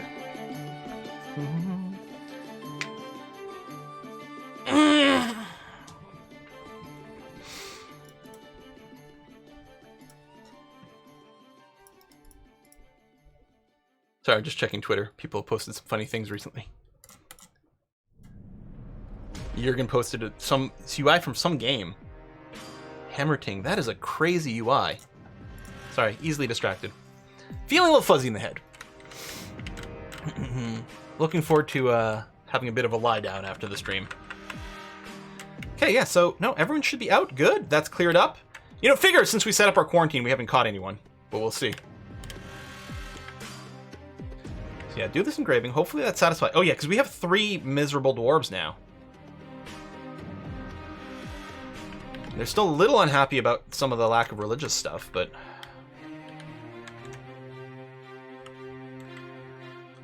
Oh shit, Warwolf is throwing a tantrum. Fuck. Well, he's going to sleep now. Regretful of throwing something. Satisfied upon improving fighting. Regretful starting a fit fight. Frustrated. Unable to pray to Obar or practice a craft. Well, hopefully he's practicing craft.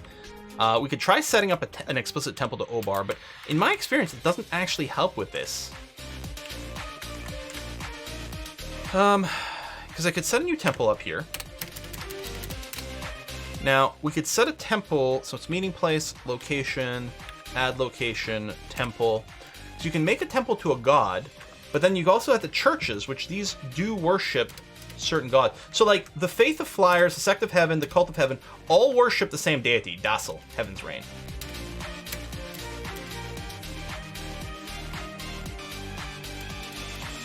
So the Order of Vigor worships Obar with a single worshipper.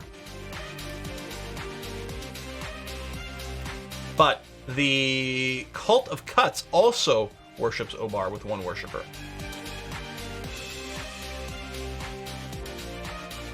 You can assign several, although you can have no specific deity. I guess I'll just make this a generic temple to Obar, just to technically it exists, the Absolute Church. And then later we can remove this location completely and make it, you know, a specific temple as we get various petitions and things like that. Speaking of, have we satisfied all the petitions? No. Oh, wait.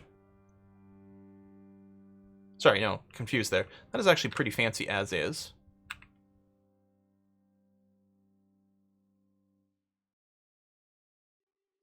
Okay, I'm going to recognize the Church of the Heavens and assign a Sacred Sky. Again, we'll do the nobles first. So Monty Max will do that.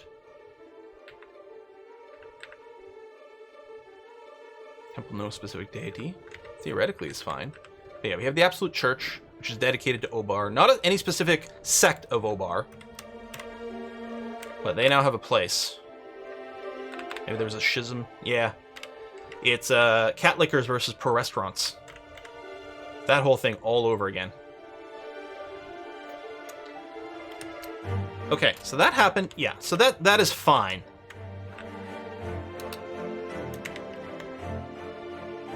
So we'll clear this, and then we will... Well, I'm going to let that happen first, just make sure things don't happen in a weird order. Because I suspect when we dig out this, we will be digging down into the magma sea. So it's imperative that the dwarf has someone next to the channel site to stand on. Otherwise, it'll have to stand on this tile itself, it'll dig straight down and then fall into the magma. Can you designate Grumpy as the priest? Grumpy says I'm no priest. Okay. Oh, fucking Crundles, man.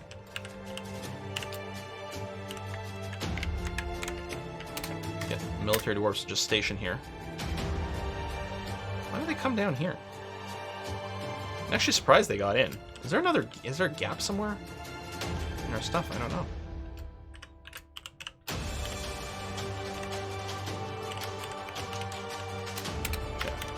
the Kill Crundle command instead.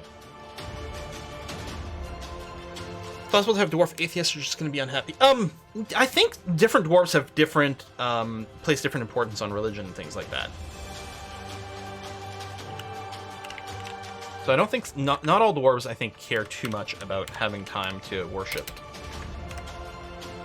I'm not sure. We didn't put the new coin in the museum. That's true, we were going to do that. All right, dig down. Aha! Discovered a great magma sea! Gorgeous. Okay, where's my shift F2?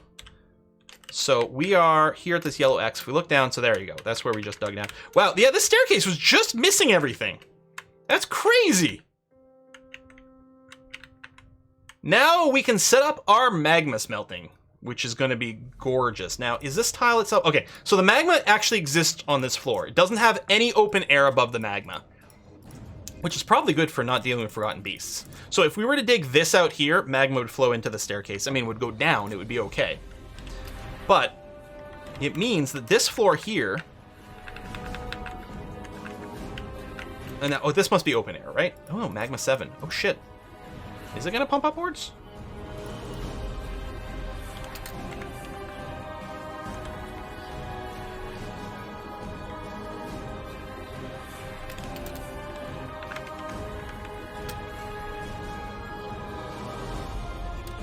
No, we're okay, which is interesting, because there's active magma here, and it's all the same sea, so you would think, but Dwarf Fortress pressure is a little bit weird.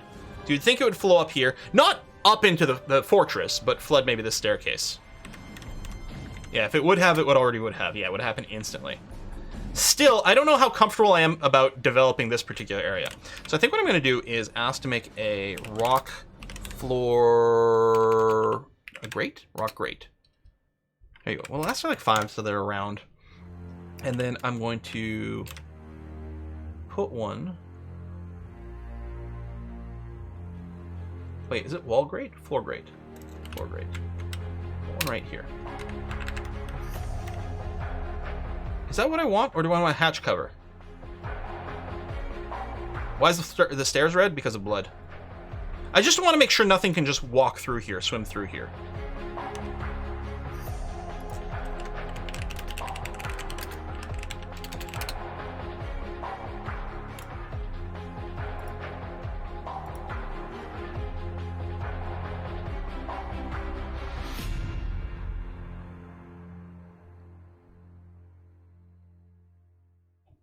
Okay, grates do let things through. Yeah, okay. So that's not what I want in this case. I want a hatch cover.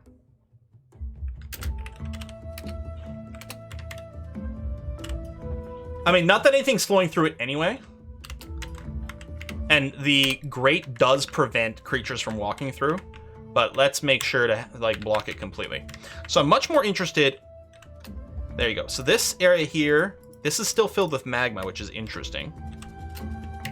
But just in terms of like what seems most reasonable if we're obeying real world physics, it feels like what we want to do is we want to build on top of these areas. So let's go one level above this. So this is negative 18. That's a good number.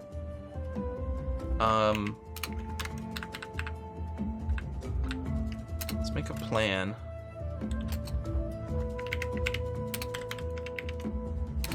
Do something like that. Which might still report as hot.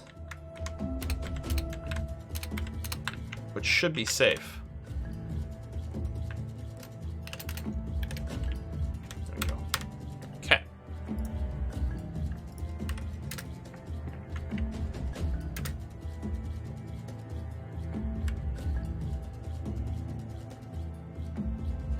So that's going to get dug out. Surface is fine, no bad guys. We can probably set up another weapon trap over here. Build trap, weapon trap. Oh, let me turn off the global mode so that we can explicitly load this up with things. Mechanism go. Silver Scourge, sure. Halberd, yep. Iron Great Axe, sure. Whips, doesn't make much sense, but sure. Let me make this bigger. Spiked Bronze Balls, sounds great. Two-handed sword, scourge. Silver battle axe is crap. We're never going to want to use it ourselves. I mean, it doesn't actually make for an excellent thing for this trap either, but there you go. Done selecting. So there's going to be 10 weapons loaded in that trap. So it doesn't cover everything because things can walk around these traps, but if they don't know where they are, they might trigger them by accident. And that's going to be okay. So it's possible we're not really going to need a squad for this bottom level because we're not really going to be able to access this cavern level very much, which is interesting. Oh, Great can only be opened when linked to levers. Because does the hatch normally work like a door? Unless you lock it, dwarves can go through? I think that might be the case. We could move our entire metal clan down here, although our original area looks so pretty that I think I'm going to want to keep it. We got whiskey and chocolate. Hey, KG! You lose, Norway wins on delivery time. Damn it! No, delivery times here are pretty slow. Ah, huge surprise. The bigger surprise, or the question is going to be which of the two things is going to arrive first. It's a race between pizza and chicken wings. I believe hatches are triggered by mechanisms like a lever. At least last time I used them to flood stone rims. Okay. Drivers have to get the car started. Yeah, they have to like brush off all the snow. Delivery driver had to unfreeze his vehicle. Mm-hmm.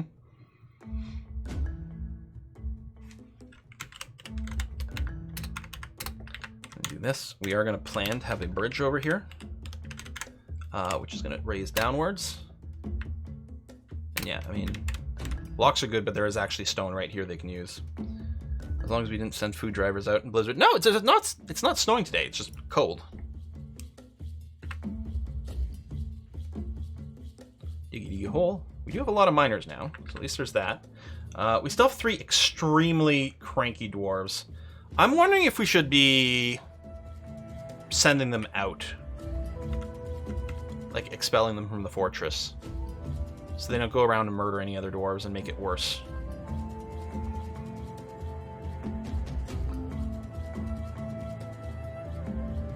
We have 2 ecstatic dwarves. Like, that's kind of amazing. If we sort this by happiness, go all the way down to the bottom. So Monk Loki and Pikmin Game Master are absolutely ecstatic. Watch some performance, intellectual conversation. They did have some worry about not being able to pray, which seems to be a persistent problem. Part of it too is we don't have all our dwarves in like exquisite bedrooms because of what. Okay, warm stone, yes, but this should be safe. Yeah, we're gonna get a few of these little pause commands here. It's gonna keep happening. I'm gonna go and take this risk. Because at least it can't kill the entire fortress. That's the important part. Although I guess it could kill FPS. Maybe I should, you know what I should do? Just in the interest of FPS, let's do a little quick save here in case we have to crash it. But I don't want to. It's only if it led to frame rate disasters that I would be considering save scumming.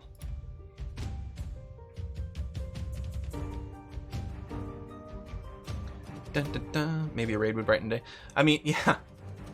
Maybe those dwarves just weren't cut out for the military is part of it too. But it's annoying because you get some dwarves who complain if they haven't practiced a martial craft for a long time, but also complain if they haven't created something in a long time. You know? Alright, it's been 31 minutes since it was ordered, so I kind of expect it soon. Between now and like maybe 40, like a total of 45 minutes. That would be pretty in line with a lot of the orders here. Oh, hey, Fist posting the weather. Yeah, what is the weather here? See, it's only minus 12 right now. It's not even cold. That's nothing. That's nothing. Oh, wow. Give them the coin, retire them. I need, I don't know, mist generators or something. Yeah, I think this is always the problem, though, when you dig in above the magma, is you constantly get this pausing. Now, you can, in DF hack, we can turn off this pausing. I don't know if you can turn off the designation. Where it, like, actually, it's canceling the...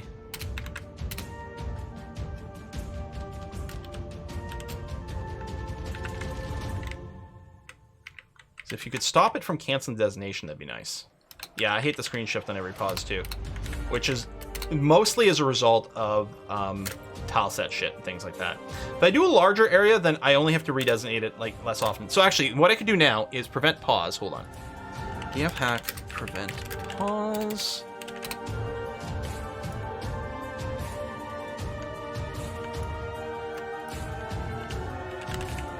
No pause. Okay. So what we do here is first, this is risky. We run no pause. This will prevent the game from pausing for any reason, I thought. Oh, no pause 1. There we go. So now the game can't pause. It'll still remove the designation of our warm stone, but that's why I'm doing a larger area here. So I'm just going to wait until it actually runs out of anything it can hit, and then I'm just going to redo the area a couple of times back to back to back over here. If we all switch to Kelvin, winter temperatures will seem so much warmer. That's true. So I'm just zooming out here so there's less of a shift. Although, if it doesn't pause for an alert, I wonder if it still shifts. Oh yeah, it does. It just did there. Okay, I think it ran out of options, so I'm just going to tell them to mine this out again. Yep. So yeah, it definitely shifts the screen. You can in Lazy Noob Pack turn off the announcements for damp and warm stone. You do have to reload the game for that. But what you can do is you could save, turn off the announcement, and then reload, do all the thing you have to do, and then quit again, re-enable it, etc., etc., etc.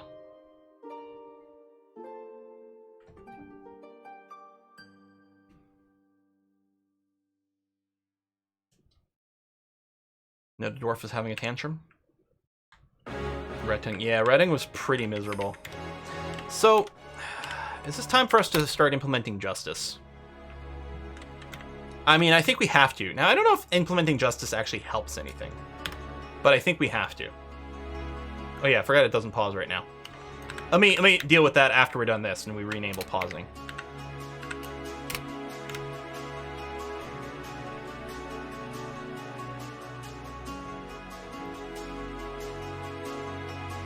There's a masterpiece steel shield. Wait, that was destroyed? Created a masterpiece steel shield. Oh, that is quite nice. Grumpy dwarves need a holiday.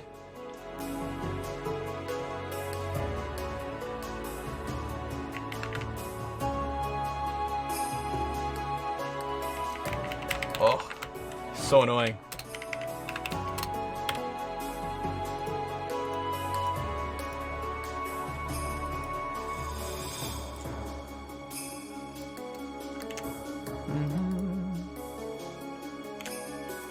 Yeah, I don't think I can cancel the actual announcements and cancellations of the job. Although, getting rid of the pause at least helps a little bit. That's a good question. I actually don't know. I don't think we have a good food industry. And you're right. High quality meals would definitely be helpful there.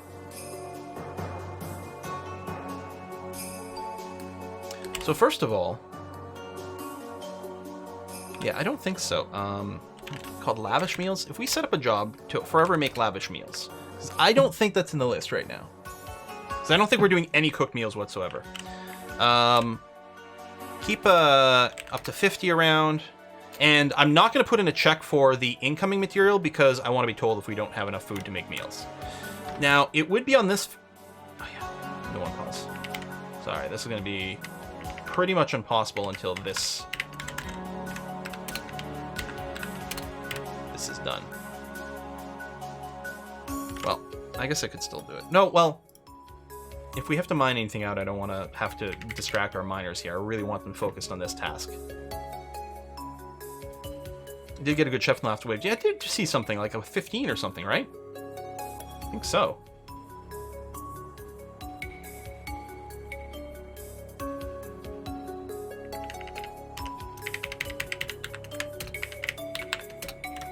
Dig, dig, dig.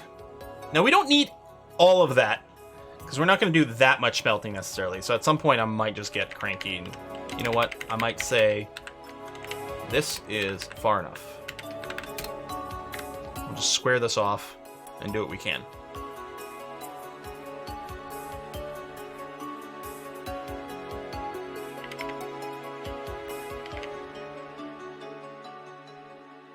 Yeah, I think there's like, what, only 3 countries that are technically still on imperial measurements? Is it like Myanmar, United States, obviously, and I don't know, Liberia? Something like that. Oh, Moon Dwarf took a workshop. Slipped into a depression. Withdraw from society. Oh, extra drops. Did you claim a workshop? No, you're taking by mood. You've withdrawn. You haven't claimed anything yet. Okay. Try to keep an eye on that. We're almost done. We'll be able to turn our pausing back on and pay attention to these alerts properly in a second. And yeah, a bunch of countries do a mishmash. I mean, even in Canada here, like height and weight, like personal measurements like that tend to be done in imperial, right? Feet, inches, pounds. Oh, there we go. So workshop up here is claimed. We'll take another look at that soon.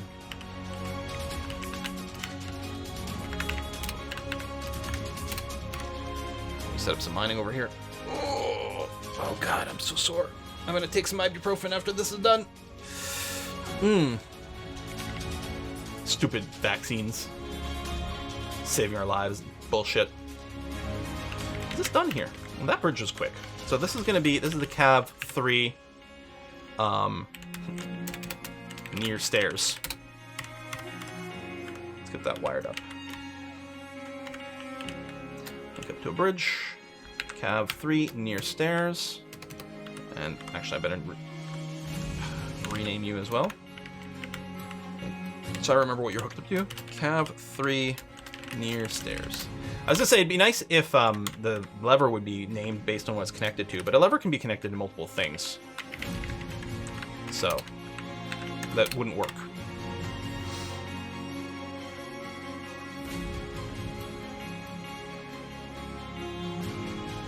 As a Western European drives me insane when I watch some documentaries or YouTube videos and they go like 130 seconds of an inch. Blows my mind. How can you even work like that? What? 1/32nd. Oh, a 32nd. Not. I was thinking seconds as in time, but second as in the number. Yeah. Yeah, 1/32.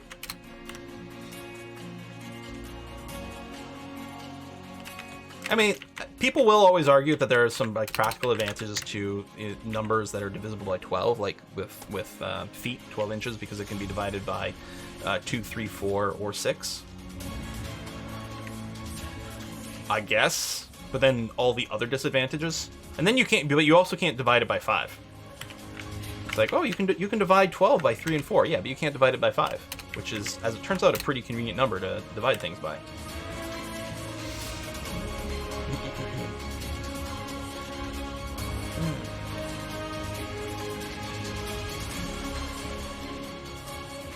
And yeah, I mean, just use decimals.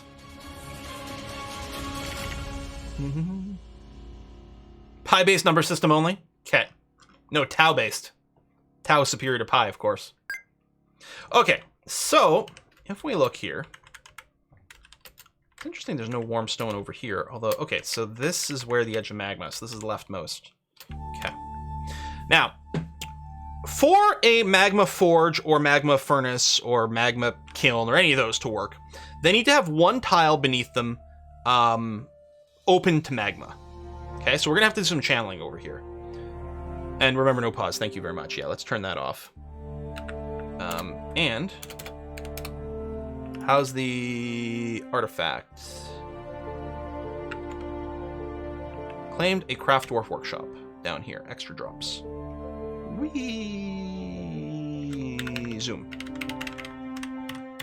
Are you out getting stuff? Yeah, I think he's out getting stuff. Great stuff. All right. Try not to go bonkers. We don't need it. We don't want anyone else to do that.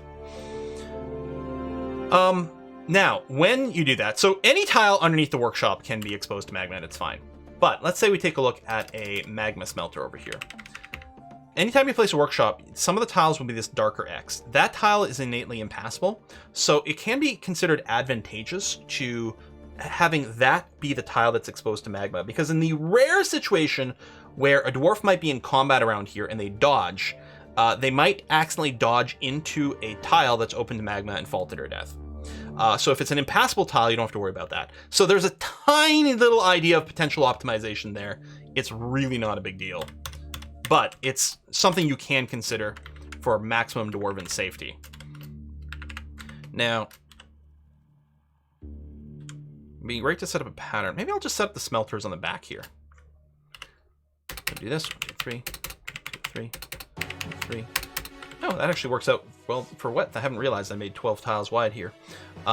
So we're going to carve out the top one of those, which is for our magma smelters, the tile that is normally impassable, so that'll prevent any stupid mistakes. And in fact, I think many of these furnaces have the same sort of structure. If we look at a magma glass kiln, yeah, it's exactly the same thing. I mean, maybe I don't... I wonder how many of these that I want. Or glass furnace, and then there's kiln, which is the same thing. We could have a couple of smelters, one glass kiln, or one kiln and one glass smelter, or whatever it's called. Oh yeah, if you do that, you don't have to worry about magma crabs and things like that, yeah. Maybe that's enough. The smelting is going to go so much faster with the fact that they don't have to haul a bunch of charcoal to power the thing. We still need 1 dose of charcoal to make steel, but that's it. I'm kind of tempted to put in more, though, and I think I will. I think I'm going to plan for, like, a double row. We'll go with, like, 4 of the metal smelters and 2 each of the others, just to say. Although I don't even know if we're doing pottery. Mostly it's about having 2 of the glass kilns, or glass furnaces, because I think that's going to be quite nifty.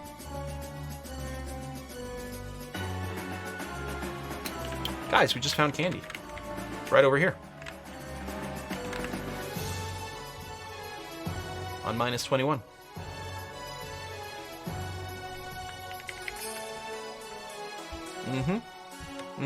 Okay. All right. Well, that's good to know. So it's over on the edge of the map here. Interesting. Very interesting.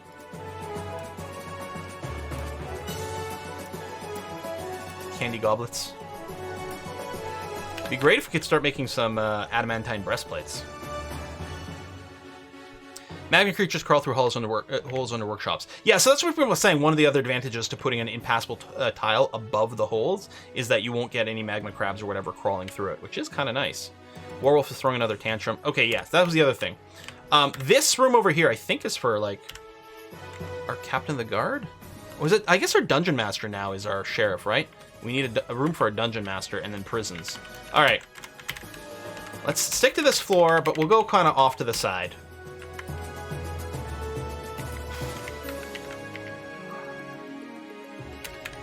Double door. A bit of a hallway. I'm going to set up 3 3x3 cells.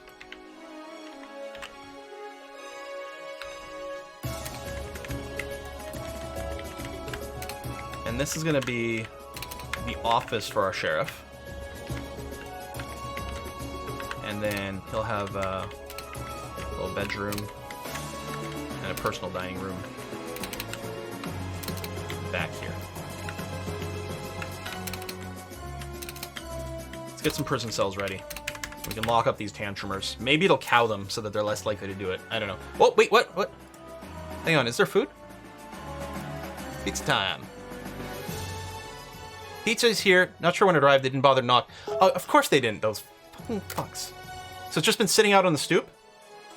Amazing. Amazing. All right, let's get some pizza.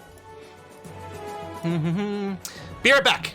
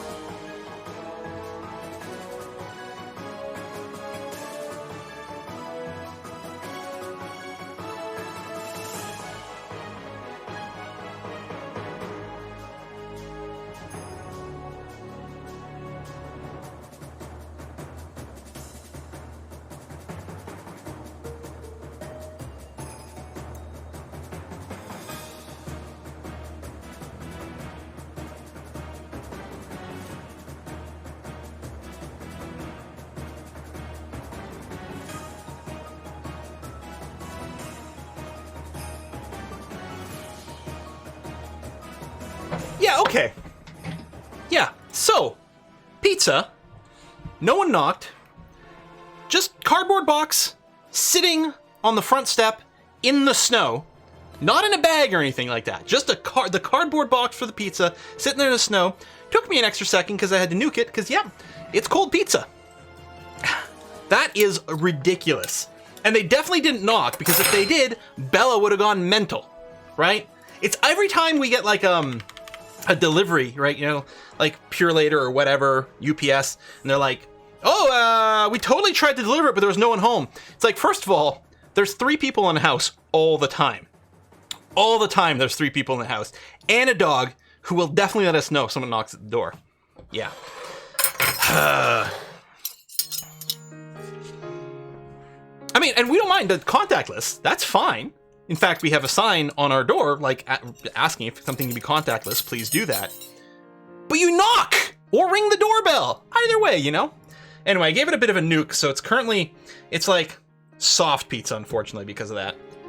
Normally, I like to reheat it by throwing it in the oven, or a little frying pan, or you do both. You heat up a cast iron pan, throw the pizza in, and then put it in a super, super hot oven. You get a nice crisp bottom. It's lovely. So here's what the pizza looks like. So you can see the pineapple, the ham, the jalapenos, and over here, the sesame seed crusted crust. Again, to upset as many people as possible. I do have an air fryer. A lovely little delightful holiday fairy bought it for the family for solstice. I.e., I want an air fryer, so I bought it and wrapped it up. So we have an air fryer now, and it's quite nice. I mean, it's not special, it's not extraordinary, but it does work pretty well for certain things. So anyway, let's have some of this pizza. I did bring utensils down in case I need it, because it is a little bit soft.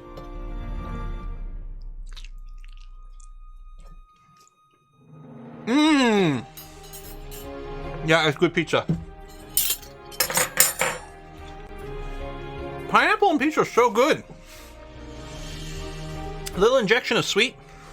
Air dryers legit warm up leftover pizza quite nicely. Nice.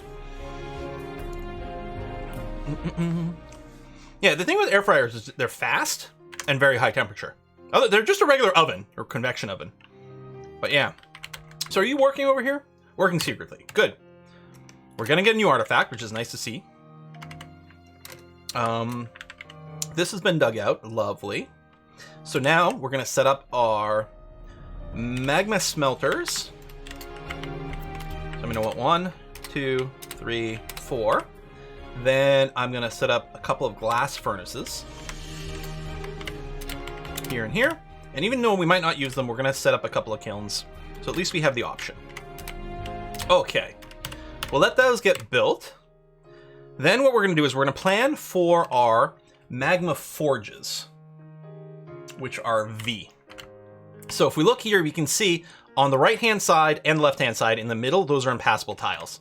So you can dig out a slightly different pattern, which we'll do here. We'll do that. There we go. We'll set up for 4 forges over here, and then we'll have lots of empty space over here for storage of like bars and intermediate products and all kinds of things like that. I'm gonna have another bite of pizza, you guys.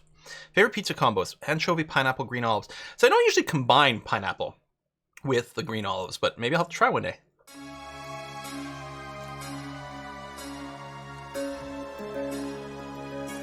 Oh, Tor, I'm sorry you're in a hospital.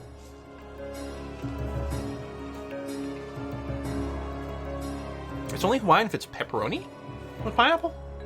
Every Hawaiian pizza I've ever had, like the classic Hawaiian, is with pieces of ham. Huh.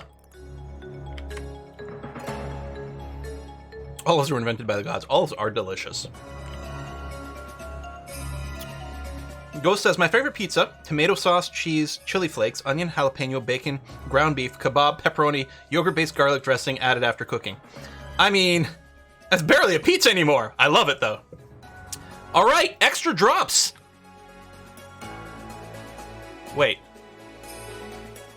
Oh, I see. Okay, I was a little confused by the quotation marks because it's my symbol for peasant over here. So this peasant, extra drops, has created Ultud Tumen Bufat Artob, a marble toy hammer, opposite to the wire speakers. It's worth 70,000 dwarf bucks? This toy hammer. Toy hammer for the hammer. Oh shit, it's loaded with stuff. Okay. This is a marble toy hammer. Oh, what does it mean? It means Stalker Morals, the Task of Combustion, I think. It's a little cropped because it's a long name, but okay. This is a marble toy hammer. All craftware ships of the highest quality, is encrusted with oval marble cabochons, studded with iron, decorated dog bone, and encircled with bands of round marble cabochons. The object is adorned with hanging rings of iron. On the item is an image of dwarves in chrysoberyl. The dwarves are traveling. The artwork relates to the foundation of raised blockades, that's us, by the wire speakers in the letter of notching early spring of 2054. On the item is an image of Blenchred, the Match of Afflictions, the intricate pond turtle shell left gauntlet. Is this one of our artifacts?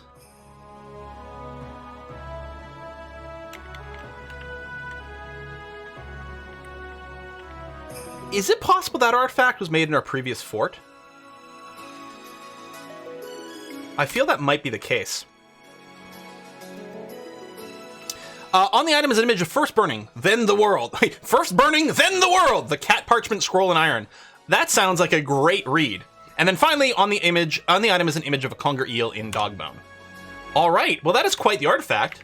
Worth a fair bit as well. Jeez. How's this coming on? All right. So what we want is we want to set up some chains. Chain. And, well, chains include rope. It'd be nice to have, like, higher quality ones, but I guess whatever is going to have to do here. All right. And then door. Because what we want to do is we want the dwarves that go into prison. There's going to be a very Scandinavian prison system. In that, you know, we want them to be happy and comfortable and come out in a better mood than they were when they went in, if at all possible. That'll be huge. Wings have arrived. Excellent. Oh, man, I'm so spoiled. There's gonna be leftovers for tomorrow. It's gonna be great. Tomorrow I'm gonna get to be so lazy, you guys. I'm so happy. I'm a little sorry that, again, 2 went through, except I'm really happy the other side. Give me 2 seconds while this is getting installed.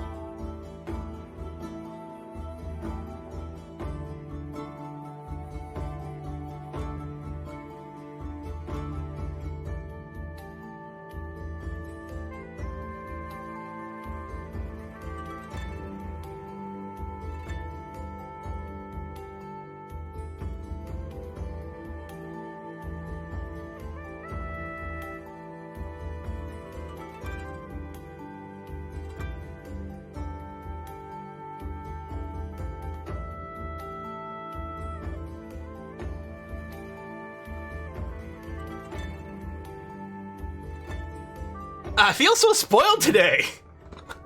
It's so exciting. Not gonna do this a lot, but this was very fun. So I got my wings. They actually rang the doorbell, which is great. And I asked for sauce on the side because I didn't trust them, although they gave a frack ton of sauce on the side. Now, normally I get regular wings. I got boneless so that I wouldn't have to like dissect them with my hands and get all greasy for the stream. This is such an exciting day. It feels like a holiday.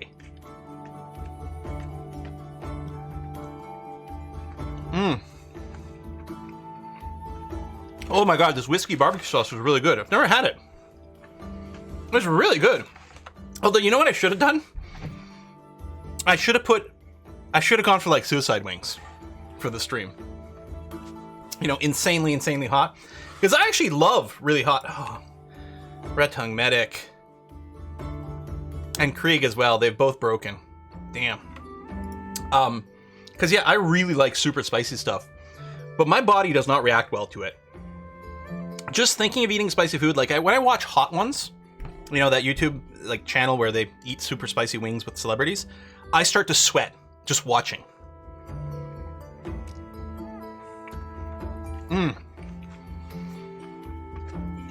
What a trigger for breaking. Oh, just lots. They've just been miserable for a really long time. I can't blame them. Let's put them in jail. I can't blame them. I feel bad for them. Now let's arrest them.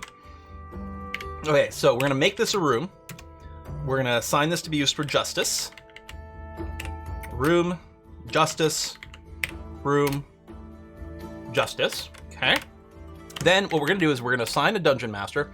So who should be our dungeon master? Which is different from our hammerer.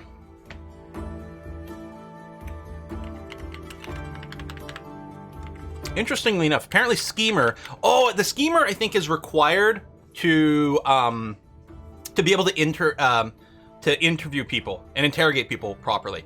So only Snoopy and Reagan Rebellion have any skill in that category currently. Although presumably people would, develop it, and some of them may have more or less inherent skills in a particular area. I'm thinking about assigning Snoopy the Red Baron to the job. And I think that's what I'm going to do. I think I like the idea, the visual of Snoopy, shining light on someone and smacking them around a little bit and get them to answer. So I think we're going with Snoopy, who does require some living quarters and things now, which we're working on. Bed there. We're going to set up a little dining room table for him. We can go into planning mode for this. Tables, chairs, da-da-da, da-da-da. And then you're also going to need an office, table, chair, and I'm certain you're going to need a weapon rack and an armor stand. And you'll probably want some containers in here as well. It's a bag. It's not great, but it'll do. You might want cabinets as well. And we might not have any construction for that. Yeah, I'm going to do a wall of cabinets behind your bed. I think that looks kind of cool. Just going to request for some rock cabinets to be made. Just one time is going to have to do. Okay. Hi, Ravenos. Yeah, things are going great. I got all this food. It's exactly what I needed today to make it feel like a really special and awesome day. God, I love the internet so much. Life is so weird. I love it. All right, we're going to smooth stone here. Now, we still have a crap ton of dwarves assigned to it, which is fine. So it's going to be done quickly, and then we're going to engrave all these areas. So not necessarily going to be super mega high quality. They don't need to be super mega high quality engravings. Yeah, perfectly legit to eat finger food with a utensil while doing something which keep your fingers clean. Yeah, one of the things is if you want to eat potato chips at the computer, chopsticks. Because a fork doesn't really work, right? You don't want to have greasy fingers, chopsticks for your potato chips. Amazing. Really works well. Okay, so now that we do have this, we can go into justice and we can find out. So Steelbrain was attacked by someone, and multiple witnesses have accused Warwolf over here. So we will go ahead and, we know he threw a tantrum, so we're going to, convict Warwolf of this. Same thing over here. Same person, Steelbrain again. There you go, was injured. Cat was injured. Overturned Reliant witnessed Warwolf injuring a cat. Now, that's only one, so let's do some interrogation. Let's ask Warwolf and see if he's got anything to say about it. And then Krieg Zoshi was hurt by Werewolf, and then I think he went and had his own fit afterwards, which is unfortunate. And then Quiet Tony was attacked by Warwolf, so they say. Here, we'll do an interrogation. We'll ask Warwolf about that as well. Since there's not a multitude of witnesses, we shall see. Interesting, I didn't realize only one dwarf had committed any crimes. Which seems to be the case. So what we're going to see is at some point, Snoopy is going to go grab Warwolf, question him for a while, and then we'll get a report on that. And unfortunately, I don't think you can serve your sentences concurrently. I think they will be sequential. Tweezers for chips. Well, I suppose that could work too. Maybe a nice set of needle-nose pliers. It's got to be really delicate with them. Dwarves really pick on Steelhead. Yeah. Now, one thing is food. Sometimes you set up food and drink stockpiles inside of these things to make sure they can get stuff. The important thing is that it's as pretty as possible in here. Because we want the dwarves to... Because what happens is they serve their jail sentence, and then they're released, and they're crankier than they went in. So they immediately break down and again and again and again. I haven't assigned these rooms to Snoopy yet because the furniture hadn't been brought in yet. I can start because the bed, I think, is there and some of the tables, but I'm just waiting for some of the chairs to arrive and stuff. Bedrooms not engraved. Jail cells engraved. Yeah, it's always ironic that the jail cells are better than the regular bedrooms, but, you know, tough. That's the way it's going to have to be sometimes. Hear me out. Vacuum cleaner for chips. That's the way. Crush the chips in the bag so you can spoon them out of the bag. Man. Okay. Make bedroom. Assign the bedroom to Snoopy. Make a dining room. Assign to Snoopy. And over here, we can have an office. Assigned to Snoopy. Perfect. Now, are you satisfied with that? Oh, you are. Really? That was easy. Okay. Good. Didn't you have an artifact train use that? I think because it's on a pedestal right now, it wasn't in the list of options. And I think it's displayed in a museum. We could use that because it'd be unbreakable.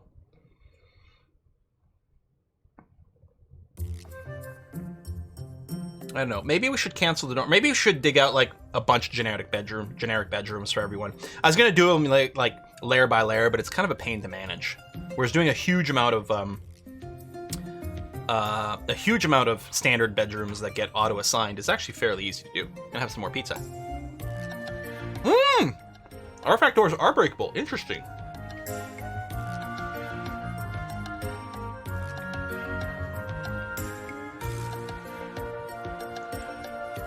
I mean, I assume they're breakable by the circus clowns. But I'm wondering if anything that can break a door can break an artifact door. Like, can a werewolf break an artifact door? Or a forgotten beast? I don't know. Alright, let's take a look at the justice screen. There you go. Warwolf is... Oh, he's scheduled for a beating. By Brixified. It's whiskey. Wait, so if we don't have a hammerer, does it just assign any military dwarf whatsoever to do the beating? I didn't want him to get beaten. I was like, you know, we can lock him up for a little bit. Wow. Eat the wings tomorrow, put them with pizza. Sith Lovechild. Great name. Well, pizza and wings for dinner for me now. Oh, darn it. Oh, no, we started something. Thank you very much, Sith. Oh, this pizza's delicious. Beating will cure him. The beatings will continue until morale improves, basically, is what we're doing here.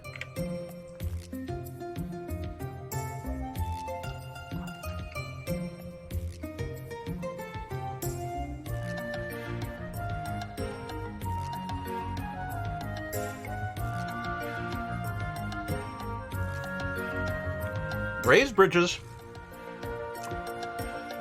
bridges can't be broken by anything but clowns, but artifact doors can be broken down by regular building destroyers. Just very tough. Oh.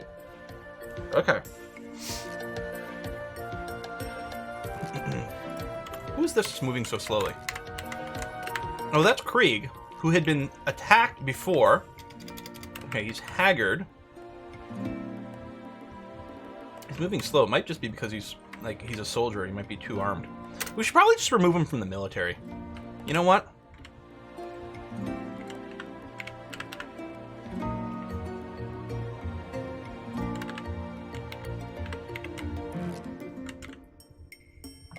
When did we lose a dwarf for iron bows?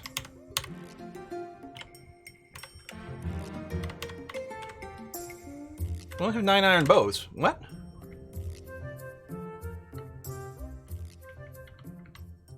The Voodoo Lilium? No, this would have been ages ago. Oh, maybe they're sorted differently. Warwolf is missing.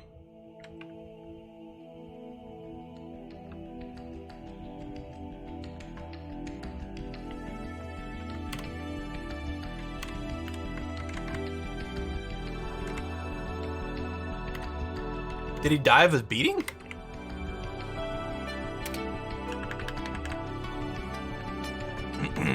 So this is Brixified, handing out a beating over here.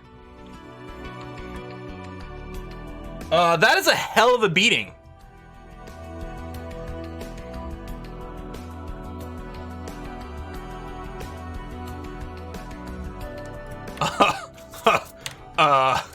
Huh. Anyway, I'm still thinking we take Krieg out of the military. They're too stressed for it. Krieg, you're out.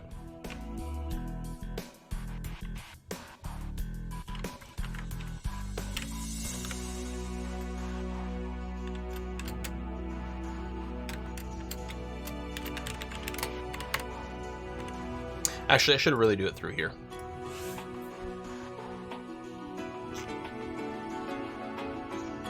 I don't know if I can search for a name this way.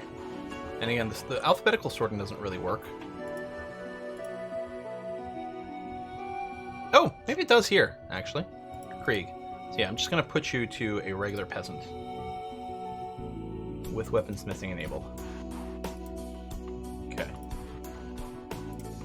Was there a search box up here? Oh yeah, okay, that's true. I can use that one. Don't do it very often. Well, that beating may have been a little extreme, but I guess it got the job done.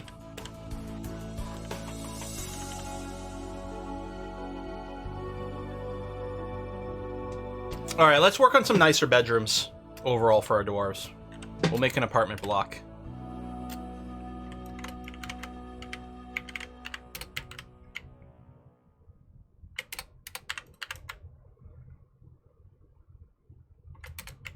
Guess that dwarf deserves the artifact coffin.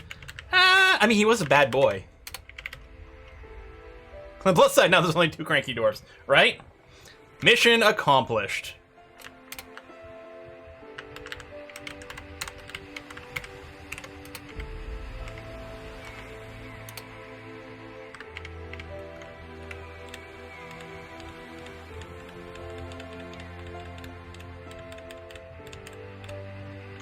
I wonder if I should run this as a longer macro.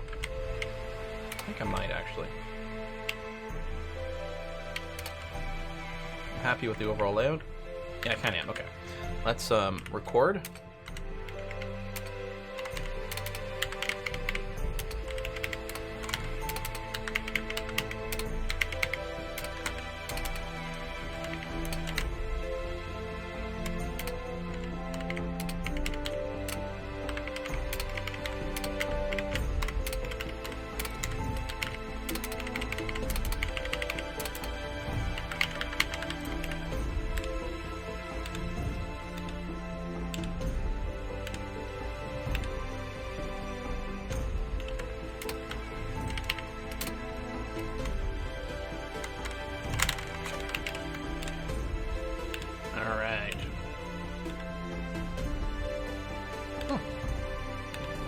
Extra tile got weirdly designated here. I don't know why.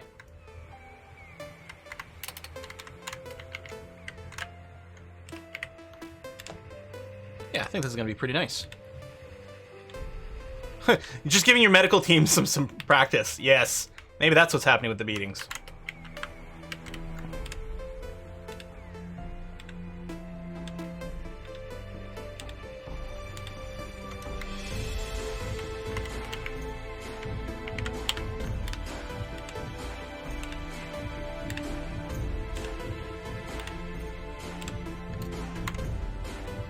Really nice bedrooms.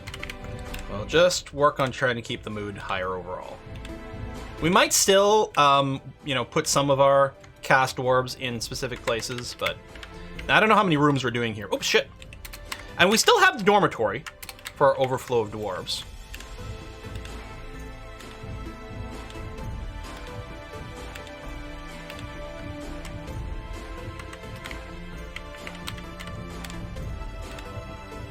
But this will have lots of room for some maybe extra niceties in the bedrooms, if we decide. Let's see. This is, starting from here.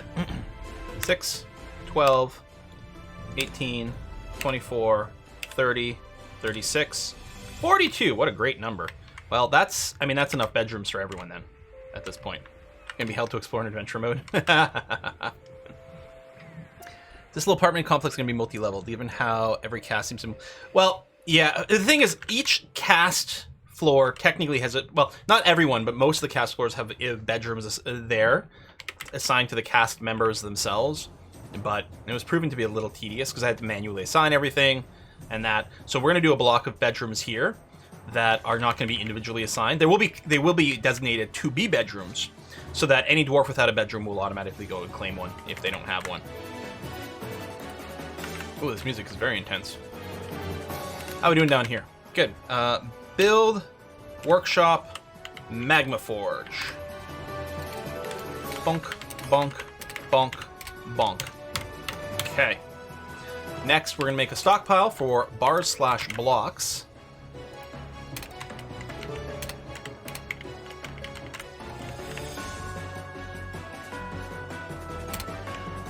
And another one. This first one, because we're still going to want to store some charcoal. Some coal. So we're going to do that. The second one over here is just for metal. Metal bars. Okay. Blind Cave Ogre?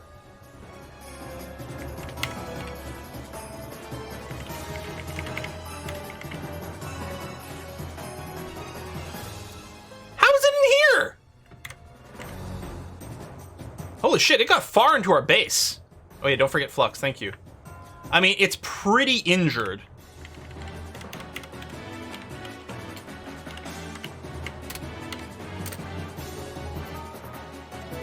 There you go. Yeah, he's dead. There's Brixified running around. Okay. Flying cables are pushovers? Alright. What we're gonna do here is door. We'll just have to make sure to flag these as internal once they get built. And smooth a bunch of stuff here. Well, not everything's gonna be smooth, I guess, because of the moss and the mud. Maybe they smooth underneath it. I don't know.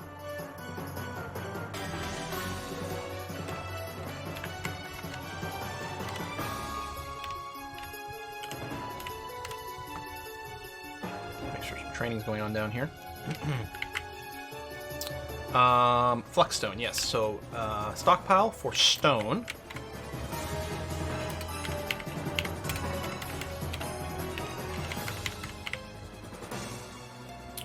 Oh yeah, no, we're gonna want all the ores and stuff too for smelting. Okay, hold on, let me change. I'm gonna make a giant stone stockpile. Here. Do it that way instead. Where we'll allow any metal ore or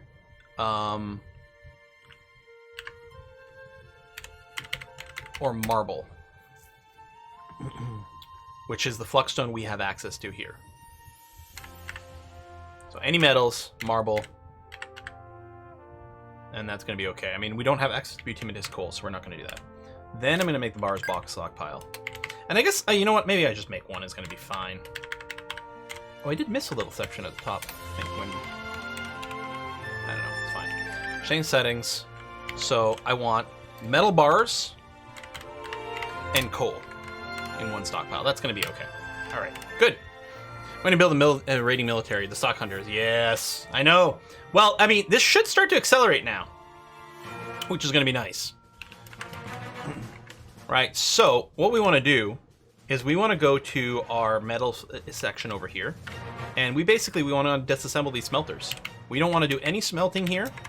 We don't want to do any forging here either. So I don't know what we're going to do with this place.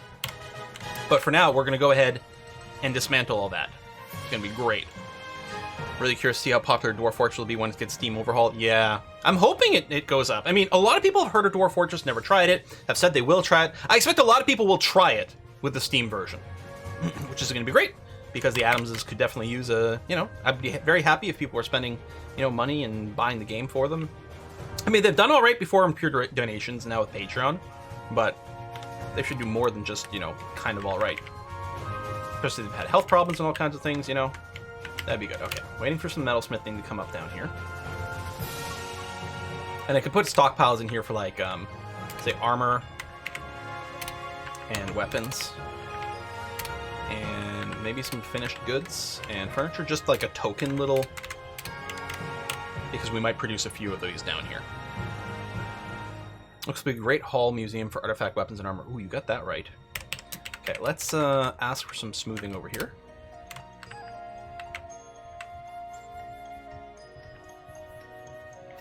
I'd like to play DF, but UI is agony to get used to. Yeah. I mean, it's very functional once you've learned everything about it and all the hotkeys and everything. It's quite fast to do a lot of things, but oof. And there's still a reliance on external tools. I gotta say, all this engraving here looked really pretty. Wow. Although Mason's a corner here because some of it's inaccessible. I guess I could tear down this Mason's workshop and then rebuild it after. You know what? Yes. Let's do that. Now, we're going to be wrapping up the stream in a few minutes. We're going to be rating Kiss for Luck, who's going to be streaming. I suspect it's multiplayer for her, so it's probably Among Us. And then maybe, I don't know, Solaris Ahoy or something. Next live stream is going to be on Monday, where we do some more Football Manager. Wednesday, we don't know. We finished our Hearts of Iron run. Ooh, interrogation results are in on Warwolf. Subject confessed to multiple crimes. He was too afraid not to comply. Yep.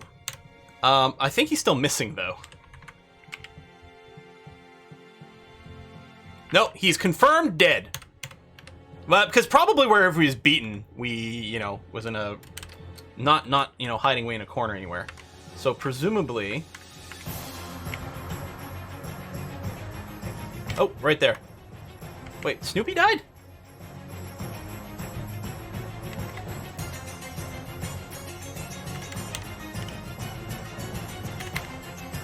Snoopy, our dungeon master, died?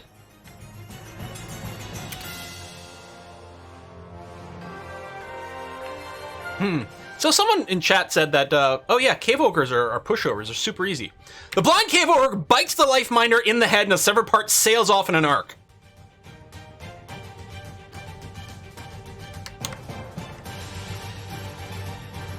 Rip Snoopy the Red Baron. I guess we need a new dungeon master now. Congratulations, Reagan Rebellion. You're it now. Pay no attention to the fact that the last one died a horrible, horrible, horrible death. Should have auto-reassigned. Oh, McBain just went and claimed that. But it needs to go to Reagan Rebellion. Because the auto-reassignment works if you change it, but I don't think it works if someone dies and then you reassign. Or maybe it only gets processed from time to time. I don't know. There you go. Reagan Rebellion should now be happy in that role. Okay.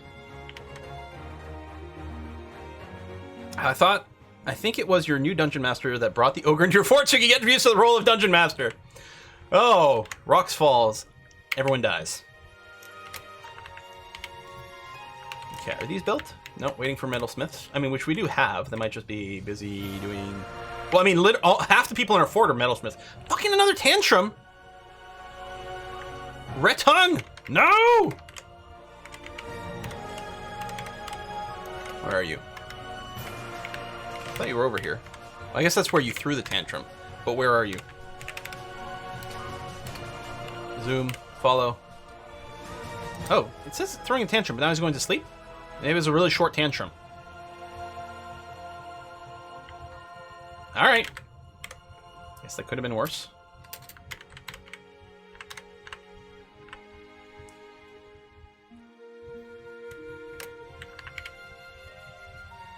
There you go. Smelting's a go over here. That's good. Everyone's still super busy. But hey, we got Cavern level 3 now, which is great. We didn't do everything we were hoping to do today. Although we finally set up our Build-A-Boat. We handled a siege that actually was trivially easy. Oh, Krieg is too depressed. So we still have 3 kind of disappointed dwarves. In before massive tantrum spirals. Not as much of a problem now as it used to be. I mean, we do still have 135 dwarves, so it's not like we're hurting for numbers here. Hopefully be smoothed out at some point. And we're there. So was there any new crime? Well, here, I guess I could convict Warwolf. He's already dead. Well, yeah. It's easy. We'll just convict dead people of crimes. It's real easy to do. Hey, Mucho Mouse. We're just wrapping up there. Literally now, it is 4 o'clock. We're wrapping up the stream. Things are very productive here in the Seven Pillars place. We are going to start raiding. That's probably, like, next time, almost certainly. Because we've got, first of all, we guess we could fill in the iron bows with a few people. Which I'll do. We'll probably just, yeah, we'll start assigning some peasants. Maybe I'll just do that now. Let's grab a Nimble Gecko into the iron bows. Tuck and roll. That's great. And then our Dreams of Silver. We're going to grab, yeah, some of our newest people. Markenster, Dunvey, Silent Shock. Oh, did it flip around? Lingonberry Clown. I guess it did. I guess if I do this. Acariel, Collective Play, Mick, Argensis, Verkung. Perfect. Did I accidentally pull anyone out of anyone else? No, everything seems to be okay. And yeah, the iron bows are officially going to switch. Well, this is... Okay, first of all, I'm going to name this uniform. This is Metal Archer. I don't know, maybe we'll keep them in Metal Armor after all. Because our smelting industry is going up a lot. So we might be able to smelt quite quickly. As I said, I did put some cast members on the squad. I think there was a misclick. Yeah. There. You're a peasant. Yeah, it's because I forgot when you pick someone from the bottom of the list, it then puts your cursor at the top of the list. So I was grabbing some people from there. Okay, now they're all peasants. I'll have to rename them in Dwarf Therapist here. We go sort by squad. And then... Oh, we need to reread here. All these dudes over here have to be told they are soldiers. So they have the correct titles and everything. But then, yeah, we do have to... Clearly the problem is we have to work to keep our soldiers happy. Maybe less time on duty. And we probably have to keep laborers enabled for them. I mean, I like this cast idea. Maybe they're still cast members, despite being soldiers. Maybe I don't give them a soldier profession at all.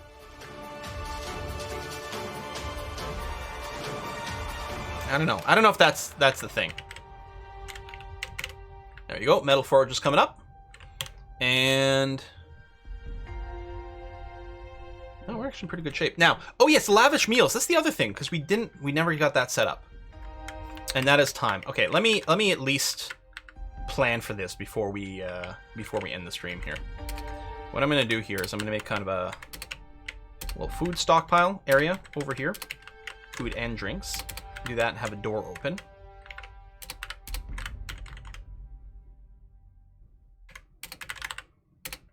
Still plus kitchen. And then on the other side, they can draw the raw ingredients.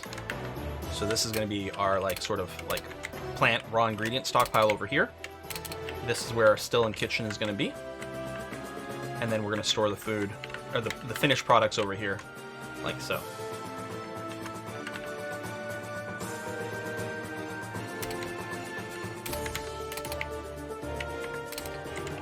Okay.